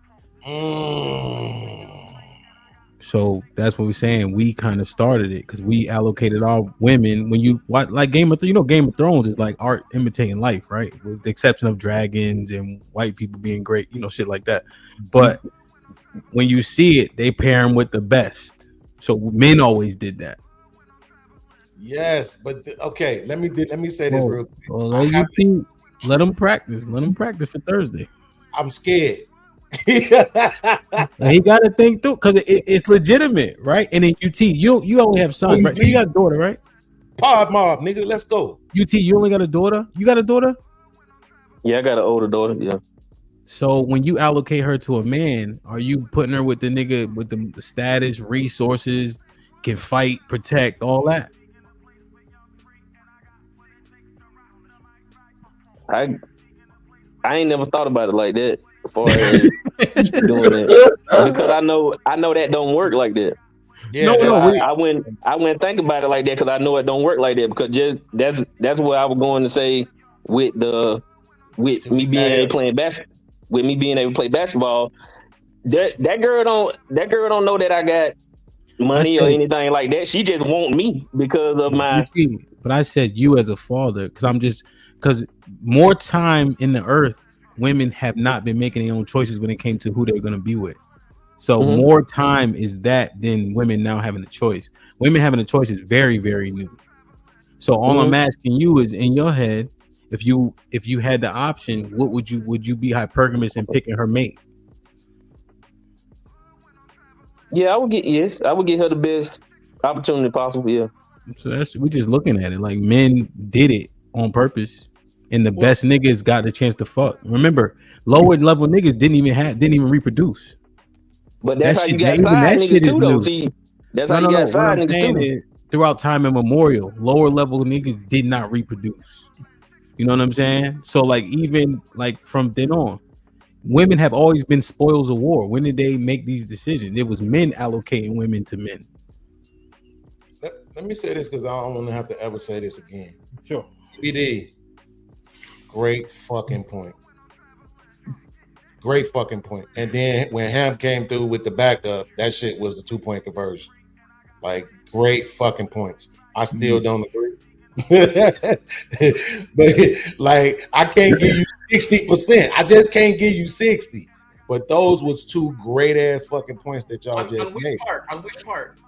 The part that you made about us having the pissing contest, regardless, and then him backing it up with the allocating of women. Those are great fucking points, man. I can't stunt. To UT's point, I never thought about it like this until I got in this space either. I never thought about picking my daughter's husband for her. That shit never crossed my mind. You know what I'm saying? I ain't never seen it. But again, my only retort to it, right, would be that when we had these conversations, we're usually talking about prominent people, right? We're not talking about the average Joes either. So if we go back, not even that far back, Game of Thrones time, but if we just go back to our history 60, 70 years ago, where we had a 60, 70% marriage rate, the majority of them niggas was broke. Mm-hmm. The majority of them niggas was broke. So even if you say they fathers was allocating them, they was allocating them to broke ass niggas. So what was they allocating them for? Right? It was more about the fact that the belief that women ought to be under a man's protection. That was more important than this nigga is gonna have 1,400 acres, 300 cows, and 2 planes. You see what I'm saying? But those was two great ass fucking points that y'all just made. I split that. Yeah, I think Beans, that just speaks to the point that people usually stay within their vicinity, so to speak. Like if there's a caste system, people kind of stay there. And what the fathers do is you allocate the woman to the best man within your vicinity, you know? So how good is his family? How good is his work ethic? Like you saying, does he have status? Right? Because the money, like you said, was a push probably, you know? So no, I think that's a good point. So then let me ask you this then, Help. Sure. Or Beans, whatever, whoever want to answer. Yeah. So with us doing that, giving our daughters off to a man, and she don't want the man, are we putting her more in a deficit because she's not gonna stay with him? What do you mean? You saying if we do that today? Yeah. Yeah, I guess we today she'll have a choice though. Today she'll have a choice, but that doesn't mean you can't make the arrangements of meat. She'll have a choice no matter what, because you can't force her. But I regret that I didn't do that. You know, especially with all the frat brothers I have who are in my age group who have sons. They're vetted people. I wish I would have started thinking about that until I got in these spaces. I never really thought about it because it's not an American tradition. You can't force your daughter. You think your daughter would have went for it though? That's what I'm saying. See, she would have had to agree, but the meat is something. The meat is one that I would have done, right? If I had vetted son, but what she chose would have been hers. I couldn't force her to do it. I wouldn't do that. But in my lifetime, I had a young guy that I worked with who was in an arranged marriage. He was a Jamaican dude. His father had an arrangement with his friend down south, and he found his wife. He went down there and he got married. And the thing is about that situation, the reason I'm asking that because it always come back to how we need to be able to enforce it. Because if we leave it up to chance, all this we vetting for the woman, that's just a waste of our time at a certain point in time. If we can't do like the dudes did back then. All that vetting for it really wasn't make no sense. How would you? the introduction could be enough. And Jay, the no fault shit, the no fault divorce shit, like take away shit like that, take away the incentives for divorce. Oh yeah, we need to do that. That's what we're talking about. That's As far as enforcement, he's referring before all that, enforcing who you pick for your daughter or for a woman. When he just, I'm pretty sure I'm right about this. When you just was talking about the enforcement part, you were talking about enforcing the marriage itself, like staying together, because you were talking about them leaving, right? Or were you talking about forcing them to marry the person that you arranged? Yeah, I'm talking about Marry the the actual father being able to enforce her to marry who. Yeah. Who I was wrong. Man, fuck y'all then, man. Yeah. So, Go ahead, Jay. Go ahead. Nah, to see, I don't think that the Go ahead, Jay. Go ahead, Jay. enforcement part is not necessary, Jay. It's the introduction. Go ahead, Jay. No, you gotta I can back that shit up now. I can understand. I'm trying to see what she's saying. Go ahead, Jay. So how would you enforce your daughter to stay with or choose the one that you want her to be with? How would you enforce that? teach how. You would have to go back to how they used to do it. That's what I'm saying. That's what I said. You have to go back to how they used to do it. I don't have a new idea. I don't have a new idea. It just got to go back to that. Right. Okay, so do you, go ahead. after listening to y'all for a minute and after hearing that, do you see how women could end up in unhappy places? Absolutely. If you trying to say it'll be more forced to do this, like okay, but it'll be better for the families though. Because the happiness, listen, the happiness. See, I think that's what y'all women keep getting confused. Y'all think, because y'all always say y'all happy. Y'all think the men were happy doing what they had to fucking do back then. Right, that's a great fucking point. They wasn't happy. Y'all had all the autonomy. What the fuck are you talking about? You had the autonomy. You had the Jay, niggas ain't happy now. Autonomy to work. Wow. I didn't know that you were a misandrist. No, I'm trying. This isn't me promoting feminism or anything. It's trying to understand how back then you had all the say so. You weren't in a dependency position. You had a choice not to participate, right?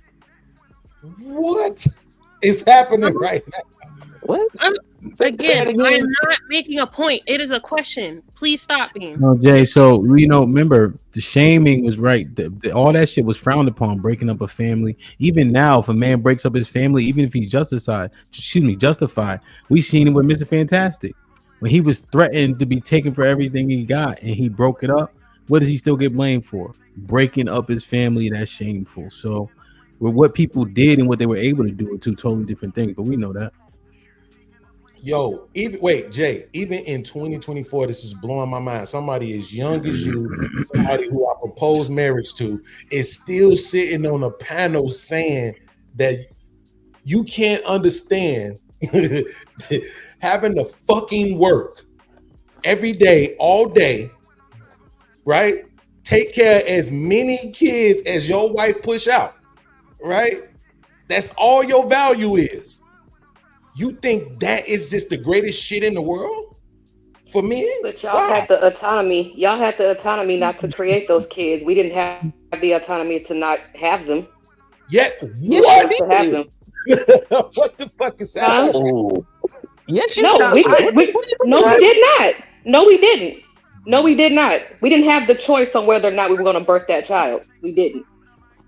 No, I said both of them was unhappy. In my premise, I said that grandpa and grandma did not like each other. Grandpa didn't like her ass either. Hang on. Didn't y'all both have autonomy when y'all agreed to the sex that would produce that child? Not really, because these women were 15 getting married. No, we were property. Yeah. We were property. Married, they have to do whatever that man said. You have to agree to that. No, we didn't. We were given to him. We were talking about back then. We were given to the man You have to obey him. Have sex when he wants to have sex. If he nuts in you, you have to have the baby. That was the whole thing with birth control and sexual liberation, because our bodies were not our own. Okay, so we're gonna pretend like y'all didn't used to use hangers? Oh, they did. Yeah, you can probably die, but yeah. I was being facetious, even though I know it's true. But I don't think the majority of women were using hangers on themselves. They just had the No, kids. I don't think a majority of them were using hangers. No. Historically, though, Callie, we have seen that most of the people who had a slew of children were the poor ones, right? Somehow those who were economically sound tended not to have 10, 12 kids. Like my grandmama was born in 1924. She would have been 100 years May 16th. She had 10 kids by a minimum of 4 niggas. Right? So I'm saying that wasn't the norm for people who were actually trying to reach a certain level of success. So how is it that you got these more prominent families who end up with 2 sons and a daughter, or a son and a daughter, or 2 daughters and a son? Then these other poor ass motherfuckers got 10, 12 kids. What did they have that the poor people didn't have? Self-control, discipline? Time. Poor people have a lot of time to be hunching. They just do. They don't have nothing else to do. Didn't. Go ahead, Hannah. My bad. No, I'm just looking at the poll. It's 463 votes. It says true or false. Women are not naturally hypergamous. They are socialized to be so. It's like 50-50. It's 53-47, which is pretty interesting. Go ahead, Callie. I want to hear what Aaron got to say. Yeah, like I don't know what access to, what kind of special hangers they used back then for the more wealthier people. You know what I mean? But my thing is that I thought that was pretty much the norm, to have a bunch of kids back in the day. Like what the 2 kids is not normal now. You know what I'm saying? That's the new normal. But back then it was normal to have a whole litter, whether you were wealthy or whether you were poor. Well, not really. Look at the Kennedys. How many kids they had? 3, 4? I'm saying they weren't having no 10 motherfucking kids. Yeah, you got like 4 kids, I think. Yeah, it was 4 of them motherfuckers. All of them died too. You see it like that. That's still a lot, though. Man, they all got fucked my up. My grandma had all their ass got shot. That's just crazy. But that's what I'm saying. Like that 10 kids shit, that was some poor people shit. And that's what I'm saying. You want those men to say, yeah, I got 10 kids. Let me go to work for 20 hours a day. Like, no, nigga, they was fucking unhappy too. That's why they had to cheat with the other bitch. And that shit is not fun, nigga. That's for duty.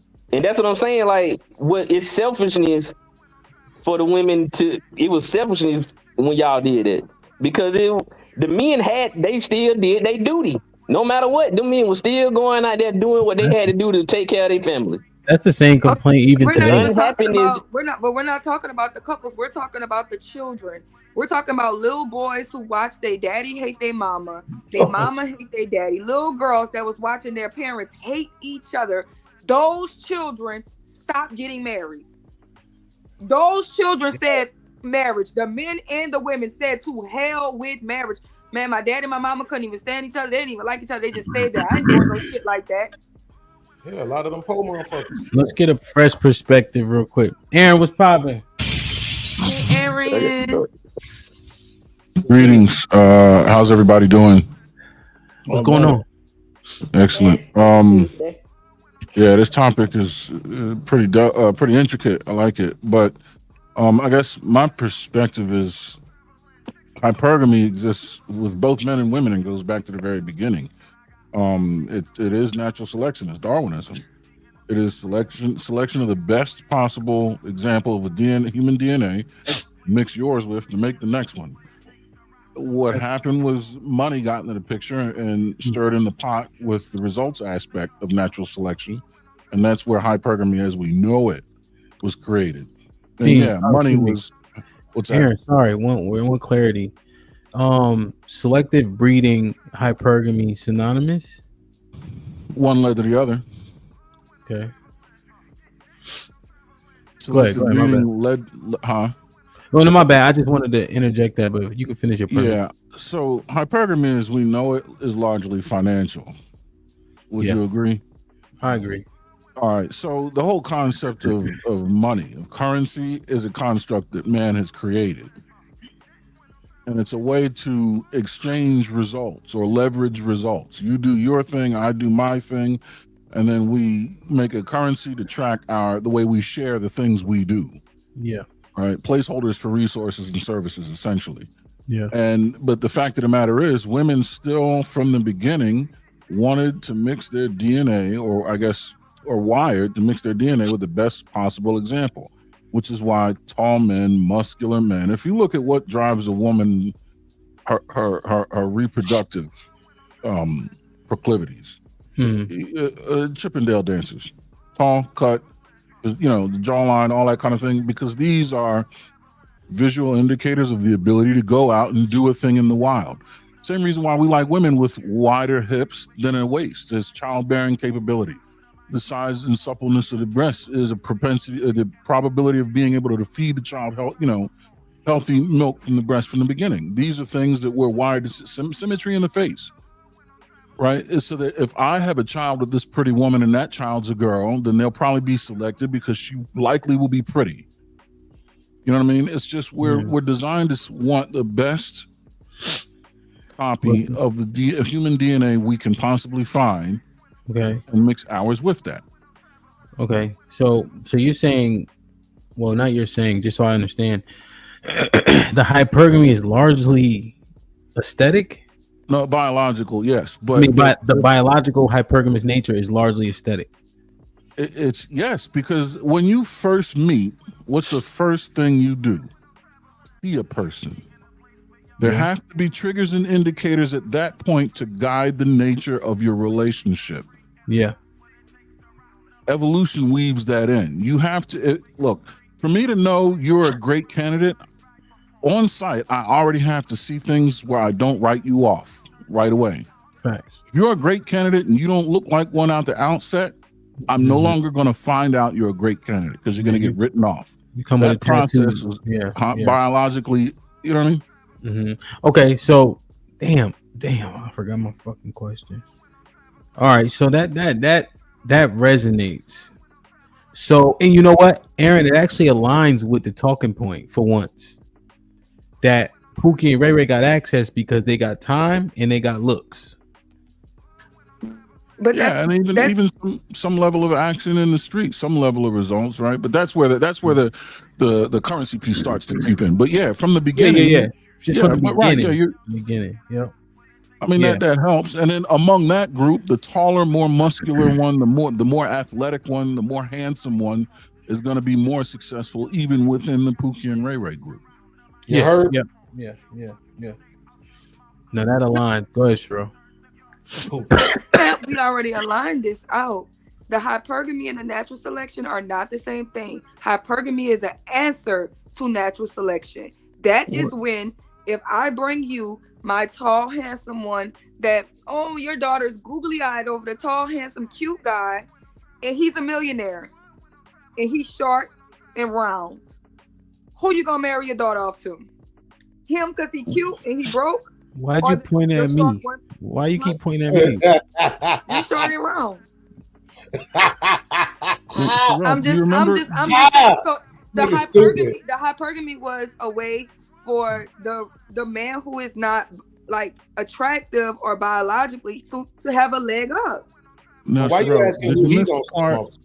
Did you miss the part where I said hypergamy is the result of one came before the other? I said natural selection led to hypergamy with the advent of currency. Currency was the great equalizer. Currency was my ability to leverage whatever I'm doing against whatever you're doing. Now, here's a kicker. Before currency was in the picture, life was largely attained, resources were largely attained through physical ability. Right. As we evolve and as, we get to a point where currency means a thing, now you can leverage your mental ability against someone else's physical ability. That's where hypergamy was born, because the great equalizer. Now, if I'm 5'4" and can be a surgeon and save all of you 7-foot niggas' lives and have you all paying me out the wazoo, I could essentially own the hill we all live on. Even though back in the day you would have been the viable candidate. Now I'm leveraging my brain against your brawn. That's where hypergamy was born. And the relationship between my brain and your brawn is managed through a flow of currency. So the argument is that the selective thing is the natural thing and the hypergamy thing. Correct. Yeah, it's the outcome now that takes place of the appearance of physical ability that attracts women. And that's right. I mean, you're conditioned into it, but conditioned from a construct that was largely developed by men. Close to kind of what you wrote. And a natural association, essentially Pavlov's dog, took the bell, and now you associate that with the food. Whereas currency and outcome, you associate with a greater, safer lifestyle, much in the way in the past what a man looked like. Aaron, are you killing a talking point right now? Are you saying that it makes sense for women to pick Pookie and Ray Rays? That it is natural and therefore biological for them to do so? No, that's not what I'm saying. What I am saying, though, there can be. Yeah, man, it's my birthday. My apologies, Mr. Beans. Happy birthday to you, sir. I wish you many more. What I am saying is there is a population of men in the Pookie and Ray Ray community that absolutely would fit the bill for an ideal selection as it relates to Darwinism and natural selection. 100%. Shout out to Pookie and Ray. Yeah, shout out to Pookie and Ray Ray. Y'all post too. Because Pookie and Ray Ray ain't the only one with muscles and aesthetics either. I think that's the point. The thing. That's all I'm saying. Yeah. But chances are your Pookie and Ray Ray will, because maybe time served, or maybe because they're not spending a lot of time in the books, leveraging their brain. That was uncalled for. Damn. It's racism, actually. I tried. It's not his birthday, y'all. Y'all can say happy birthday. It's not his birthday. Y'all should have read my lyrics. Let me check my cash out before this nigga starts. See if anybody sent me. Yo, it's like 15 people that happy birthday. No, so listen, today is my daughter's mother's birthday, so technically it's my birthday. No, that technicality doesn't work at all. We got a baby together. Like, how is that? that does not. See, this is what I'm talking about. Y'all divide the families. Here you go, right here. Black and white for y'all to see, bro. Well, you know what though? That's a great segue though, because I was thinking about the happiness argument that you guys were having. Sure. And my question to that would be, thanks, Beans. That was brilliant. My question to that would be, what is more important, or what is a greater sign that you've lived life, the purpose of life? Is it to procreate and continue your lineage, or is it to be happy while you're living the life that you're living? Nigga, are you asking me? Well, the ladies, because they're championing happiness. I haven't heard any of the men champion happiness, but anybody that champions happiness, because I don't want to say the ladies, Sherelle might not. I don't know. But we champion happiness. What is a greater purpose? What solves the existential question of why we're here? To procreate, continue our lineage, or to be happy while we're here? Go ahead. I don't believe we were created to procreate. I think we have the ability to be happy while we're here is our number one imperative, and procreate. So I would happiness is, you have to have something happening. So I wouldn't focus on happiness as something that's fleeting. You always have to chase it. Joy is something, but I honestly think that the trip to Earth is a journey of self-discovery, self-mastery. You can be a family, but no. If I get to the end of the line, I would rather have been single and childless for the rest of my life than breed a dysfunctional family. When we started prioritizing just thinking that we're on a breeding farm, and we was not even interested in pushing the next generation, that's how we started throwing generational curses, continuous. Because who told you that this is a breeding farm? Like, that's why we have people still giving birth to bottom feeders. The Bible. Children they cannot take care of these children. They're producing them in the worst conditions by the worst people, mother and father. It's shitty mothers, shitty fathers. They're just having sex. Yeah, because biology took over. But biology took over, because in the absence of culture and any other kind of social constructs, biology takes over with men and women. I kind of, the individual choice for a woman not to have a kid is an individual choice, but you can't say they're not biologically wired to have babies. Just like men are biologically wired to have sex with women to give them babies. We could try to deny that, but we're not. We're still subject to the laws of nature. We just have the abilities to supersede that with our cognitive abilities. But we are still subject to the laws of nature. So in the absence of any other governors, we breed like wild animals, and that's what's going on right now. It doesn't matter. I agree with you, but I want to see what their answer is to the question. Go ahead. What do they prioritize? Happiness or legacy? What is your answer? Here's your shot at autonomy. What I prioritize is not making a choice between the two. I choose both. That's my priority. Whatever I choose to do, I will be happy while doing it. Racism. So happiness. Yeah, you gonna let her get away with that? No, she said. She said, fuck this question. It's not an either or choice for me. He asked my opinion. It's not an either or choice. It's and both. No, come on, Callie. Come on, man. No, I'm dead ass. Whatever it is that I choose, Callie, I am going to be happy while I do it. You know I love you, man. But there's so many channels you can go and say some, just not here. I didn't say some. I didn't say some at all. I know it's some answer when I hear it. Come on, okay, now. both. Don't never hold this. But no, my priority is happiness. My priority is happiness. All right, thank you, Callie. I do it. That was there. Come on, Jay. Tell them how I make you happy. Go ahead, Jay. What's your happiness or legacy? You changed the question, but happiness. That's right. Procreation. All right. What's your idea of it? What do you know the original question to be? Brought up the meaning of life, and then you made it a personalized question. So if it's a personalized question, I'm choosing happiness. Okay. Okay. And then what do you think the existential answer is? Existential. Yeah, existential. That leans towards like if you believe in theology and all of that means. That's in that realm, but you don't have to. What is the purpose of life? Your purpose for being here?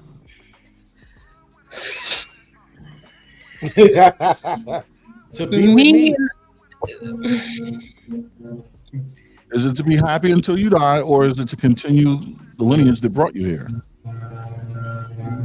Jay, you answer. No, I answered the personalized question. I can't answer that one, Aaron. I don't know. Oh my God. What did he ask her? E equals MC squared. What did you ask her? What's the purpose of life? Like why did God create us? Basically. To be with me, and she fucking. Do you believe in God, Jay? Yeah, I believe in God. Which one? The God of the Bible or?